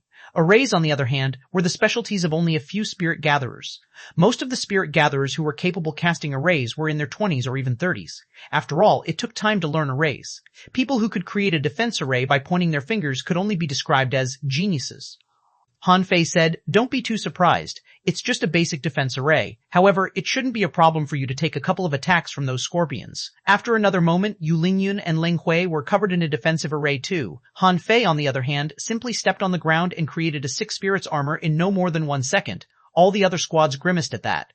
Someone looked at the spirit gatherer in their team and said, look at the captain of the 37th squad. He can even establish defense arrays. The spirit gatherer who was asked blushed. He also became a captain as an advanced dangling fisher. How can I compare to such a genius? Are any of the spirit gatherers from other squads capable of using arrays? After the array took shape, Han Fei roared and charged at the legion of scorpions. Han Fei might not have been able to kill such level 43 creatures earlier. Although they were just regular in quality, they were level 43 creatures with shells anyway. But at this moment, the 10 daggers around Han Fei stabbed crazily and pierced a dozen scorpions right after he joined the battlefield. After they all approached the scorpions launched an overwhelming storm of venomous stings. Fortunately, those venomous stings weren't the deadliest ones, and all the soldiers dodged well. They were only hit every couple of seconds. Trying to keep a low profile, Han Fei didn't show all the 99 daggers even though he was on a killing spree. However, one scorpion would be killed by his every slash. After only 50 seconds of battle, half of the 150 soldiers from the 8th Battalion were on drugs. Their faces were unhealthily red. No matter how the manipulators tried, they couldn't stop such a huge number of stings. So, it was inevitable that they got poisoned. But fortunately, those people had taken anti-poison fruits more or less, and they weren't killed by the scorpion's poisons, albeit their combat ability apparently dropped. Therefore, Han Fei's team was quite eye-catching in their ferocious charge. All of them were emitting vague golden light, and no creatures within 50 meters of them could survive. After only a short while, hundreds of scorpions were already killed by them. Fortunately, many allies continued to come, or the 8th Battalion couldn't have resisted the swarm of giant feathered scorpions on their own. A moment later, Yu Lingyun and the others' 6 spirits armor was all broken, and their spiritual energy was plummeting. Yu Lingyun instructed, let's take the antidotes. Gu Daliang followed, stand behind me, I'll hold them off. Wu Xiaoxiao's face was pale because her burden was extremely heavy. She had to sense both the underground and the above, which drained her spiritual energy quickly. Wu Xiaoxiao yelled, Captain, spiritual energy. Han Fei didn't charge anymore. He knew that things weren't good when he saw more and more scorpions emerging, unless he summoned all his daggers and swept across the scorpions. But even if he cut through the scorpions back and forth, the situation wouldn't really be changed without the support of peak-level hanging fishers. Han Fei looked at the source of the sound, only to see that someone was hit by the red sting of a scorpion. The victim turned into a steamed shrimp in only 2 seconds, and thick red blood burst out of his body. Not good, armorists, hold them off. A manipulator was pierced by a scorpion, and all of his vines perished. After the manipulator died, the defense of the whole team fell on the shoulder of the armorist, which was too much for him. After only 1 second, all of them were enveloped in dark stings along with the armorist. They were still alive, but they had lost their ability to fight, which was no different from death on such a battlefield. Han Fei took a deep breath and immediately replenished the 6 spirits armor on his teammates. He then shouted, "Everybody, fall back. I'll go forward and release poison." 2 squads in the 8th Battalion had been completely wiped out, and other squads had casualties too. Han Fei knew that this battle didn't look good if they fought on in such a way. After all, there was only a limited number of reinforcements, and the sea creatures were much better at procreation than human beings. Take the scorpions, for example. It was a simple task for them to lay 50 eggs at one time, but for a human being, they had to grow up through cultivation and elimination. They were all elites, and it was certainly not a bargain for them to die together with the scorpions. When Han Fei roared at them, many captains of the 8th Battalion were stunned but chose to believe him. After all, being from the same battalion, they knew that Han Fei was a genius, and they were sure that Han Fei had a good reason to release whatever poison he had. However, the other allies weren't aware of that. They thought that Han Fei was committing suicide by charging at all the scorpions. However, to their shock, 10 daggers swirled so fast around Han Fei that they cut through the scorpions like a mincer. Han Fei's body was covered in an ultra-quality battlesuit. His ultra-quality battlesuit was covered in a spiritual energy protective cover. His spiritual energy protective cover was covered with the 6 spirits armor. Just like that, Han Fei squeezed a spiritual fruit after he approached the swarm of scorpions. Immediately, immense spiritual energy burst out from where he was, attracting all the scorpions. Han Fei sneered, and it began to rain within a 50-meter radius of him. Then, Han Fei hopped among the shells of the scorpions and let the rain consume them. About 20 seconds later, the scorpions lost control of themselves and began to spew out bubbles crazily. At first, it was just 1 and 2 of them, then a couple of them, and then a whole area of them. All the scorpions that were showered by the rain began to spew out bubbles. Instead of attacking human beings, they collided and fought with each other. Seeing that, the captains of the 8th Battalion all roared, "Kill them. If we kill this wave of swarms, we will be able to take a break." What Han Fei didn't know was that 50 kilometers ahead of him, there was a fatty who was armed to the teeth with ultra-quality spiritual weapons and a fish that was crazily spewing out bubbles. The little fatty was also holding what appeared to be a squirt gun and avidly pressing its trigger. The fatty's opponents were a swarm of red worms that looked extremely creepy. However, all the worms that the fatty sprayed on were writhing and vomiting. If Han Fei were here, he would have recognized that the fatty was Cao Chu. Why was he on this battlefield too? Neither of them was aware of each other, but both came up with the thought of attacking the poisonous creatures with poison of their own. A hidden fisher caught the sight of them at the same time. Huh? Are those 2 poison experts? One of them is a junior hanging fisher, and the other is an advanced dangling fisher. Interesting. Han Fei had a great time spraying. It was pure water control. He enshrouded the Poison King in water and sprinkled it from the sky, weakening all the scorpions. However, when Han Fei was having a great time, he saw a boat right above his head. The hidden fisher shouted at Han Fei, "You're now drafted." "Get on my boat." Han Fei yelled back, "My teammates need me, Cao Chu." Han Fei was rather speechless. Why was Cao Chu here? Cao Chu was stunned too. He didn't do anything at all. He was having a good time spraying water when someone said that he was drafted and caught him to the boat. This hidden fisher cast out a sword aura that extended 800 meters and killed hundreds of scorpions for the 8th Battalion. Then he roared, "Come here." Seeing that the man was not to be refused, Han Fei jumped to the boat and said to Yu Lingyun and the others, "Be safe. Fall back if you can't beat them, and work with other squads if needed." After that, Han Fei turned his head, only to see Cao Chu gazing at himself with glittering eyes. What a happy coincidence. "I didn't know that you were here." Chapter 628, Scattered Stars, 2 Poisoners. This hidden fisher had shockingly 7 stars, which was even more than what senior brother Dashuai did. Han Fei couldn't help but be awed to silence. After such a long time, he had realized that a 1-star gap could mean a huge difference in social status. Whoever had 7 stars must be a big shot on the Scattered Stars Island. Therefore, Han Fei chose to give in and looked at Cao Chu. Never had Han Fei expected to see Cao Chu here. He thought that the man was too scared of death to ever go to a battlefield. The hidden fisher simply said, "Huh, that explains why both of you like using poisons. I didn't know that you knew each other." Cough, cough. Han Fei realized that Cao Chu must have been spraying poison somewhere on the battlefield too until he caught the hidden fisher's attention. Han Fei was rather embarrassed as he didn't know poisons at all, and all his poisons were developed by Cao Chu. Before Cao Chu and Han Fei could talk, the hidden fisher said, "Go to the front line and release as much poison in the sea as possible." Cao Chu was about to talk when Han Fei interjected, "Senior, I invested 1,000 kinds of poisonous grasses to make the poison. I would rather die than to give all my poison up. It will be too heavy a loss for me." Cao Chu was speechless. "Your loss? More like my loss. I was the one who made the Poison King." But he replied quickly, "Yeah, Senior, to make this poison, I even tried it on myself and nearly got killed." Han Fei glanced at him, quite shocked by his shamelessness. "You tried the poison on yourself? Even an idiot wouldn't believe that." The hidden fisher glanced at Han Fei and Cao Chu. "You will be rewarded with points."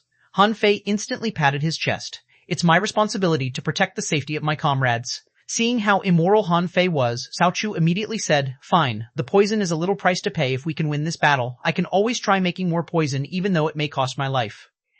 The hidden fisher was so dazzled by their shamelessness that he almost whipped them into the sea.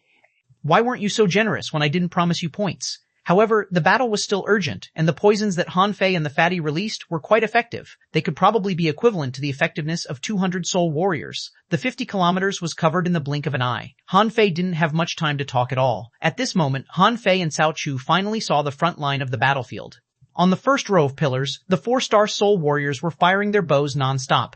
Each of their strikes raised a storm dozens of meters in diameter in the sea. The sea was red for dozens of meters long. Han Fei even saw a red inferior manfish that was riding a fancy-looking giant fish in the distance. Other inferior manfish could be vaguely seen in the tide of red ghosts. They were spurring the other sea creatures. On the top of the red tide was a layer of worms that were a half-meter long. There was no telling how many creatures were down there in the water. Occasionally, some inferior manfish darted their long spears at the soul warriors on the stone pillars from the tide. The hidden fisher roared, released the poisons. Han Fei and Cao Chu both sprayed about half a kilogram of the Poison King into the water. The hidden fisher was unsatisfied. That's too little. Use whatever you have, Cao Chu replied. It's already enough. We can spray it elsewhere. Huh? The hidden fisher was briefly stunned. He was rather suspicious that this little amount of poison was enough for such a vast sea. However, the sea was boiling after only several seconds. Large areas of swarms were discharging red greasy fluids that were rather disgusting on the surface of the sea. In the water, colorful fish and crabs were floating on the surface of the sea. Those fish were attacking indiscriminately. As a result, the sea was seething like magma. Hiss! Seeing that, the hidden fisher instantly looked at Cao Chu and Han Fei. What poison is this? Cao Chu declared proudly. It doesn't have a name, it's just the Poison King. It is the best of poisons and is good enough to kill saints. Pah! The hidden fisher's face was gloomy. Don't get cocky. Cao Chu had been speaking so proudly that he raised his head higher and higher. He quickly shrank his head. This poison can spread via the flesh and blood of the poisoned creatures, so it can cover a large area. Is that so? Then throw all of it into the sea. The hidden fisher gave Cao Chu a slap and then looked at Han Fei. You're next. Control the water and spray the poison on the sea as rainwater. Han Fei certainly couldn't refuse the order, but there was no way that he was giving away all his Poison King either. He didn't believe that this man would give him a lot of points, but he could offer half of his Poison King. After all, Cao Chu should have all the Poison King they needed. Therefore, on the cruel battlefield on the Path of Giants, a storm followed a boat all the way in the sky. On the frontier of the Path of Giants, the sea was boiling wherever the storm reached. The army of worms that had been charging forward fearlessly lost their momentum at this moment. It was not like they didn't want to charge, but they simply couldn't do so anymore after they vomited all their internal organs out. The soul warriors who were shooting crazily from the pillars were dumbfounded. What's going on? What's in the storm? The red tide is much less powerful and fast since being hit by the storm. Many of the enemies even attacked one another before they reached the pillar. Someone asked in shock, is it poison? Dear Lord, I didn't know that there was any poison that could suppress the red ghosts. They're attacking poison with poison? Who are the two young men that are spreading poisons? They've made great contributions. Look at the inferior man, Fish. He's vomiting so hard that he can't even hold his harpoon steadily. Brothers, work harder. Victory is right near at hand. The soul warriors at the front row fought even harder. However, even though they were dropping poisons generously, Han Fei had used up the Poison King that he planned after only covering 1/3 of the area. Cao Chu didn't seem to have much more poison either. He used up his 100 seconds after Han Fei did. Watching the boiling sea, the hidden fisher had complicated feelings. He wondered if he should submit a proposal on poison research. If they could make a lot more poison as lethal as the Poison King, the red ghosts wouldn't be a problem anymore, and the number of casualties would be significantly reduced. Unfortunately, you don't have enough poison. While the hidden fisher had complicated feelings, he sensed something and soared to the sky, before he threw out a spear that hit a dark harpoon as quick as lightning. Bam! The hidden fisher stepped back and looked at the red inferior man-fish. Han Fei even saw a half-mermaid behind the inferior man-fish. The hidden fisher laughed hard. Get lost, you cowards! Multiple inferior man-fish surfaced behind them and looked at the scene from a distance. Han Fei detected the fury in their eyes. Those creatures seemed yearning to eat him and Cao Chu alive.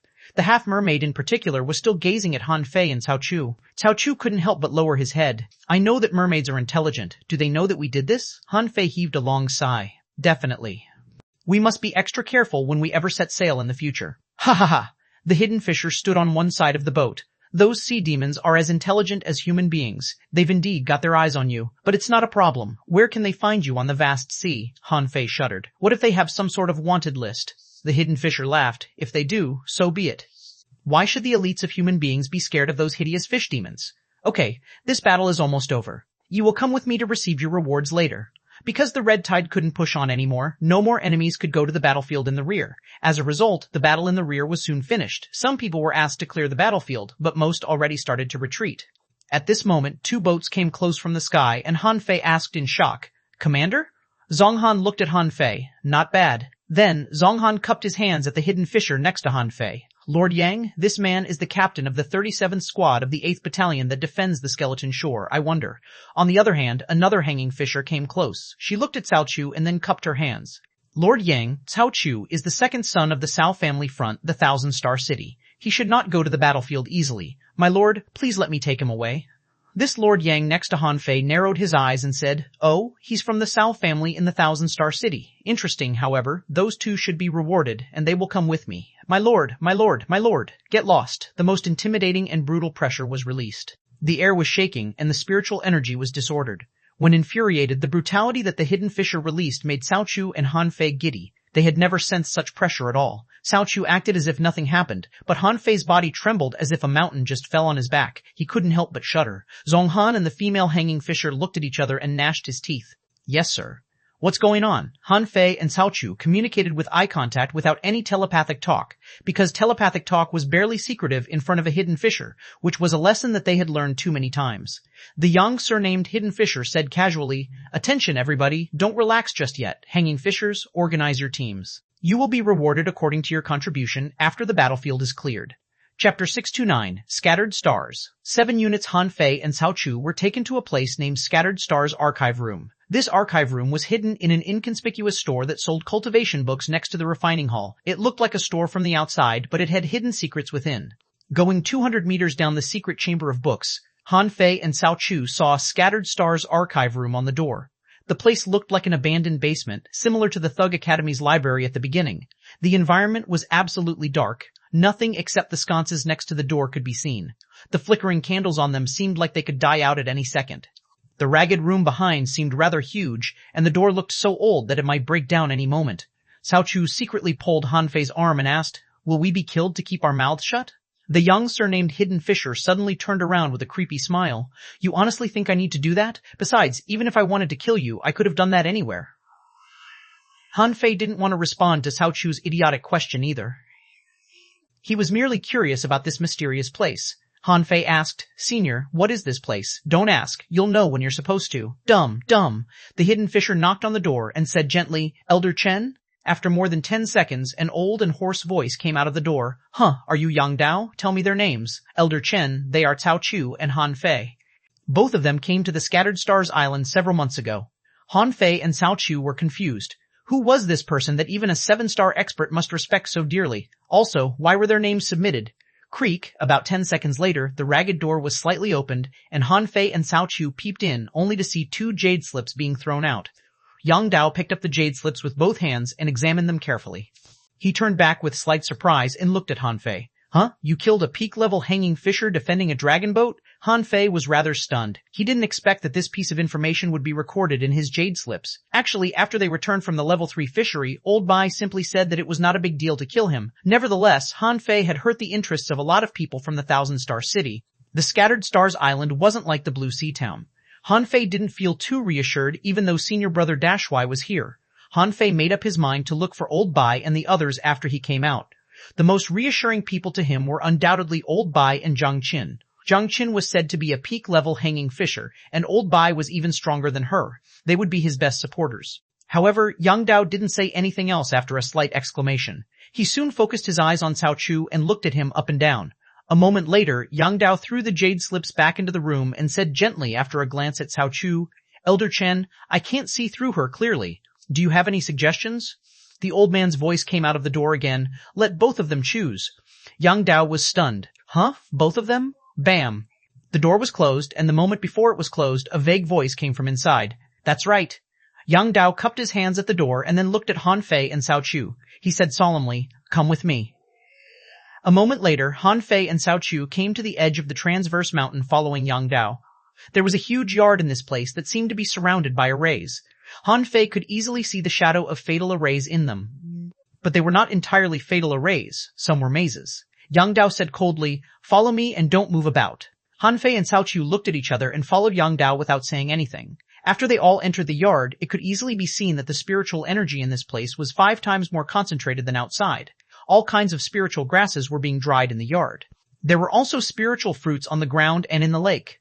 Unlike the vegetables and fruits in the plantations, these were real spiritual plants. After a quick glance, Han Fei found that many spiritual fruits actually contained 200,000 points of spiritual energy. Yang Dao looked at Han Fei. Tell me. Han Fei was shocked. About what? What did you see first in this place? Seeing that Yang Dao was smiling as if he were enjoying the show, Han Fei couldn't help but scan the place with his senses, only to find that his senses couldn't penetrate the ground. Yang Dao chuckled. Everybody can spread out their senses, so there are plenty of ways to block them. Han Fei scanned for a long time before he finally said, if I'm not mistaken, with those spiritual plants as the center, the lakes in the land are connected in a certain way and constructed an overlapping spirit-gathering array. There are also maze and fatal arrays outside of the yard. Since you took us here, Senior, there must be residents in this place, but we haven't seen any, so they must be underground. All of a sudden, Han Fei looked up at the sky and saw a few birds flying by. They must be birds from the transverse mountain, yet they circumvented this place, which slightly surprised Han Fei. Han Fei pondered for a moment and said, this place is dangerous. Yang Dao smiled casually. Why do you think so? They all say that the transverse mountain is dangerous, but I haven't seen any creatures near this place. I'm afraid it's not just about the fatal arrays, but also because they're scared of certain people that are underground. Yang Dao looked at Cao Chu. What about you? What did you see? Cao Chu scratched his head. Are there researchers in this place? Yang Dao's face slightly changed. Oh? How did you know? Cao Chu declared proudly. That's very easy to find out. I found some poisonous grasses in this place which weren't a big deal. However, the stones on the floor are different. They contain nutrition because the spiritual energy here isn't enough for the plants even though it's abundant. The floor, the wall, and the buildings have to nourish them too. This isn't something that everybody can do. Only innovative researchers couldn't come up with such a solution. Yang Dao slightly gasped, amazed that the little fatty inferred that there were researchers in this place just from the floor under his feet. It was just a speculation, yet he declared it with so much confidence, so he certainly deserved attention. Yang Dao paused a moment and said, it's clear that you are truly talented. However, what I'm about to say next will be your own choice. Well, you are not to expose a word that I'm to say today, or the consequences will be too dire for you to bear. Yang Dao said again, on the Scattered Stars Island, most people only know the Command Center, the Dark Hunter Legion, the Refining Hall, the Pioneer Legion, and other regular groups. There are several special groups, but they're all in the open. However, very few people on the Scattered Stars Island are aware of this place, Han Fei said quickly. Wait a moment, huh? Yang Dao wasn't very happy being interrupted by Han Fei while he was talking. He glared at him. Han Fei simply asked, Senior, will we be free in this place? Yang Dao, will we? Brutality vaguely spread out of Yang Dao's body. He was of a mind to scold Han Fei, because too many people wanted to come to this place but never had a chance to. Cao Chu secretly raised his thumb at Han Fei. Yang Dao said gloomily, fairly so. You have nothing to worry about. That's great, that's great. Yang Dao snorted and continued. On the Scattered Stars Island, there's a place named Scattered Stars 7 Units. Whoever gets admitted by the Scattered Star 7 Units will be the greatest talents. If you hadn't distinguished yourselves in the tide of red ghosts, and if one of you weren't a poison maker and the other hadn't become a captain as an advanced dangling fisher, do you think I would have noticed you? After a brief pause, Yang Dao went on. The so-called Scattered Stars 7 Units are actually the 7 most mysterious departments on the Scattered Stars Island. Among them, the first unit only admits unparalleled heavenly talents. The second unit has the most people, and it's the easiest to get into. The good thing about this unit is that you can set sail if you become a member of it. The third unit is for pharmacy. They make both medications and poisons. The fourth unit are refiners. There's only one condition to go to the fourth unit. You have to be able to seal souls. The fifth unit is the supervision department. They have the power to supervise everybody in and out of the Scattered Stars Island. They can even mobilize armies. The sixth unit are researchers. I have no idea what they've been working on. They pretty much work on everything. This floor is one of their products. Not everybody can go to this department. You must have worthy research products. The seventh unit are the assassins. Nobody from the seventh unit ever shows up. They can be anybody. Yang Dao introduced the situation to him. Han Fei and Cao Chu looked at each other in bewilderment. Was Yang Dao implying that each of them was to choose a unit to join? Chapter 630, Test of the Fourth Unit. The moment Yang Dao told them about the Scattered Stars 7 units, they had to make a choice. Although he was free to leave, Han Fei wasn't an idiot. He knew that they wouldn't just let him walk away and spread out this big secret. They would definitely send someone to keep an eye on him or even silence him in some other way. Cao Chu immediately thought of something. The researchers don't have to fight, right? In that case, I want to be a researcher. Yang Dao looked at Cao Chu. As I said, this is a free place, and you won't be asked to stay here. You will do exactly what you did in the past, and fighting is something that every expert should be capable of. Cao Chu instantly pulled a long face. Huh? I still have to fight? Yang Dao was lost for words. What were you thinking? You think that the researchers don't need to fight or go to the sea? Han Fei asked. So, are we free to choose? Yang Dao sneered. You can't get into the first unit without approval. You can't go to the 5th unit either because you're still rookies. The prerequisite of the 50 unit is that you have stayed for 3 years on the Scattered Stars Island. As for the 7th unit, you can't go there either unless you are talented assassins. However, if you can accept a quest and kill your target within the allotted time limit without alerting anyone, you will be qualified to enter the 7th unit. Han Fei was surprised. Therefore, actually we can only choose the 2nd, the 3rd, the 4th, or the 6th units? Yang Dao looked at Han Fei. Theoretically speaking, you can't go to the 6th unit. You aren't the inventor of the poison anyway. You'll need another awesome research product. Han Fei shook his head. I'm not interested in research. Han Fei thought for a moment. May I ask what it means that the 2nd unit can set sail? Can they go far away into the sea? Yang Dao nodded. The 2nd unit is where the top experts are. Whenever a new treasure trove appears in the sea, the first explorer will either be a super expert or someone from the Scattered Stars 2nd unit. Of course, they don't get to explore certain special treasure troves, Han Fei ventured. Well, can I choose 2 units? Yang Dao shivered and said with a gloomy face, Do you want me to let you join all the 7 units? Han Fei waved his hand. Forget it, I was only asking. Since this won't affect my daily life, I'll choose the 4th unit. Yang Dao narrowed his eyes. The 4th unit, you can seal souls? Han Fei smiled casually. More or less. It shouldn't be a problem. Yang Dao nodded. I'll take you down. It will be up to you whether or not you get admitted. If you can't, you must forget everything you heard and saw today, or certain 2 people will be missing on the Scattered Stars Island and nobody will ask, even though one of them is the 2nd son of the Cao family. Cao Chu trembled and pulled Han Fei's clothes. I won't tell. I'm a genius. My research is unparalleled. You can't kill me. Pa. Immediately, Cao Chu was slapped on his forehead. Yang Dao was extremely speechless. Unparalleled? You honestly think you're that good? Han Fei thought for a moment and decided to wait until he figured out everything on the Scattered Stars Island before he finally set sail. After he made a breakthrough to be a hanging fisher and got the hang of the 10-8 desolate god body, he would be much safer on the sea. Then, Han Fei nodded. I choose the 4th unit. Cao Chu pulled Han Fei. I think you should also choose the 6th unit. It will be best if we're in the same unit. Han Fei chuckled. I'm not adept at research. I would rather choose refining. Yang Dao asked, Do you confirm your choice? I confirm. Cao Chu nodded. Then I confirm too. Yang Dao smiled. Okay, 4th and 6th units, come on and pick them up. 2 masked women walked out of the door in the yard. The shorter of them pointed at Han Fei and said, You, come with me. Huh, Han Fei was slightly surprised at her voice. He asked, Have we met before? The girl's body slightly shivered. No, you mistake me for someone else. Yang Dao frowned and looked at Han Fei. Do you know her? Han Fei shrugged. Her voice sounds familiar, but I don't remember her. It's probably because she has a typical girl's voice. Come with me already. The masked girl sounded rather furious. She even stomped on the ground as if to let out this fury. Han Fei knew that he was probably sure to enter the 4th unit. He didn't remember ever making acquaintances with a 5-star girl, but they would definitely meet each other soon. Another girl looked at Cao Chu and said indifferently, You, come with me. After entering the house, Han Fei found that it had deeper secrets in it. It contained a series of maze arrays that could block their senses. This house was fairly large and protected by 7 barriers. However, after following the girl for several steps, he could only see one last barrier. Han Fei followed the girl into a room which was engraved with fatal arrays. After only 2 steps, Han Fei's face suddenly changed. He stomped and covered himself with the 6 spirits armor. As his ultra-quality battlesuit appeared, he bashed the place where spiritual energy surged with his water-dividing seal. From the place that Han Fei hit, a mystic ray of light swept out and collided with the water-dividing seal, causing immense airwaves in the room. Stop horsing around.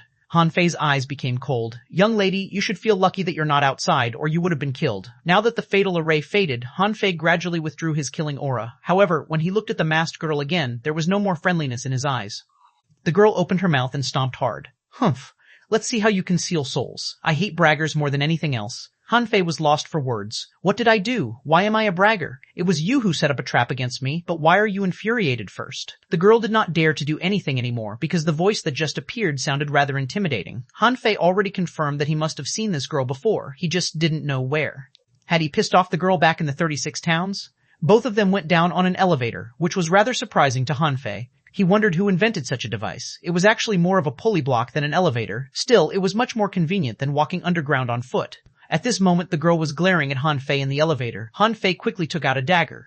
The girl was so frightened that she stepped back until her back hit the wall of the elevator. What do you want? Don't come closer. I'm an awesome refiner. Han Fei rolled his eyes at her and then looked at his reflection on the dagger. It's not like there's dirt on my face. Why are you staring at me? Are you in love with me? You'd better give it up already. I have a girlfriend, and I'm not interested in you. Puh, liar, I'm not interested in you at all. I will never fall in love with a shameless bragger like you. Not to mention that you're rude, and nothing is good about you. Han Fei was lost for words. Take it easy, sister. Nobody is competing with you. Don't stutter. Seeing that Han Fei was mocking her, the girl stomped. I didn't Damn it, I didn't stutter. Han Fei was rather amused. It seemed that he had overestimated the Scattered Stars' 4th unit after all. If they had picked a girl as silly as this one, their requirements wouldn't seem rigorous at all. As Han Fei and the masked girl gazed at each other, the elevator reached the bottom, and Han Fei instantly felt scorching air coming at his face when its door was opened. What he saw first was a dragon-shaped furnace. After he stepped out of the elevator, Han Fei looked around and found that this place could be called a second refining hall. However, unlike the refining hall, this place was a man-made underground cavern, and it was a well-constructed one. Also, there were many chambers of colorful light spreading out, which was a sign of refining work. Han Fei was welcomed by 6 people, who were all wearing masks. Their leader was rather tall and muscular. He was also holding a hammer. The 7-star badge on his waist proved his identity. What attracted Han Fei's most attention was the young man who was covered in thin frost. From his eyes, Han Fei could tell that he must be young and proud. In such a scorching cavern, the man had frost on his clothes, so Han Fei could have barely ignored him. The muscular man said, since you have chosen the 4th unit, you must be prepared. It isn't easy to join the 4th unit. There's still a chance for you to quit. Han Fei's lips curled. Why should I quit?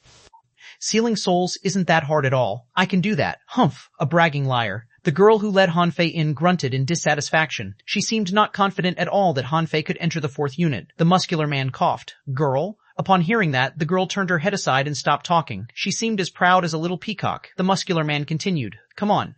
You have to craft an ultra-quality spiritual weapon in 2 hours and seal a soul in it. Han Fei asked. Right here? The muscular man nodded. Right here? Give me the materials. Chapter 631. I've already sealed them. Being a refiner would be a great disguise. This Scattered Stars 4th unit must have the best refiners on the Scattered Stars Island. As long as he passed the approval in this place, he would be able to produce ultra-quality spiritual weapons quickly and continuously. At this moment, more than 30 kinds of materials, as well as a bucket of spiritual spring, was placed before Han Fei. 7 pairs of eyes were focused on him with great interest. The girl was the only person who seemed ready to mock him. Han Fei glanced at the materials and raised his hands. Then, 16 kinds of materials were enshrouded by spiritual energy and floated up. Upon seeing that, many of the 7 people seemed disappointed. Someone spoke telepathically. It's just refining with spiritual energy. That's rather disappointing. The girl spoke telepathically. Look, what did I tell you? I said he couldn't make it, didn't I? The cold young man said telepathically. Let's just wait and see. He certainly knew what he was doing when he agreed to come here.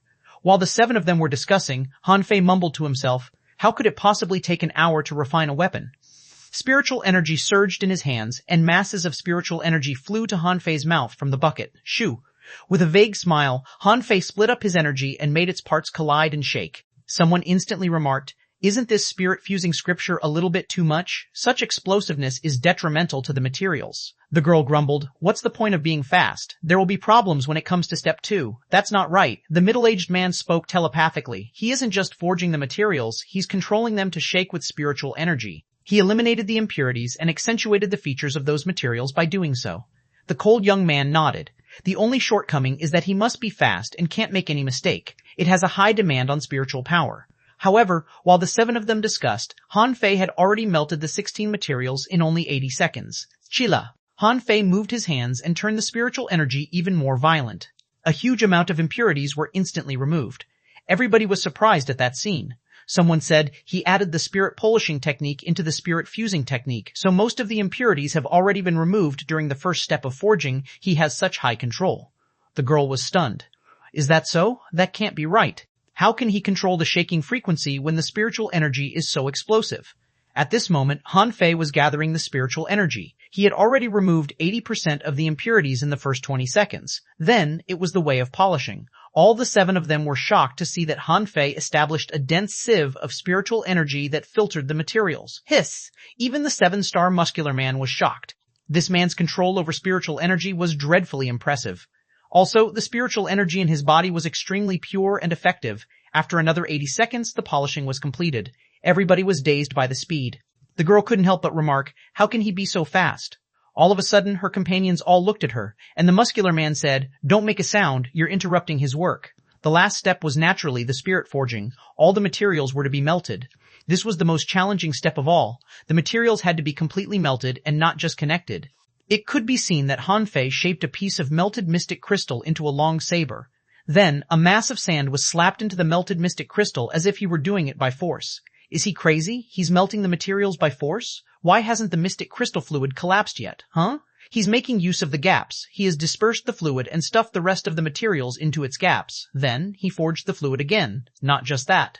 He's also stabilizing the materials with spiritual energy to prevent them from collapsing. For 16 times in a row, Han Fei repeated his technique according to the spirit forging scripture. After all the materials were forged, the spiritual energy was set ablaze. The muscular man said telepathically, "As I expected, this step is the key." Without this step, his technique would have squeezed out the spiritual energy in the weapon, and it would have ended up as a high-quality spiritual weapon at best. But this is different. He has burnt up the spiritual energy, which strengthens the weapon and gives him another chance to forge the weapon. As the spiritual energy was burnt and squeezed, a long saber revealed itself before everybody. An ultra-quality spiritual weapon had been forged. With a smile, Han Fei grabbed the handle of the saber.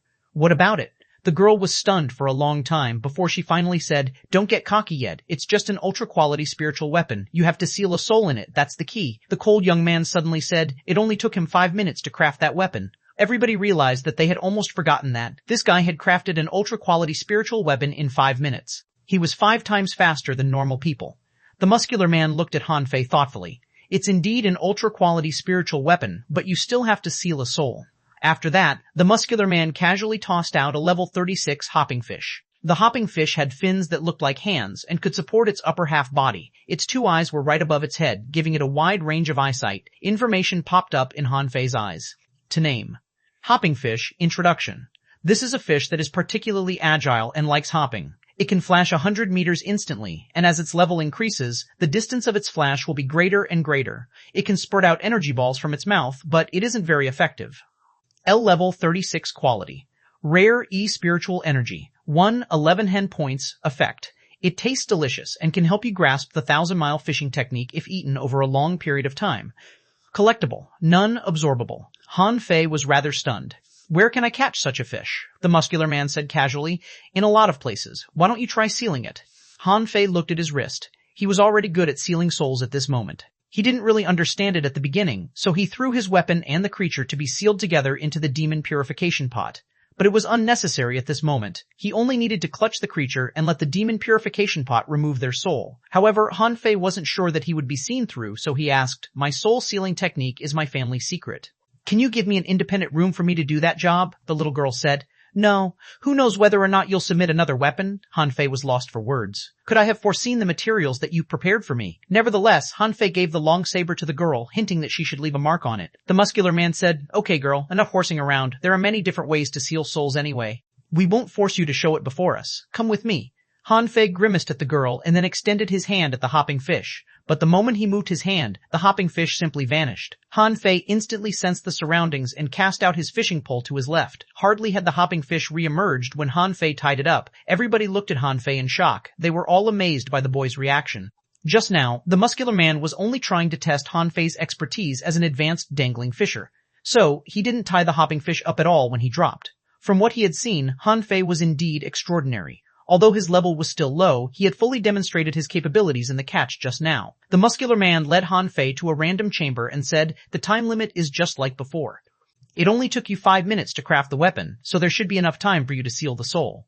Holding the hopping fish, Han Fei went straight into the chamber. The other people waited outside. Someone said, "If he gets into the 4th unit, he will probably be the first advanced dangling fisher to be admitted by the Scattered Stars 7 units in all these years, won't he?" Someone else smiled. Few advanced dangling fishers ever got 3 stars in the first place. The fact that he got 3 stars already shows that he's extraordinary. I don't think it will be a problem for him to seal souls, except that it may take a while longer, so he was reluctant to show it to us. The cold young man shook his head. "That's not necessarily true," the girl said angrily. "Not necessarily true. It's absolutely not true. Let me tell you, he bought my quick guide for new refiners only a month ago." The girl quickly covered her mouth, realizing that she had divulged something she shouldn't have. The muscular man shot her a look. "No, wait a moment. What did you say?" Right when everybody stared at the girl, the door was suddenly opened and Han Fei already came out. Seeing that everybody was staring at the girl, Han Fei asked weirdly, "Is there something wrong with her?" The girl snapped, "Didn't we ask you to seal the soul? Why are you here? Don't try to reapply to the 2nd unit. You've missed your chance." Han Fei was lost for words. I've already sealed the creature. Why else would I come out? Everyone? Everyone? Chapter 632, 4 stars. The girl was too shocked to move. Wait a moment, what did you say? You've already sealed it? How did you do it? Where is your saber? The other people were shocked too. We haven't finished discussing yet you were done sealing the soul? Seeing that everybody was staring at him, Han Fei extended his hand and a saber appeared. The girl was shocked. Wait a moment, you have claimed the weapon for yourself? Han Fei smiled casually. I'll be admitted sooner or later. An ultra-quality spiritual weapon seems like an appropriate congratulation gift to me, doesn't it? Indeed it does. The girl was completely stupefied. 1 month? It took this guy only 1 month to become a 3-star refiner? How could it be so fast? He just bought the books on refining a month earlier. Was this man really a once-in-100 years genius in refining? Most importantly, didn't it mean that she would only be the 3rd most talented refiner in the future? The girl instantly stomped. No, I have to become a 4-star refiner faster than he does. That's right, I must be faster than him. The 7-star muscular man took off his mask. Han Fei had passed the test no matter how, and it meant that he was already a member of the 4th unit. Next, the other people revealed their faces too, except the girl, who covered her face even more tightly with the mask. Cough, cough. Girl, take off the mask. No, I won't. Han Fei will be a member of the 4th unit in the future. You'll have to take off your mask sooner or later, won't you? No, I won't. I'll keep wearing the mask forever. Han Fei was instantly lost for words. He couldn't keep up with the girl's line of thinking. Did she want to meet him under a mask all the time?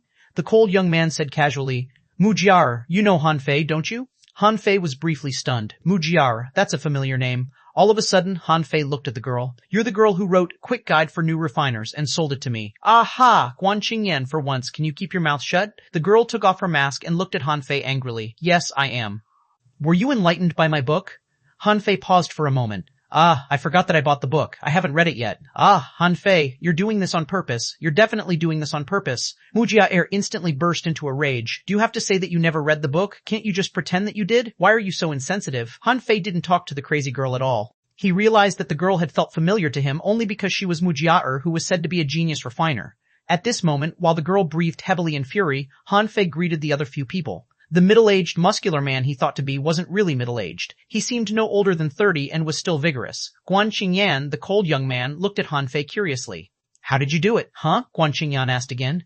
You sealed a creature in only 20 seconds. How did you do it? Han Fei had already thought of an excuse. He said, It's simple. I only needed to stick my saber to its head and propose 2 scenarios to it. Firstly, it will die if it doesn't turn into a weapon spirit. Secondly, it can be immortalized if it turns into a weapon spirit. What do you think it would choose? That's impossible. How can you do that? How can it be so simple? Everybody was stunned for a moment, wondering if Han Fei was bragging. If it were simple as that, couldn't all refiners seal souls? Mujiaer scoffed. You liar, you liar. Guan Qingyan, deep in thought, asked in confusion. How do you communicate with sea creatures? Do you have a secret technique of communication? Suddenly, Guan Qingyan seemed shocked. Do you have a secret technique of communication that's been passed on in your family? Han Fei himself was stunned. This young man was really creative. The reason he came up with was even better than the one Han Fei was about to say. Han Fei was going to say that he could bewilder sea creatures with arrays and let them make the wrong choice. However, this young man had come up with a much better alternative. That's right. The secret technique of communication. Unfortunately, I've only inherited half of the secret technique. I can talk to the creatures, but I can't understand them. Legend has it that my ancestors can understand any creatures. That must have been awesome. Guan Qingyan said solemnly, Were your ancestors an ancient family of refining from the 1,000-star city? Not exactly. My family has lost all its splendor, and my father even relocated to a village. It's not an ancient family at all. However, the bloodline is something intriguing. I'm told that my special ability often skipped generations. I didn't realize that I had such an ability until several months ago. While talking, Han Fei laid his hand on Guan Qingyan's shoulder. Right, that's my secret.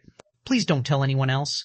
All the others were stunned, including the 7-star specialist who couldn't help but ask, Is there such a bloodline? Mujiaer said angrily, That's impossible. I've read all the history and anecdotes on refining, but never have I seen such an unbelievable bloodline. Uncle Beihuo, don't be tricked by him. Han Fei shook his head with a smile. How can you possibly know all the history of refining which has developed for more than 10,000 years? Not to mention that many things were already lost in history and weren't passed on at all. How can you know them? On the other hand, didn't you say that you became a 3-star refiner in only half a year? Did you have the time to read so many books? Blushing, Mujiaer bashed her chest and stomped. I only spent half a year on that. All the time I spent earlier was used to fully understand all the knowledge. Han Fei mimicked her tone. Why, you don't know that every living creature can talk and think? You honestly believe that they're brainless? Don't underestimate other creatures, Mujiaer said angrily. You're saying that I have a stammer again. Han Fei opened his hands. Did I? That's clearly your implication. Han Fei shrugged. That's just your understanding. It has nothing to do with me. Mujiar pointed at Han Fei. You, Han Fei stuck out his tongue. Don't be anxious, or you might start saying, why ye you again? Ah, Uncle Bei Huo, he's being mean to me. Han Fei, why? The middle-aged muscular man shook his head helplessly and said, bloodline power is something that can't be verified. However, the Scattered Stars 7 units only recruits heavenly talents, and Han Fei has proven his talent in refining with his seamless work. Clap, clap, this Uncle Bei Huo clapped his hands and said, everybody, time to meet your new colleague. After Bei Huo's roar, some 10 people walked out of the 100 chambers. Yes, although there were so many chambers that illuminated the underground cavern, only about 10 people came out. Someone smiled. A new member. What a surprise. Boss Bei Huo, is the newcomer good? Someone welcomed him. It's been a long time since we welcomed anyone. Hello, my name is Gunan. A girl whose arms were naked said, hey, an advanced dangling fisher. He must be as good as Jair and Qingyan. Someone nodded. He's so young. Has an unparalleled heavenly talent come to the 4th unit? Those people greeted Han Fei and introduced themselves while they gathered around. 2 of them were girls. One of them was voluptuous and mature, and the other was rather plain-looking. The mature woman asked, little brother, do you mind dating someone older than you? Han Fei instantly began to sweat. Is this how you usually greet each other? Who can possibly deal with that? Mujiar said with her cheeks puffed out, Sister Qingqing, don't be deceived by what he looks like. Xia Qingqing giggled. Oh, Jiar, are you interested in him? Fine, I won't compete with you.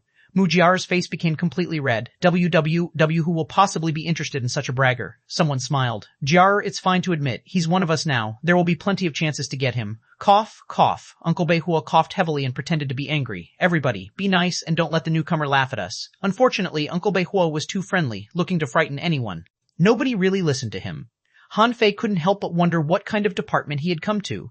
Bei Huo said, well, Han Fei, as you have seen, the 4th unit actually has a lot of members, but everybody is free, so not many of them are here at present. Let's introduce you to them. 5 of the strangers went back to business after their self-introduction, and the other people, who were more socially active, were still around Han Fei. Xia Qingqing asked, Boss, did you forget to change his badge? Bei Huo was briefly stunned. You're right, I almost forgot that. Bei Huo picked up his badge and spoke to it. A new member named Han Fei has joined the 4th unit. He's a 3-star advanced dangling fisher at this moment. I request to add stars for him. Han Fei was shocked. It's that simple? Xia Qing said gloomily. Simple? You're probably the first to feel that way. Not everybody can be admitted by the 4th unit, and 1 additional star is a little reward for being able to seal souls. Look at Jiar. She came 6 months earlier than you did, and she already has 5 stars. You have the fewest stars in the 4th unit, even with the additional star. Hearing that, Mujiar's eyes glittered. That's right, you have the fewest stars. So, you're my junior brother. Han Fei was lost for words. Wait a moment, where's that from? I think we're colleagues at most, aren't we? You're exactly my junior brother. You are the newest and have the fewest stars. I won't listen to you. I won't listen to you. I won't listen to you. I won't listen to you. Han Fei, Chapter 633, Cao Chu's Relocation. Han Fei watched 1 star being added to his badge. Remembering that the Scattered Stars Island had everybody's file, he instantly felt that this place was truly strictly managed. Han Fei knew the requirements for 4 stars. 300,000 points was just a basic prerequisite. One would also have to win 5 defensive battles to get 4 stars. On the surface, it didn't look very difficult, but on second thought, it wasn't easy to get 300,000 points at all. Theoretically speaking, scavengers like Yu Ling Yun could only earn 1,000 points a day even when they were very lucky, and their harvest was 500 points on average. After all, they had too many competitors on the beach. An income of 500 points per day meant that it would take 600 days to earn 300,000 points, which was almost 2 years. Counting the salaries and bonuses, it couldn't even be shortened to less than 1 year. That was on the premise that the points weren't spent on weapons and techniques, and that one didn't spend any time on training. It would take a regular person at least a year to get 300,000 points on the Scattered Stars Island even if they worked hard. Han Fei, on the other hand, had already obtained 4 stars by passing the test of the Scattered Stars 4th unit. It was truly an amazing speed. At this moment, Guan Qingyan extended his hand. Stay in touch. Han Fei realized that this iceberg-like young man couldn't be simple. After all, he was one of the 2 well-known geniuses in refining. Han Fei found Mujiar rather pestering, and this Guan Qingyan, being nonchalant and reticent, would be a better partner to communicate with on refining. But after Han Fei and Guan Qingyan exchanged contact information, Mujiar turned her head around and extended her hand to Han Fei's chest without looking at him. Han Fei asked, "What are you doing?"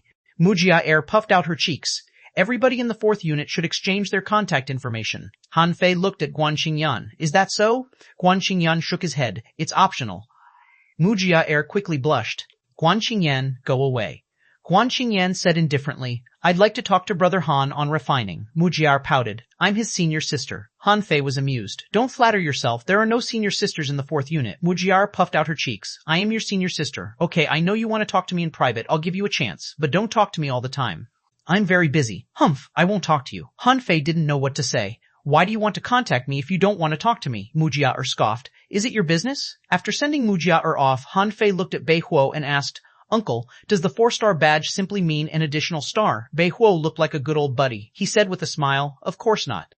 The contract range of a 4-star badge is 200 kilometers, and that of a 5-star badge is 500 kilometers.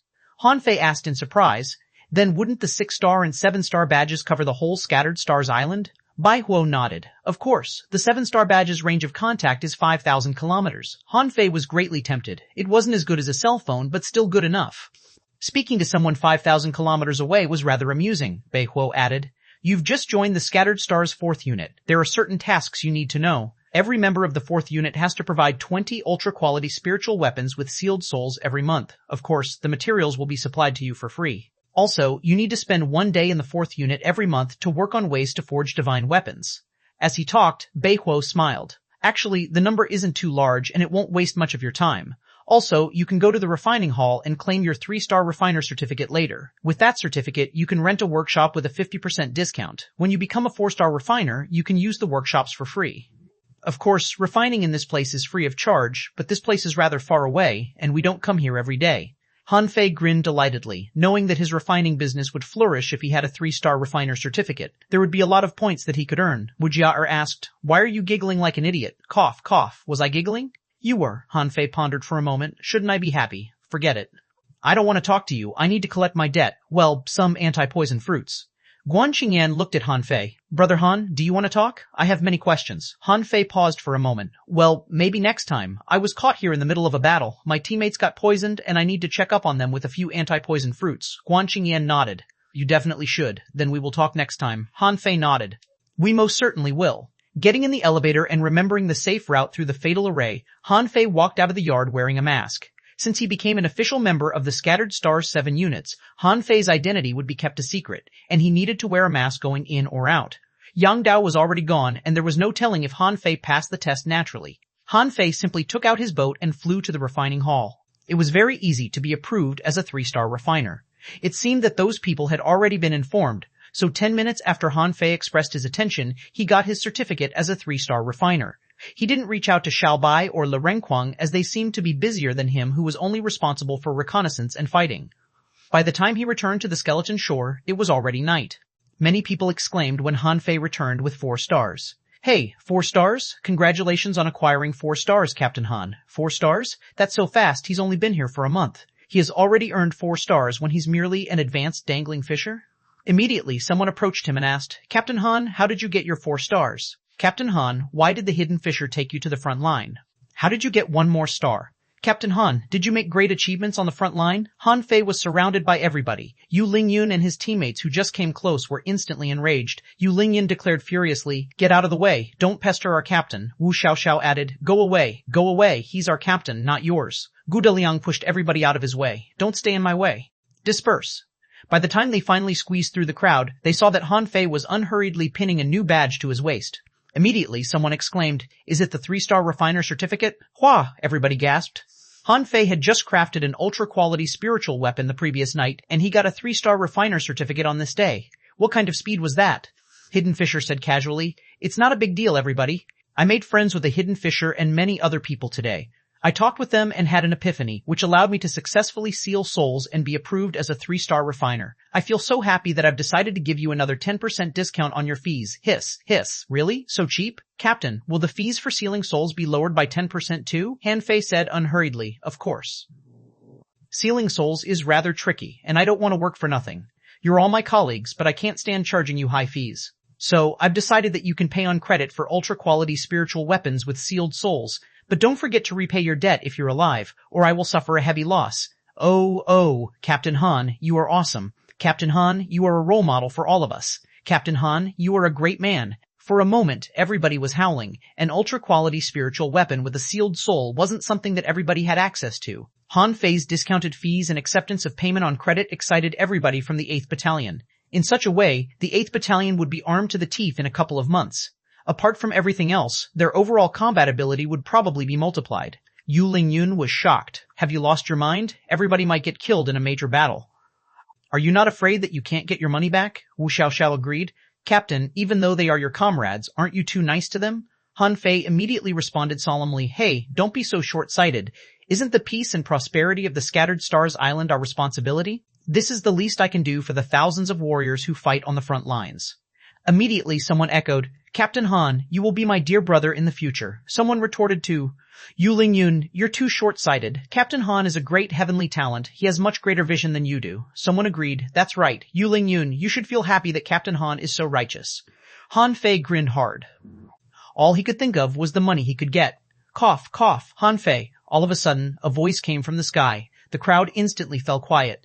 Han Fei looked back, only to see Yang Dao, Zhang Han, and Cao Chu landing from the sky. Han Fei was dumbfounded. What's happening? Yang Dao casually glanced at Han Fei and said, Everybody, assemble. The 1-, 2-, and 3-star soldiers of the 8th Battalion, upon seeing a 7-star big shot, established a formation and stood up straightly. Yu Lingyun and the others quickly stood behind Han Fei, who was still dumbfounded. Yang Dao said indifferently, From today on, Zhang Han will no longer be the commander of the 8th Battalion, which will be directed by 2 deputy commanders, namely Han Fei, the former captain of the 37th Squad, and Cao Chu, who's standing right next to me. Han Fei? Everybody in the 8th Battalion looked at each other in bewilderment. Could this really work?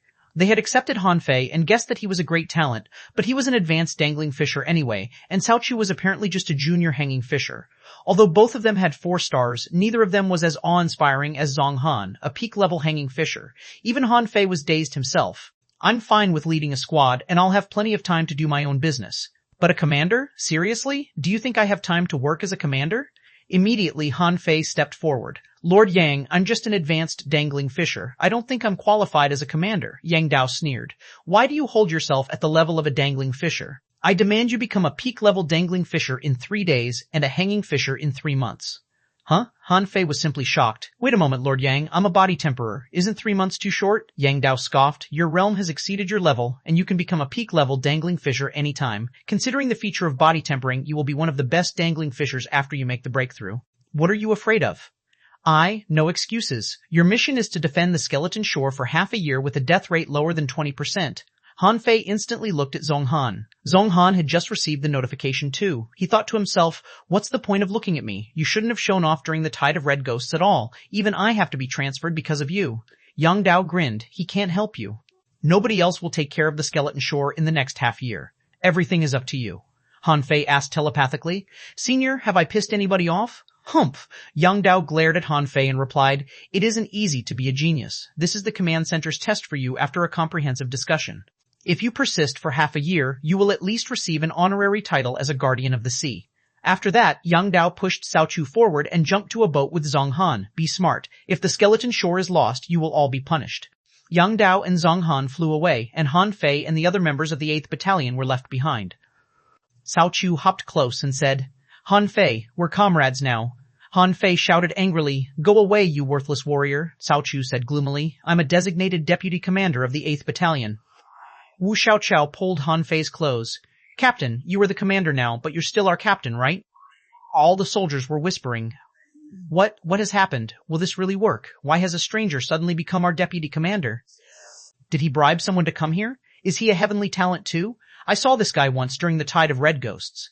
Everybody was scared of Zhang Han, but not Han Fei, although they had trouble changing the way they'd address them. Those captains, in particular, were on par with Han Fei at the beginning, but they were now 1 rank lower than him. They were more or less reluctant to give in.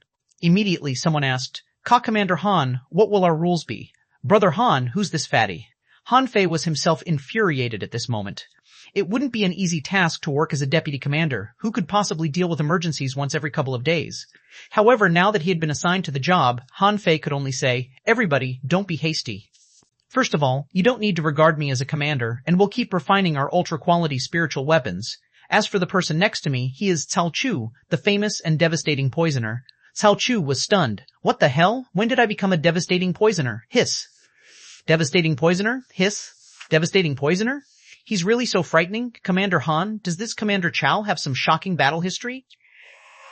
Speaking of battle history, this man has once destroyed a 300-kilometer tide of crabs with 1 drop of the Poison King. He also shocked the 7 greatest sects of the Thousand-Star City with his own poison and crushed many major families. Hiss, so good? He sounds rather impressive. No, this guy carries poisons. We should keep a distance from him. I, for one, think that Han Fei is more approachable. Tao Chu was completely stupefied. When did I shock the 7 greatest sects and crush the heavenly talents of major families with my poison? However, it truly felt great to see how awed those people were. Immediately, Cao Chu smiled in delight. He had to say that Han Fei was a better bragger than he was. Even he almost believed what Han Fei said. Han Fei smiled at everybody and said, "You go back and do your usual jobs. Commander Cao and I have to discuss the future of the 8th Battalion. We'll come up with a plan for the next half year tomorrow morning. Please wait for it." After that, Han Fei dragged Cao Chu to the wood, and Wu Xiaoxiao shouted behind him, "Captain, where are you going?" Han Fei said without looking back. "We have something important to discuss. You are dismissed." A moment later, Cao Chu breathed hard and asked, "What's up? Any thoughts? I do like being known as the devastating poisoner." Han Fei was lost for words. "I'm sure you do. Sit down." Han Fei and Cao Chu sat on the ground face to face, and Han Fei asked, "Let me ask you, why have you come to the 8th Battalion? Did you bring the hidden fisher here?" Cao Chu snorted. "Of course not. I simply requested to be transferred to your place. We will make one hell of a team," Han Fei said gloomily. "One hell of a team? Tell me why you're on the Scattered Stars Island in the first place. Did anyone else come with you?" "Where are they?" Cao Chu grinned. "You want to ask about Sun Mu and his lot, right? Don't worry. Even though we're from renowned families in the Thousand-Star City, we have to abide by the rules here too. They won't have time to come to you for trouble until they get 5 stars. "Why?" Cao Chu exclaimed. "You don't know? What am I supposed to know? That we won't really be free until we get 5 stars, Han Fei said casually. "I know that. You're qualified to set sail when you have 5 stars, and if you have 6, you can set sail on your own as a slaughterer. I know this common knowledge." Han Fei was quite upset. He had planned to keep a low profile for half a year while he gradually turned into a hanging fisher. Then, he could rise to fame as a refiner too. However, he had been promoted as a commander beyond his expectation, which didn't feel right at all. As the saying went, the wind always destroys the tallest tree in a wood first. He couldn't be as free-willed on the Scattered Stars Island, which was full of experts, as he was back in the fisheries. Han Fei asked, "You people from the Thousand-Star City didn't bring any servants to this place?" Cao Chu chuckled. "No, don't worry. Let me tell you, it doesn't matter even if you kill them in the unknown place." Naturally, Han Fei wasn't convinced because Cao Chu was too obsessed with killing Sun Mu and his lot and might be just trying to trick him. Cao Chu patted Han Fei's arm. "Don't doubt me. Even if the families from the Thousand-Star City want to meddle in the unknown place, they have to ask Shen Chi, the highest commander of the Scattered Stars Island, first." Han Fei was briefly stunned. "The highest commander of this place doesn't need to show respect to the Thousand-Star City?" Cao Chu smiled. "Of course not. While the families from the Thousand-Star City have a complicated influence here, believe me, they can't really boss anyone around. In particular, nobody will know if you kill someone on the sea in the future. They'll have to pass Shen Chi even if they want to investigate." As he spoke, Cao Chu leaned closer to Han Fei. "It's said that someone else is above Shen Chi who ensures the safety of this place, or nobody would be able to resist the real great demons." Han Fei's eyelids cramped. Wasn't Shen Chi already the highest commander? Was there someone else above him? Who could that be? However, he needn't worry about that yet until he had a dozen stars. What Han Fei worried about most was his responsibilities as a commander. He didn't have the time to manage a battalion. Actually, he would have resigned as the captain if he could. Another thing that worried him was Sun Mu and other troublemakers. It was impossible that the major families of the Thousand-Star City didn't have any connections here. He only wished that they wouldn't come so fast. It wasn't the best time to declare war on those people yet. "Are you sure that Sun Mu and the others don't have time to disturb us?" Cao Chu nodded. "Positive." Han Fei suddenly asked, "Did Tonga come?" Cao Chu was briefly stunned. "Probably. He should have come, but I didn't see him in my group." "Why do you ask about him?" "Never mind. Tonga is a worthy opponent." Cao Chu, Chapter 635, Going on the Wrong Path, Since Day 1.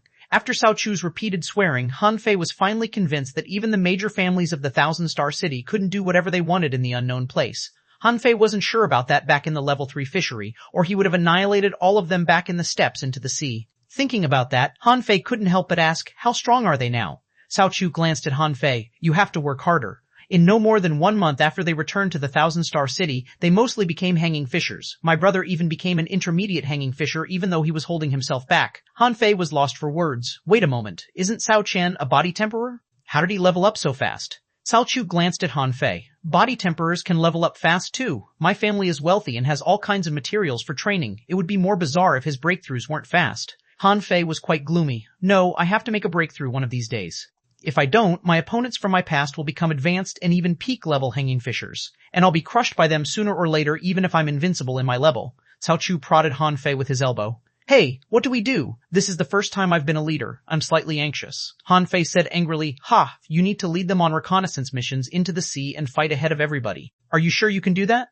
Well, Cao Chu's face was instantly stiffened. He asked in shock, I'm the deputy commander of the 8th Battalion. Do I have to go scouting myself? Han Fei sneered. How else do you think you can win their support? Even if you have the Poison King, you have to show its power to everybody first. Cao Chu instantly became frustrated. I can't. I used half of my Poison King when I got too excited. I only have about 20 caddies left as well as some poisonous smoke. It will be used up in a couple of days. Han Fei poked Cao Chu and said, So, our first step should be to make money. Cao Chu was stunned. Why? I have plenty of money. I took 50 million high-quality pearls with me when I left home. If my sister hadn't forbidden me, I would have taken several billion. Han Fei didn't know what to say. After all the trouble he went through, including the dragon boat robberies and the casino operations, he only earned 15 million high-quality pearls. After giving 1 million to each of his old teammates, he only had 10 million left. That was just a tiny proportion compared to the allowance of a major family. Han Fei licked his lips. I wish I could rob a major family someday. What did you say? Han Fei was back to himself. Oh, I mean you're too stupid not to use your money. At this moment you should buy anti-poison fruits and then thousands of kinds of poisons. Then you can create a poison god and awe everybody. Cao Chu thought for a moment. That makes sense. So should we go shopping tomorrow? Han Fei shook his head. You can go shopping first, but the best anti-poison fruits cannot be purchased with money. I've already checked it out. There are the best anti-poison fruits in the logistics division. But they're too expensive. Do you know how much each of them costs? Cao Chu asked innocently. How much? Han Fei extended 8 fingers. I've already checked it out. The best anti-poison fruit is worth 800 million points, and high-quality pearls aren't a currency in the logistics division. How many points do you have? Stunned, Cao Chu looked at his badge. 50,000. I got them just now. Han Fei quickly checked his own badge, only to see 176,502 points on it. 50,000 more than he had in the morning. Han Fei was rendered speechless. Why are your points so even? Cao Chu shrugged. I've never fought before, so I don't have any point income. Han Fei only wanted to cover his head. Yang Dao, why did you send such a worthless fighter to be another deputy commander? Wouldn't it have been great if I were the commander alone? Han Fei heaved a sigh. Forget it. You can buy anti-poison fruits and poisons tomorrow. It will be great if you can develop a batch of Poison God. Then, I'll take you, and you'll take the Poison King. Let's beat the shit out of those sea demons. Cao Chu was amused. I'm okay with that, however, what will you do tomorrow? Didn't we say that we were going to discuss a plan for the next 6 months? Han Fei chuckled. What plan? We can only wing it tomorrow morning. You can't lead squads, and I can't lead all of them on my own. What can I do? I can only refine ultra-quality spiritual weapons for them to improve their abilities in fighting and survival, right? Cao Chu seemed impressed. I just overheard that you're making ultra-quality spiritual weapons for them, and you accept installments. That will be a huge encouragement. Han Fei snorted and said to himself, You haven't the faintest idea how profitable the business is. On the second day, everybody was gathered, even though they were all deeply suspicious about whether or not Han Fei and Cao Chu could be good leaders. However, Han Fei and Cao Chu had been named deputy commanders and both of them had 4 stars. Their status was higher than regular soldiers, so their instructions must be obeyed. At this moment, Han Fei stood before everybody solemnly. Last night, Deputy Commander Cao and I thought hard for the whole night. We devised dozens of plans and then disapproved them. Cao Chu tilted his head and looked at Han Fei. Did we? Didn't we go to have hot pot after only a brief chit-chat? Han Fei said solemnly. After much deliberation, we realized that no plans could ever include all possible variables. So, I want to ask you a few questions. Please answer them promptly. Can any of you tell me why you are at the skeleton shore? What's the purpose of your duty here? Han Fei looked around and said, Yu Lingyun, you'll take this one. Yu Lingyun stood straight and replied, We're at the skeleton shore because we were sent here. Our duty here is to defend against the sea demons. Han Fei instantly remarked with heartfelt anger, Wrong. Yu Lingyun's answer is a typical wrong answer. That's the opposite of the correct answer. Remember that. Yu Lingyun was lost for words. How could it be the opposite of the correct answer? She couldn't help but ask, What's wrong? Han Fei said. Let me ask you again. Why are you on the Scattered Stars Island? Yu Lingyun replied without thinking, I was sent here when I grew strong enough. Han Fei looked at the others. Is your answer the same? That's right. Weren't we all sent here by someone else? There's nothing wrong with that answer.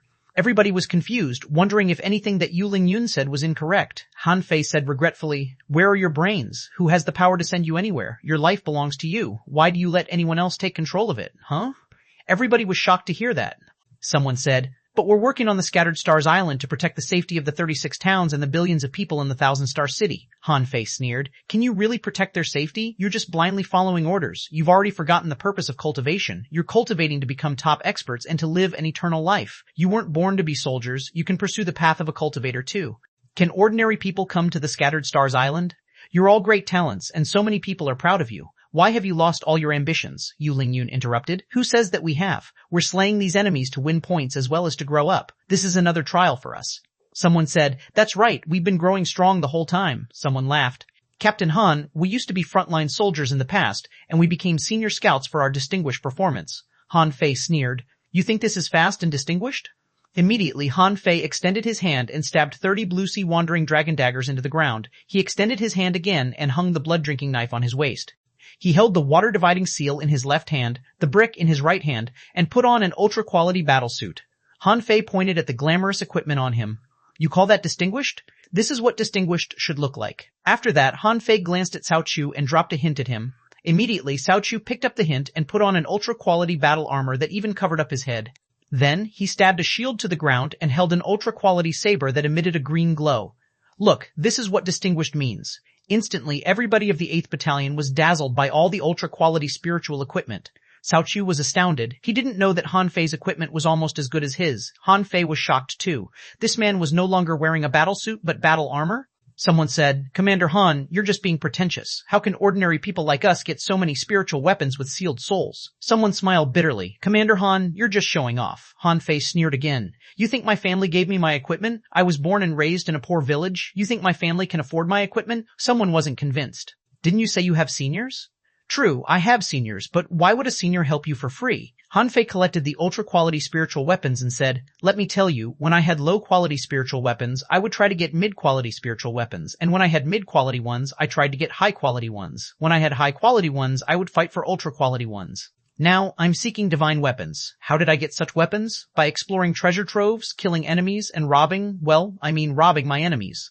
Han Fei said solemnly, I've earned all my equipment by myself. You have a 3-star refiner right here. Don't you think you should each get an ultra-quality spiritual weapon? After you have the first ultra-quality spiritual weapon, you should try to get a second. When you have weapons, you should get clothes, shoes, helmets, etc.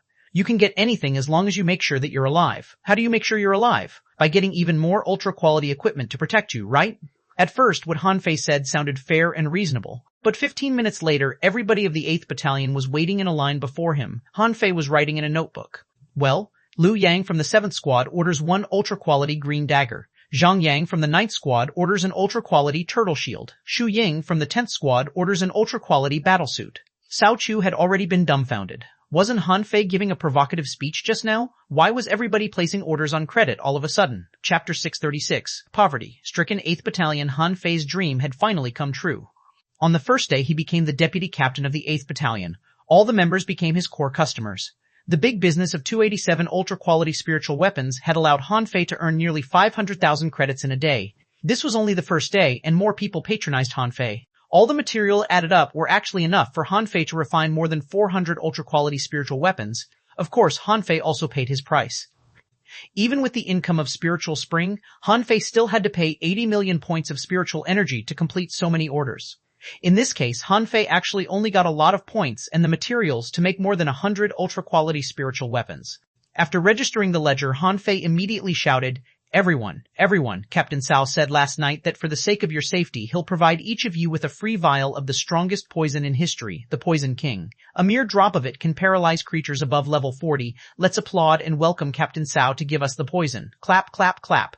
In an instant, there was thunderous applause. Someone grinned. Captain Cao is awesome, someone sighed. How strong the poison is to be able to repel the heavenly talents from the 1,000-star city. Someone smiled. Great, we'll have another ace up our sleeve. Captain Cao is great. Cao Chu was stunned and then sent a voice message to Han Fei. When did I say that? Han Fei responded. You are new here. I'm afraid you may not be able to convince our team members. I did this for your own good. After giving them the Poison King, you tell them that you've run out of money and need to make and sell poison to make money. Then you won't have to go to the battlefield. His words seemed to make sense, but for some reason, Cao Chu felt he was swindled. Yes, Cao Chu felt that he was swindled. Han Fei sold him out and made a lot of money for himself. He was such a jerk. For 7 days in a row, Han Fei gave the entire 8th Battalion to Cao Chu, saying that he was going to find someone to help refine these ultra-quality spiritual weapons. And Cao Chu was too lazy to go to sea. He boasted that he had exhausted his Poison King resources and needed to invent a poison god, which would be able to destroy all demons on the skeleton shore. So both of them slipped away on the first day they officially started their new jobs, leaving the members of the 8th Battalion at a loss for what to do.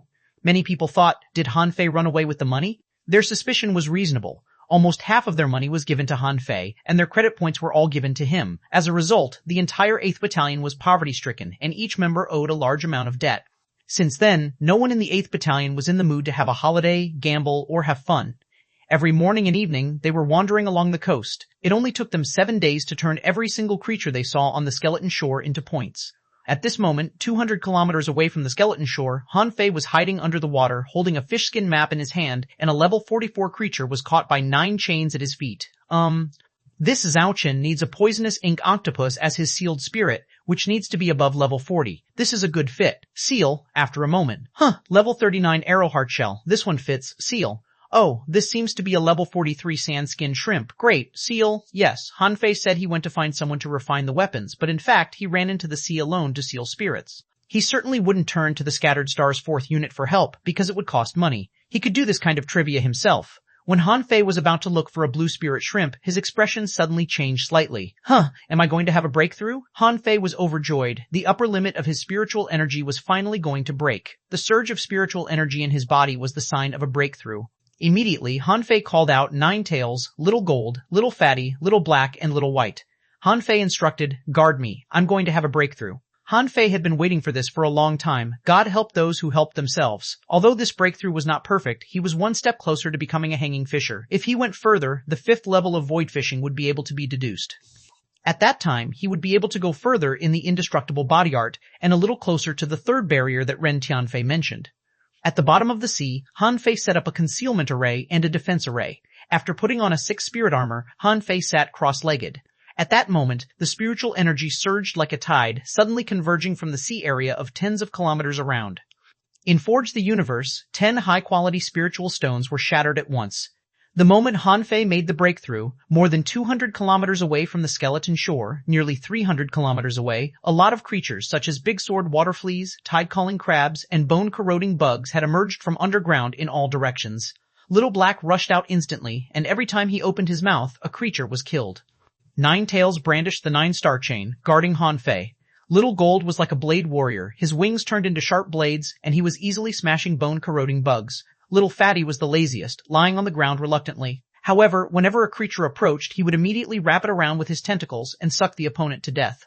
With 3 legendary creatures and a mysterious creature, Little Black, he was almost invincible in the offshore waters. Han Fei chose to make a breakthrough in the sea. Most people wouldn't do so because once the spiritual energy gathered, it would inevitably attract a large number of marine creatures. At the moment, half an hour after Han Fei chose to make the breakthrough, a fishing boat passed by in the sky. On the fishing boat, the members of the 12th Squad of the 8th Battalion looked at each other in confusion. The Captain Liang Chu looked puzzled. There is someone making a breakthrough at the bottom of the sea. However, my perception seems to be blocked, and there seems to be an array to protect them. A team member was surprised. Only sea monsters will choose to make a breakthrough in the sea. Someone pointed to the surface of the sea and said, "Look, the creature below seems to be extremely strong. The remains of sea creatures are littering the whole area. There seems to be some fierce fighting underneath." A team member suddenly exclaimed, "Look, a 3-headed shark." It was actually strangled by the underwater creature. Everyone's faces turned pale. The 3-headed shark was a very strong and rare creature and was at least level 45. Not only the 3-headed shark, but there were also turtle conch, arrow heart shells, snake pattern fish, blazing firefish, and so on. Liang Chu yelled, "Let's go back to report this. Captain, but Captain Han and Captain Cao are not here." Liang Chu frowned. Han Fei should have gone to refine the weapons.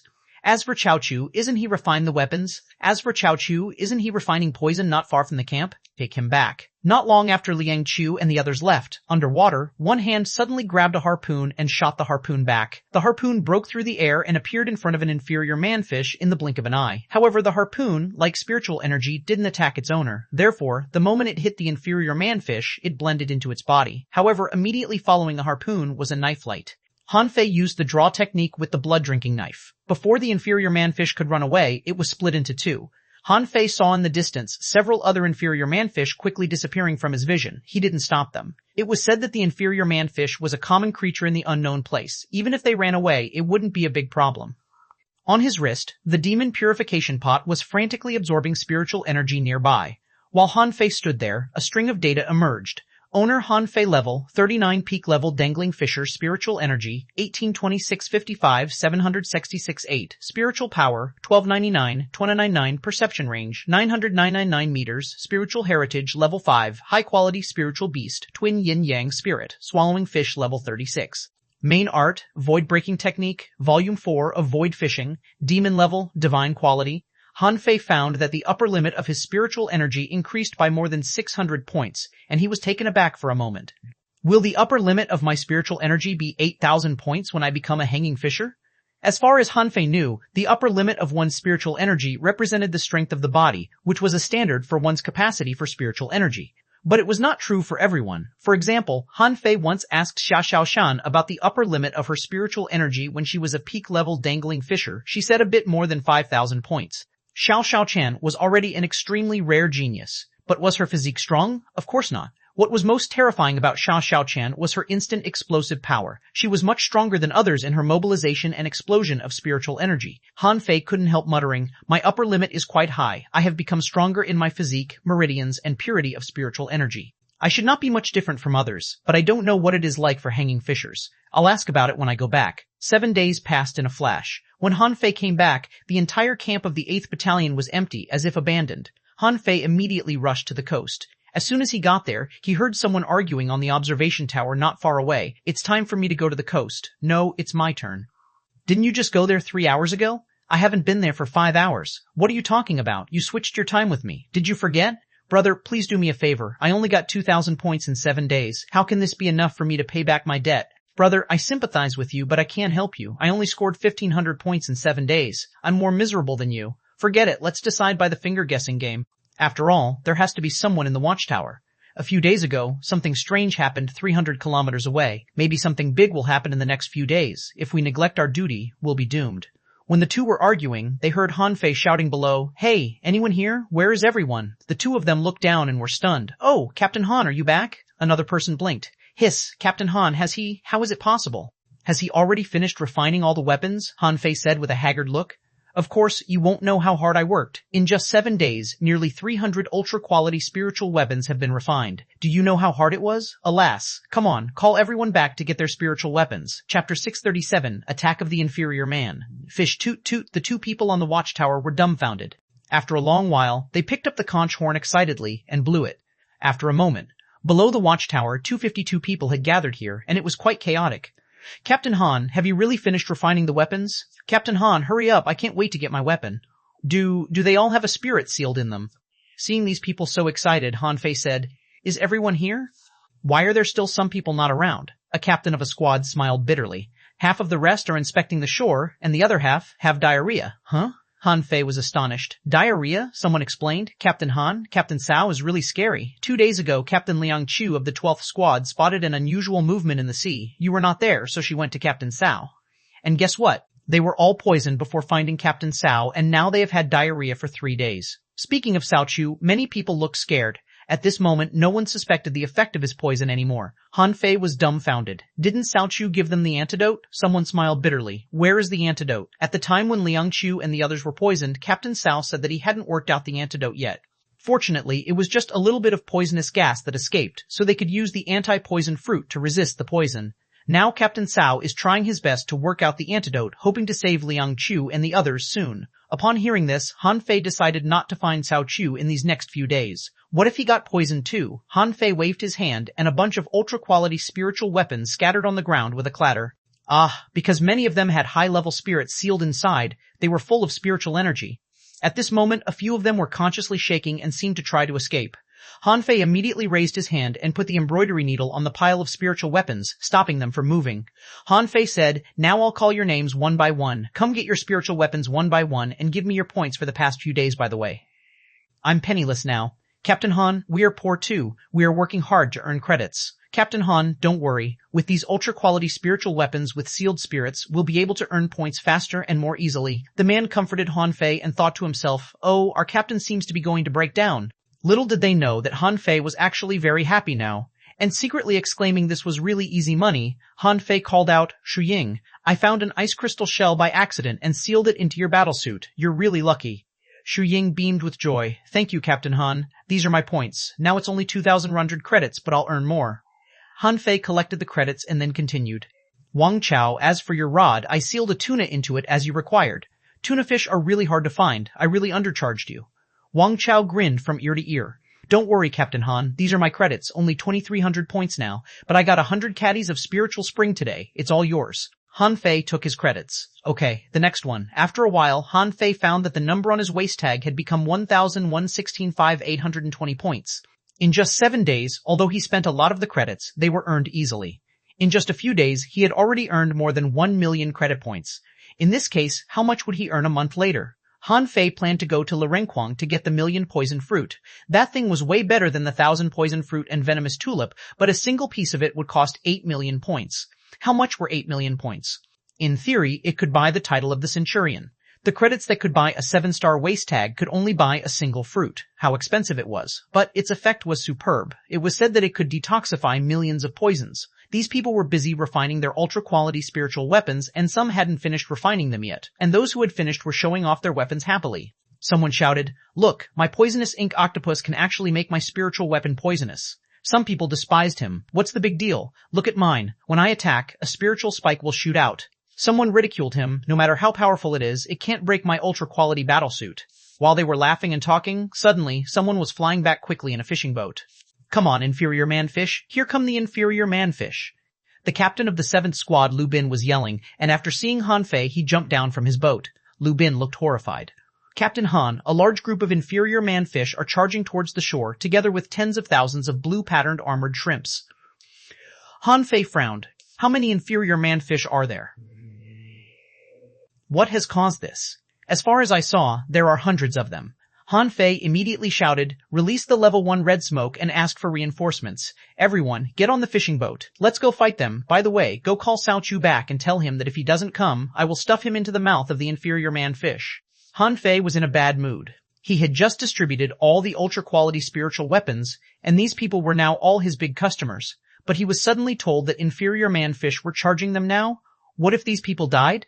On the fishing boats, Han Fei said to the others via voice transmission, "Only fight in the sky. Armorists, protect your teammates. Everyone, remember to use the Poison King in your hands. Don't save it. Remember, stay alive." Then Han Fei rushed out first. He had a wider range of perception. If they were only ordinary inferior manfish, he would simply poison them to death. Yu Lingyun chased after him. "Captain, why are you running so fast alone?" Wu Xiaoxiao added. "Captain, we are a team. I'll go explore the way. Stay in the back. Keep safe." The fishing boat drove 150 kilometers away in an instant, and Han Fei found a large stretch of blue and white striped crabs. Over these big crabs, several inferior manfish looked up at the sky, and some inferior manfish darted at him with the harpoon in their hands. Han Fei sneered.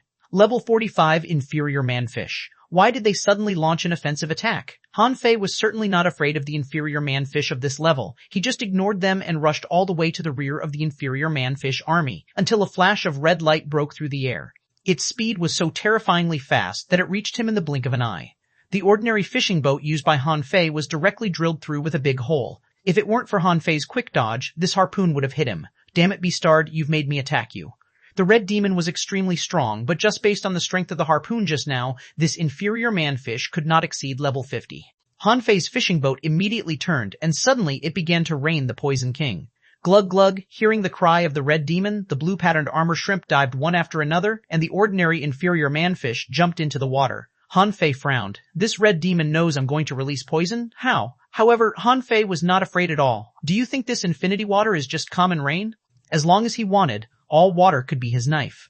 Han Fei leaped down the fishing boat and plunged into the sea. At the moment Han Fei entered the water, the seawater turned into knives, stretching 100 meters wide. And 7 or 8 harpoons shot at him. However, with the ultra-quality battlesuit and 6 spirit armor, Han Fei ignored these attacks and swam wildly in the water. However, within a mere 3 minutes, the red demon was only 100 meters away from Han Fei. While tentatively attacking the infinity water, it stared ferociously at Han Fei. Han Fei sneered. "Come if you have the guts. If you don't come, I'll wipe out your army first." Through the infinity water, the Poison King had covered many blue-patterned armored shrimps. Although the carapace of this kind of shrimp was particularly hard, the poison could corrode their flesh from inside. In just a few seconds, hundreds of blue-patterned armored shrimps had been poisoned, but none of the inferior manfish were poisoned. As ordered by the red demon, they all stayed far away from Han Fei. Han Fei was stunned. "Am I a monster?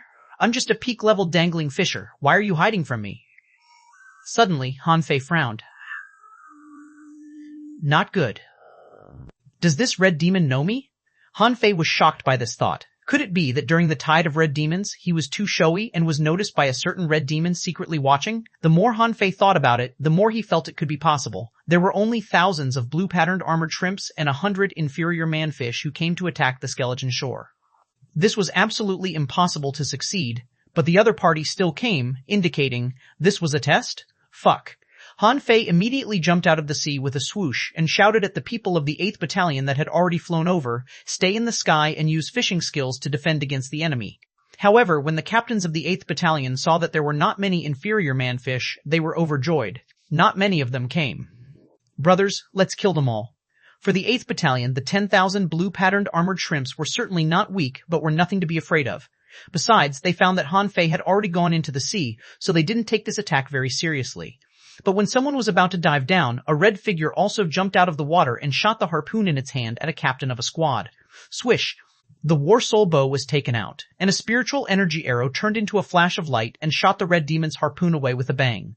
Han Fei said angrily, I told you to surround them, not to rush down. If anyone defies my order again, I will never refine weapons for them again. In fact, when these people saw the red demon, the people who were about to rush down had immediately flown back. The red demon was not something they could handle now. Han Fei pointed the bow at the red demon. You're the only red demon here. If you dare to mess around with me, die with these damn crabs here today. Chapter 638, Shock His Peers. As far as Han Fei's current strength was concerned, his control range of the infinity water was limited. Once it exceeded 500 meters, it would be difficult for the infinity water to take effect. So Han Fei clenched his fist and pounced at the red demon. But what Han Fei didn't expect was that the red demon didn't fight melee with him at all. He just kept turning seawater into spears and hurled them at Han Fei. As the strong one among the inferior man-fists, he wasn't weak at all, and Han Fei hadn't attacked him with all his strength, so the two were just chasing around in the sea. The red demon didn't want to fight Han Fei, and Han Fei's purpose wasn't to fight either but to hold the red demon and prevent it from attacking the others in the 8th Battalion. As for the remaining inferior man-fish, Han Fei was confident that they did not have the ability to slaughter the 8th Battalion. After all, the nearly 300 people in the 8th Battalion were all hanging fishers. Besides, they had been equipped with ultra-quality spiritual weapons, so they wouldn't be afraid of these hundreds of inferior man-fish any longer. At this time, Cao Chu had flown over in a fishing boat. He flew high in the sky and had no intention of participating in the battle at all. Han Fei immediately yelled to him, command the battle and pay attention to whether there is a second red demon or not. Before reinforcement comes, I will hold off this red demon. Upon hearing his words, Cao Chu quickly responded, okay, go about your work, I'll handle it. After a while, Han Fei and the red demon had chased each other hundreds of kilometers away, and the distance between them was still more than 800 meters. The level of the red demon was too high, and Han Fei didn't mean to let Little Black take action, so they were in a stalemate. Han Fei said to the red demon via voice transmission, Can you speak? Did you come to investigate the shore? What do you want? The red demon grunted something to Han Fei, but Han Fei didn't understand him at all. Cut the crap. I don't understand your words. Just tell me how you know me. Babble, Han Fei sneered. If you don't stop, I'm going back. Come on, tell me what your purpose is in luring me here. Han Fei was sensing the surroundings and was sure that there was no ambush around, so he wasn't afraid of this red demon. If this guy reached level 50, Han Fei wouldn't chase him so far away. But this was just an inferior manfish who was equivalent to a peak-level hanging fisher. As long as it couldn't kill him with a single blow, it would be easy for him to run away. Babble, Han Fei yelled angrily. I told you I don't understand you. Shut the fuck up. Suddenly, Han Fei sensed that a half-mermaid was quickly swimming over from 5,000 meters away. Han Fei frowned and backed away quickly. Half-mermaids were completely different from inferior man-fish. He had to deal with it carefully. As Han Fei flew back, a voice appeared in his mind. Human, let's talk. Han Fei's face changed. You're a sea monster while I'm human. We are opponents. I've nothing to talk with you about. Han Fei hurried back immediately and jumped onto the fishing boat from the water. The very moment he returned to the battlefield, he roared, Everyone, retreat to an area within 50 kilometers of the shore. Obey my order. It had been less than 10 minutes since Han Fei's entry into the battlefield, but reinforcements had already come. The reinforcements were headed by a peak-level hanging fisher. He glanced at Han Fei. Wu Yong, the 92nd Guards Regiment, why do you retreat? There may be an ambush. There is more than one red demon. Wu Yong's expression changed, and he immediately shouted, Everyone, retreat. Then he came to Han Fei. How many? Where are they? Han Fei looked back. If I've guessed right, there is a sea monster at the level of a hidden fisher. I withdrew so quickly because I thought it must be a trap. Wu Yong's face changed drastically. Hidden fisher level? Do you mean a sea monster above level 50? In that case, we'll need more reinforcements. Han Fei shook his head. Don't ask for reinforcement for now. Let's see if they chase us or not. In the distance, the red demon was standing above the sea, looking at this side coldly, but had no intention of coming over. Han Fei and Wu Yong both saw a figure underwater, swimming quickly into the deep sea. It wasn't until the figure left that the red demon dove into the water and left. Wu Yong took a deep breath. Did you meet that sea monster? Han Fei shook his head. No, but I perceived its existence, so I left quickly. Han Fei didn't tell him that it was a half-mermaid, let alone told him that the half-mermaid wanted to talk to him. For some reason, he felt it was really strange. Why did the half-mermaid come to him and want to talk to him? Why the hell did it want to talk? From a distance of 5,000 meters, it could perceive him and transmit a message to him, indicating that the strength of this half-mermaid was definitely much stronger than that of the red demon. Although he was already a peak-level dangling fisher, he didn't think he could win against a creature of the hidden fisher realm. So, no matter if the mermaid really had something to talk to him about or this was purely a trap, he wouldn't stay there. However, since the mermaid and the red demon were gone at this moment, it could be sure that this attack was only to get to Han Fei. Those ordinary inferior man, fish and blue-patterned armored shrimps were just pawns. Therefore, Han Fei ordered the whole army to attack. Following Han Fei's order, members of the 8th Battalion jumped into the sea one after another. Beastards die. Try the big axe I've just gotten. My ultra-quality rod is invincible. Upon seeing this scene, the members of the 92nd Guards Regiment were all dumbfounded. In midair, on the sea, there were flashing mystic lights everywhere. Everyone in the 8th Battalion was holding ultra-quality spiritual weapons that were radiating dazzling spiritual lights, and phantoms of ocean creatures flew across the sky. Wu Yong looked at Han Fei in shock. Did your 8th Battalion find some treasure? Han Fei said leisurely. No, it's just because I've just become a level 3 refiner and give a discount to my customers. Brother Wu, I can give your team a 20% discount.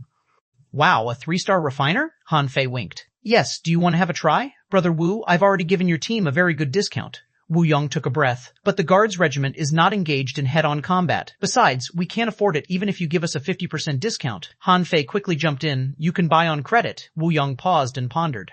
Let me consider it. Just as Han Fei was about to continue persuading, there was a sudden noise from below. Under the full attack of the 92nd Guards Regiment and the 8th Battalion, the enemies were wiped out within half an hour. As for casualties, these pawn creatures didn't cause any casualties in the 8th Battalion. After the battle was over, however, the members of the 8th Battalion started fighting against each other. Someone yelled, "Mine! This inferior man, fish is mine." Someone scrambled, "Yours? I hacked it to death just now. It's mine." Someone was holding 3 or 4 harpoons in his hands. I grabbed these all. Don't touch them. Someone stuffed dozens of blue-patterned armored shrimps into his sea-swallowing seashell, but the next minute he started a fight against the person next to him because the person claimed that half of those blue-patterned armored shrimps were killed by him. Wu Yong watched this scene and his eyelids trembled. Gosh, what's wrong with these people? Han Fei quickly coughed. Discipline. Where is the discipline? Watch your manners. Then he looked at Wu Yong. Well, how about a 70-30 spilt? Wu Yong and his team actually didn't fight much in this battle. After thinking about it, he nodded. No problem, but you've got to be careful. This attack is very strange. The red demon appeared. There must be something on the skeleton shore that attracted their attention. Take care. Han Fei nodded. Thanks. Brother Wu, consider it.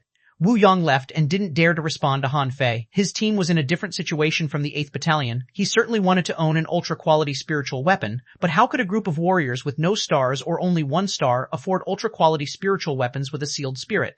He had heard that xuanhuan, the former captain of the 8th Battalion, had been transferred away and that the 8th Battalion was taken over by an advanced dangling fisher and a junior hanging fisher. Today, to his surprise, Han Fei could actually escape safe and sound from 2 red demons. Obviously, he was quite strong, and he was even more shocked at how well equipped the 8th Battalion was. Therefore, he spoke more politely to Han Fei. At this moment, Cao Chu flew down from the sky and landed next to Han Fei. Have you finished? I originally planned to try my new poison. Han Fei gave him a glance. Have you worked out the antidote? Cao Chu scratched his head. The effect is not perfect, but the antidote works 80% of the time. Han Fei was speechless. Give me some poison god later and keep working on the antidote. With that, Han Fei shouted to everyone, "Today, everyone happened to be here and the danger has passed. Let's take the chance to clear the periphery of the skeleton shore, kill as many enemies as we can." Okay, great. I can just try my new weapon. More than 300 hanging fishers plunged into the sea one after another. They won this battle easily, killing hundreds of inferior manfish and nearly 5,000 blue-patterned armored shrimps. From this battle, they could gain nearly 300,000 points, with around 1,000 points for each member. Coupled with the hunting today, each member could get nearly 1,500 credits. Of course, regardless of how they divided the credits were all Han Fei's, and they were still paupers. After Han Fei sent Cao Chu away, he hung in the sky alone, musing.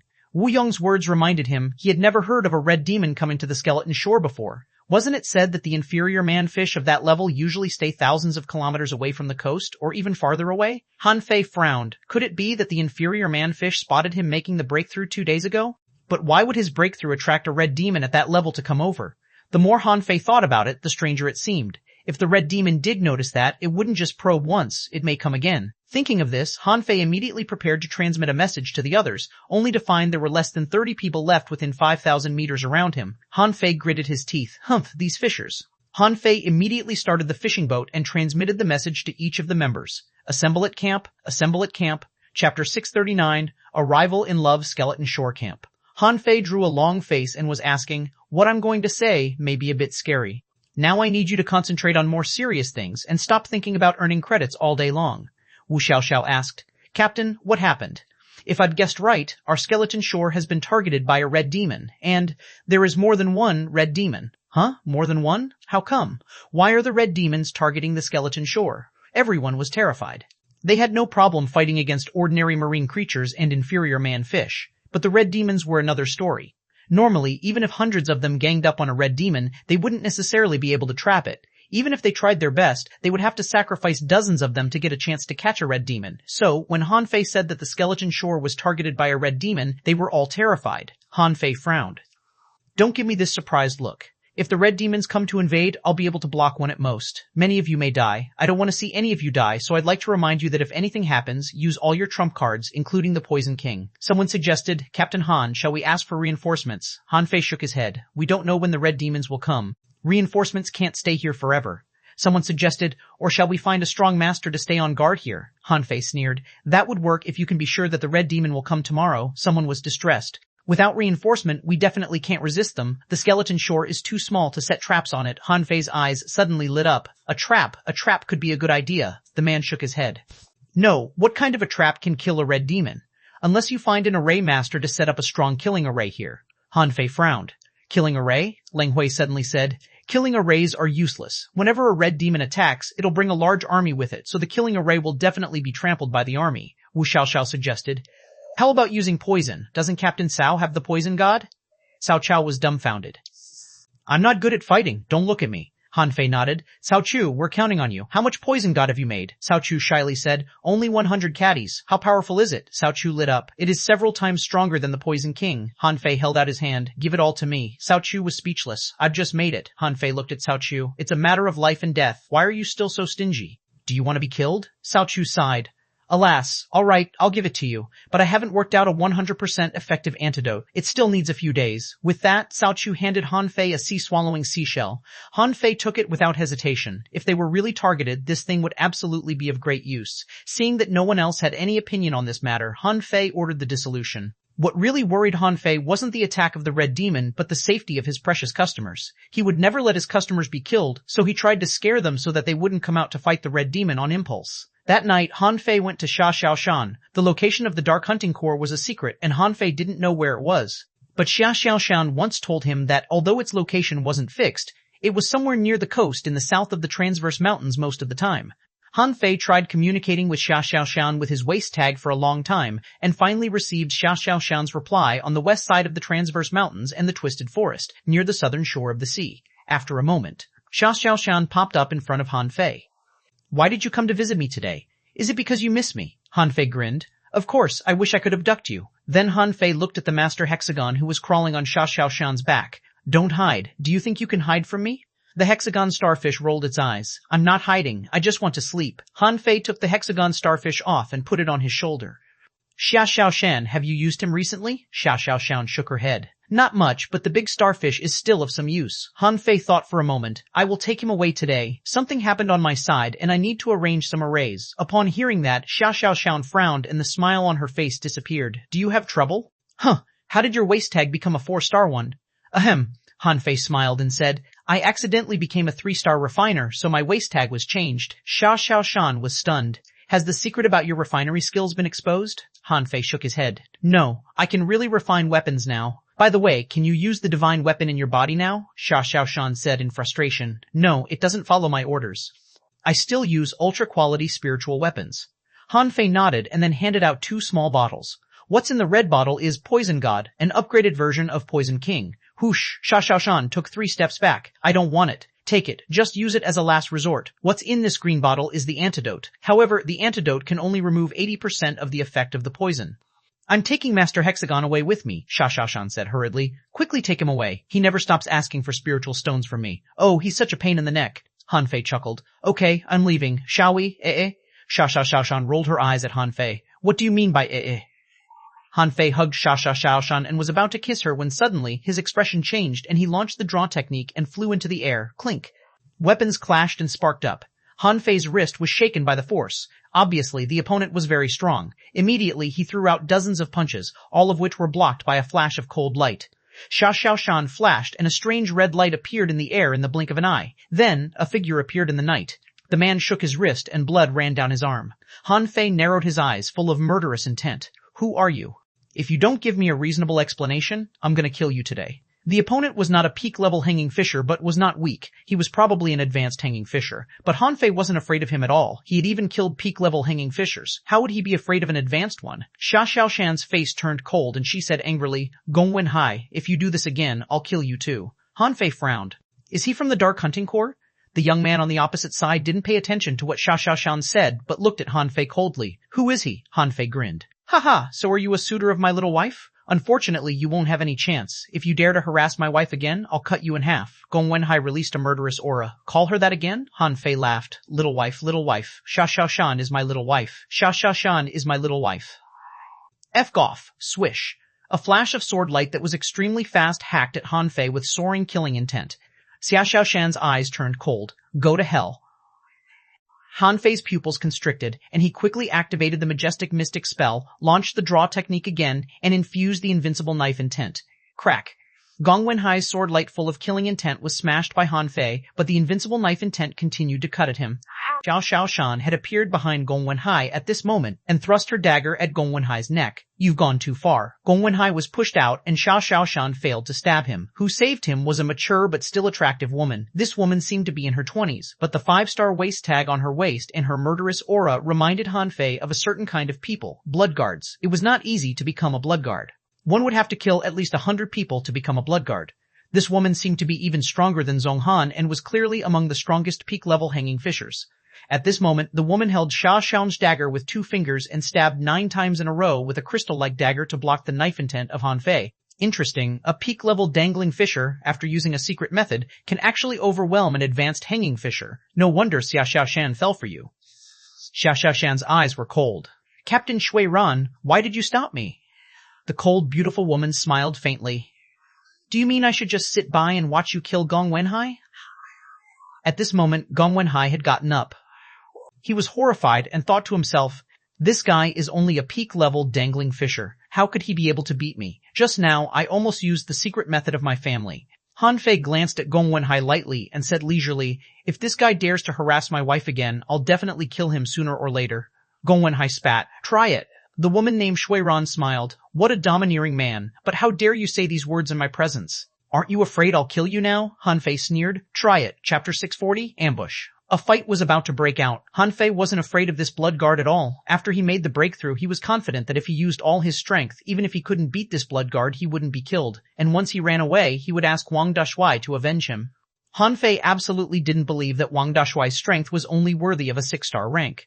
As a student from the Thug Academy, how could it be possible that he was only of 6-star rank now? Besides, Wang Dashui would definitely avenge him. This was the Thug Academy's tradition, so he wouldn't hesitate to fight this bloodguard. Suddenly, Xuanhuan sneered. You do have guts. However, it is better not to be so provocative in the future. Are you here today to date a member of our Dark Hunter Legion? This is not allowed and you should be subject to punishment, Han Fei asked lightly. What kind of punishment? Xuanhuan waved her hand. Forget it. Since you and Xiaochan are a couple and you are not on a mission, I won't hold you responsible for it. But, Xiaochan, remember to return early. After finishing speaking, Xuanhuan swaggered into the darkness, and then she turned around to look at Xuanhuan. What are you doing here? Do you think it's not disgraceful enough for you? Xuanhuan still looked at Han Fei coldly, only hearing Xiaochan say, if you do it again, I'll stab you to death. Xuanhuan frowned the moment she turned around. This young man's fighting intent was really strong. She believed that even if Xuanhuan tried his best, he would at least be seriously injured. Anyone who was only slightly weaker would have been killed by that strike from Han Fei. After the two of them left, Han Fei put away the knife and said with a playful smile, nice, it didn't take you long to get a big fan. Less than half an hour later, Han Fei hurried back to the skeleton shore. The first thing Han Fei did when he returned to the skeleton shore was to pull Cao Chu up. The two went to the offshore area of the skeleton shore. Cao Chu looked terrified. What are you doing? I'm working on the antidote. I don't fight, especially when there are only 2 of us here, Cao Chu mumbled nervously. He thought Han Fei must be crazy. The red demon was much more powerful than him and he didn't think he could beat it. Han Fei said angrily, "Shut up. I just want to nip the problem in the bud. If I've guessed right, the 2 of us were spotted by the red demon during the tide of the red ghosts, and maybe we were even wanted. We must take precautions before it's too late. I can't help you. This is all the poison god I've got. I'm going back." The hexagon starfish was also a little frightened. "Red demon? Starfish can't beat it. Starfish doesn't want to fight," Han Fei said with a long face. "Shut up. We're not here to fight, but to set up traps. We can't count on those junior and intermediate hanging fishers in the 8th Battalion. They can block 2 red demons at most, and at the expense of heavy casualties." Cao Chu gasped. Why don't you ask for reinforcements? Besides, why did you tell the members that the red demon is coming? Han Fei sneered. "I'm putting pressure on them in case they stupidly court death, thinking that they can do whatever they want with the ultra-quality spiritual weapons with sealed spirits. Han Fei would never allow these high-quality customers to die, at least not this month. He still counted on them to earn credits for him. In the sky, fishing boats flew over, and it was Lu Bin, the captain of the 7th Squad, who was in charge of night patrol. At this moment, seeing Han Fei and Cao Chu, he came over and greeted them. "Captain Han, Captain Cao, are you going to sea?" Han Fei said lightly. "I suspect that there will be changes in the near future, so I'm going to inspect the surrounding area to observe the terrain and see if we can set up an ambush. Don't mind us." Lu Bin was stunned immediately. "Ambush? Captain Han? Just the 2 of you?" Han Fei nodded. "It's okay. Go about your business. By the way, is there any additional staff today?" Lu Bin nodded immediately. "Sure. Since we know that the red demon is coming, there are 8 squads patrolling at night. No one dares to slack off." Han Fei nodded. "Okay, tell all the other members to get ready for a battle tonight. I require everything to be under control within 200 kilometers offshore. Everyone should enter the battlefield as soon as possible." Lu Bin was taken aback. "Captain Han, why is this?" Han Fei said indifferently. "Just tell the members, just in case." Lu Bin responded seriously, "Yes." With that, Han Fei continued to fly forward until he was more than 100 kilometers off the coast. Han Fei perceived and found that there were no exotic creatures nearby, so he dragged Cao Chu into the sea. Although Cao Chu was reluctant, he was still dragged into the sea by Han Fei. However, Cao Chu still asked, "Why are you so sure that there will be sea monsters to attack us?" Han Fei smiled. "It's my hunch. The attack during the day was just a test. The Red Demon led the army personally. We must take it seriously. Better safe than sorry." In fact, what Han Fei didn't say was that he saw a half-mermaid today. It came to negotiate with him. Apparently, they had long been targeting him. It was normal to see a red demon, but the half-mermaid wasn't supposed to be here. At each meeting, Luo Xiaobai would analyze the current situation and the situation in their respective stationing areas for everyone. Besides, even in a battle as big as the Red Ghost Tide, only a few half-mermaids appeared. So, they must be here for some reason he didn't know. Underwater. Han Fei set up a concealment array and then looked at the hexagon starfish. "Come and set up a killing array." The hexagon starfish's eyes kept rolling. "Starfish can't do it. I don't know how to set up a killing array." Han Fei pointed at its big eyeballs and said, "Do you think I'm stupid? You know, you are with me now. If something happens to me, you'll be dead too. Listen to me, come, and set up a killing array. I'll set up a concealment array and a spirit gathering array. Let's connect these arrays." Then Han Fei looked at Cao Chu. "What trump cards have you got? Take some out." Cao Chu said blankly, "I don't have." "Yes, you do." From what Han Fei knew of Cao Chu since his family threw him to Scattered Stars Island, they must have given him a lot of life-saving stuff, such as amulets and immortal seals. However, these things might not be able to protect Cao Chu. Therefore, they must have given him other offensive means to make sure Cao Chu was safe. Han Fei was impatient. "You know what? I saw a half-mermaid today." Cao Chu was shocked. How was it possible? Wasn't there just a red demon? "I'm not sure whether you can understand me or not, but if the half-mermaid came, what did it mean? It must have been targeting us. Don't forget how many creatures we poisoned to death during the tide of red ghosts." Cao Chu immediately shivered. "Then we must ask for reinforcements." Han Fei sneered. "Reinforcements? I'm not sure about this. Is it useful to ask for reinforcements? If the reinforcements come, but the half-mermaid doesn't, will they give us any reinforcements in the future?" Han Fei continued. "Besides, if the red demon strikes but the poison god doesn't work, our 8th battalion is likely to be wiped out. Do you think you can run away?" Cao Chu was anxious. But I don't have many trump cards." Han Fei smiled. "We don't need many. Just the kind of trump cards that can kill hidden fishers. As long as your trump card can kill at least 2 level 50 red demons, you can leave the rest to me. Give the poison god to me, and you can go now." Cao Chu was stunned.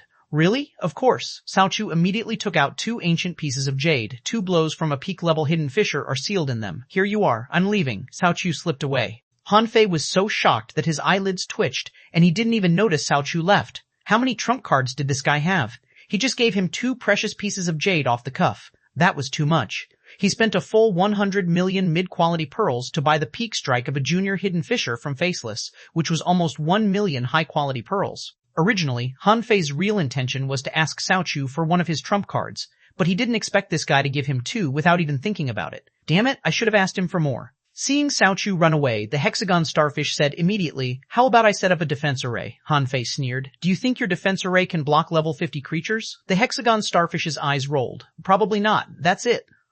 Defense arrays must be deployed, so must killing arrays. The bigger the better, the more the better. It's difficult to set up a killing array. Will anyone be trapped by it?" Han Fei grinned. "It's my business whether they'll be trapped or not. It's your business to set up the arrays."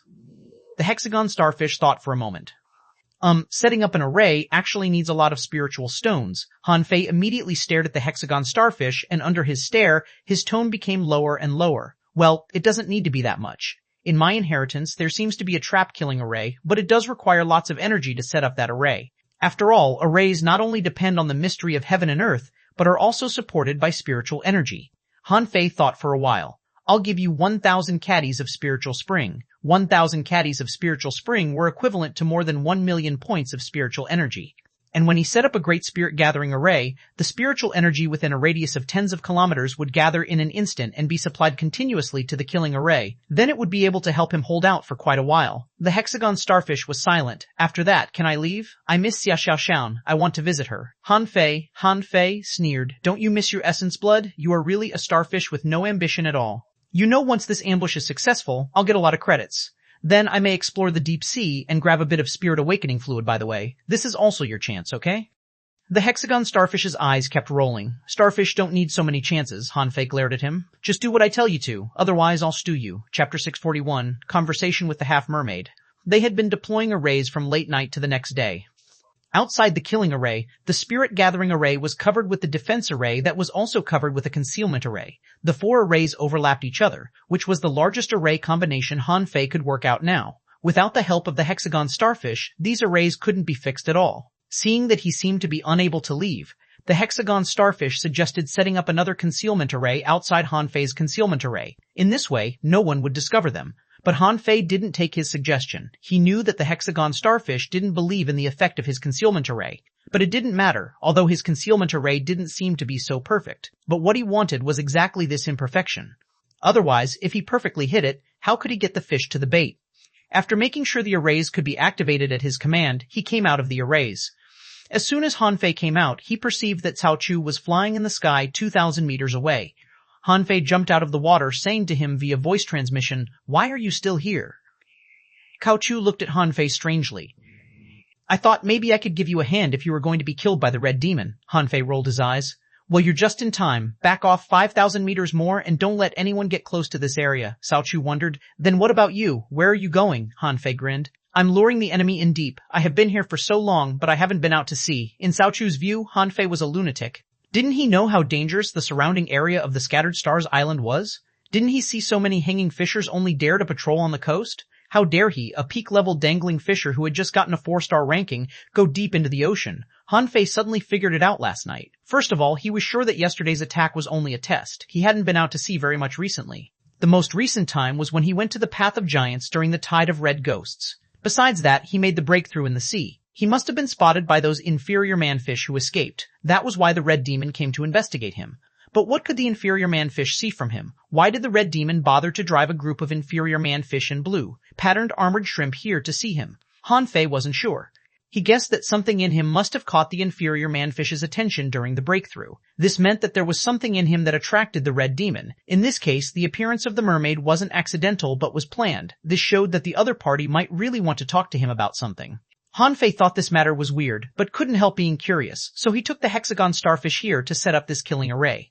At this moment, Han Fei went 500 kilometers into the sea, during which an exotic meteorite conch jumped away from him. Han Fei certainly wouldn't let it go. He went deep into the sea to use himself as bait. So, at the very beginning, Little Gold had already attached to him, so had Little Fatty. Although the meteorite conch's speed was not fast, Han Fei wanted to use it as the sealed spirit of his ultra-quality battlesuit. A fight broke out in the water.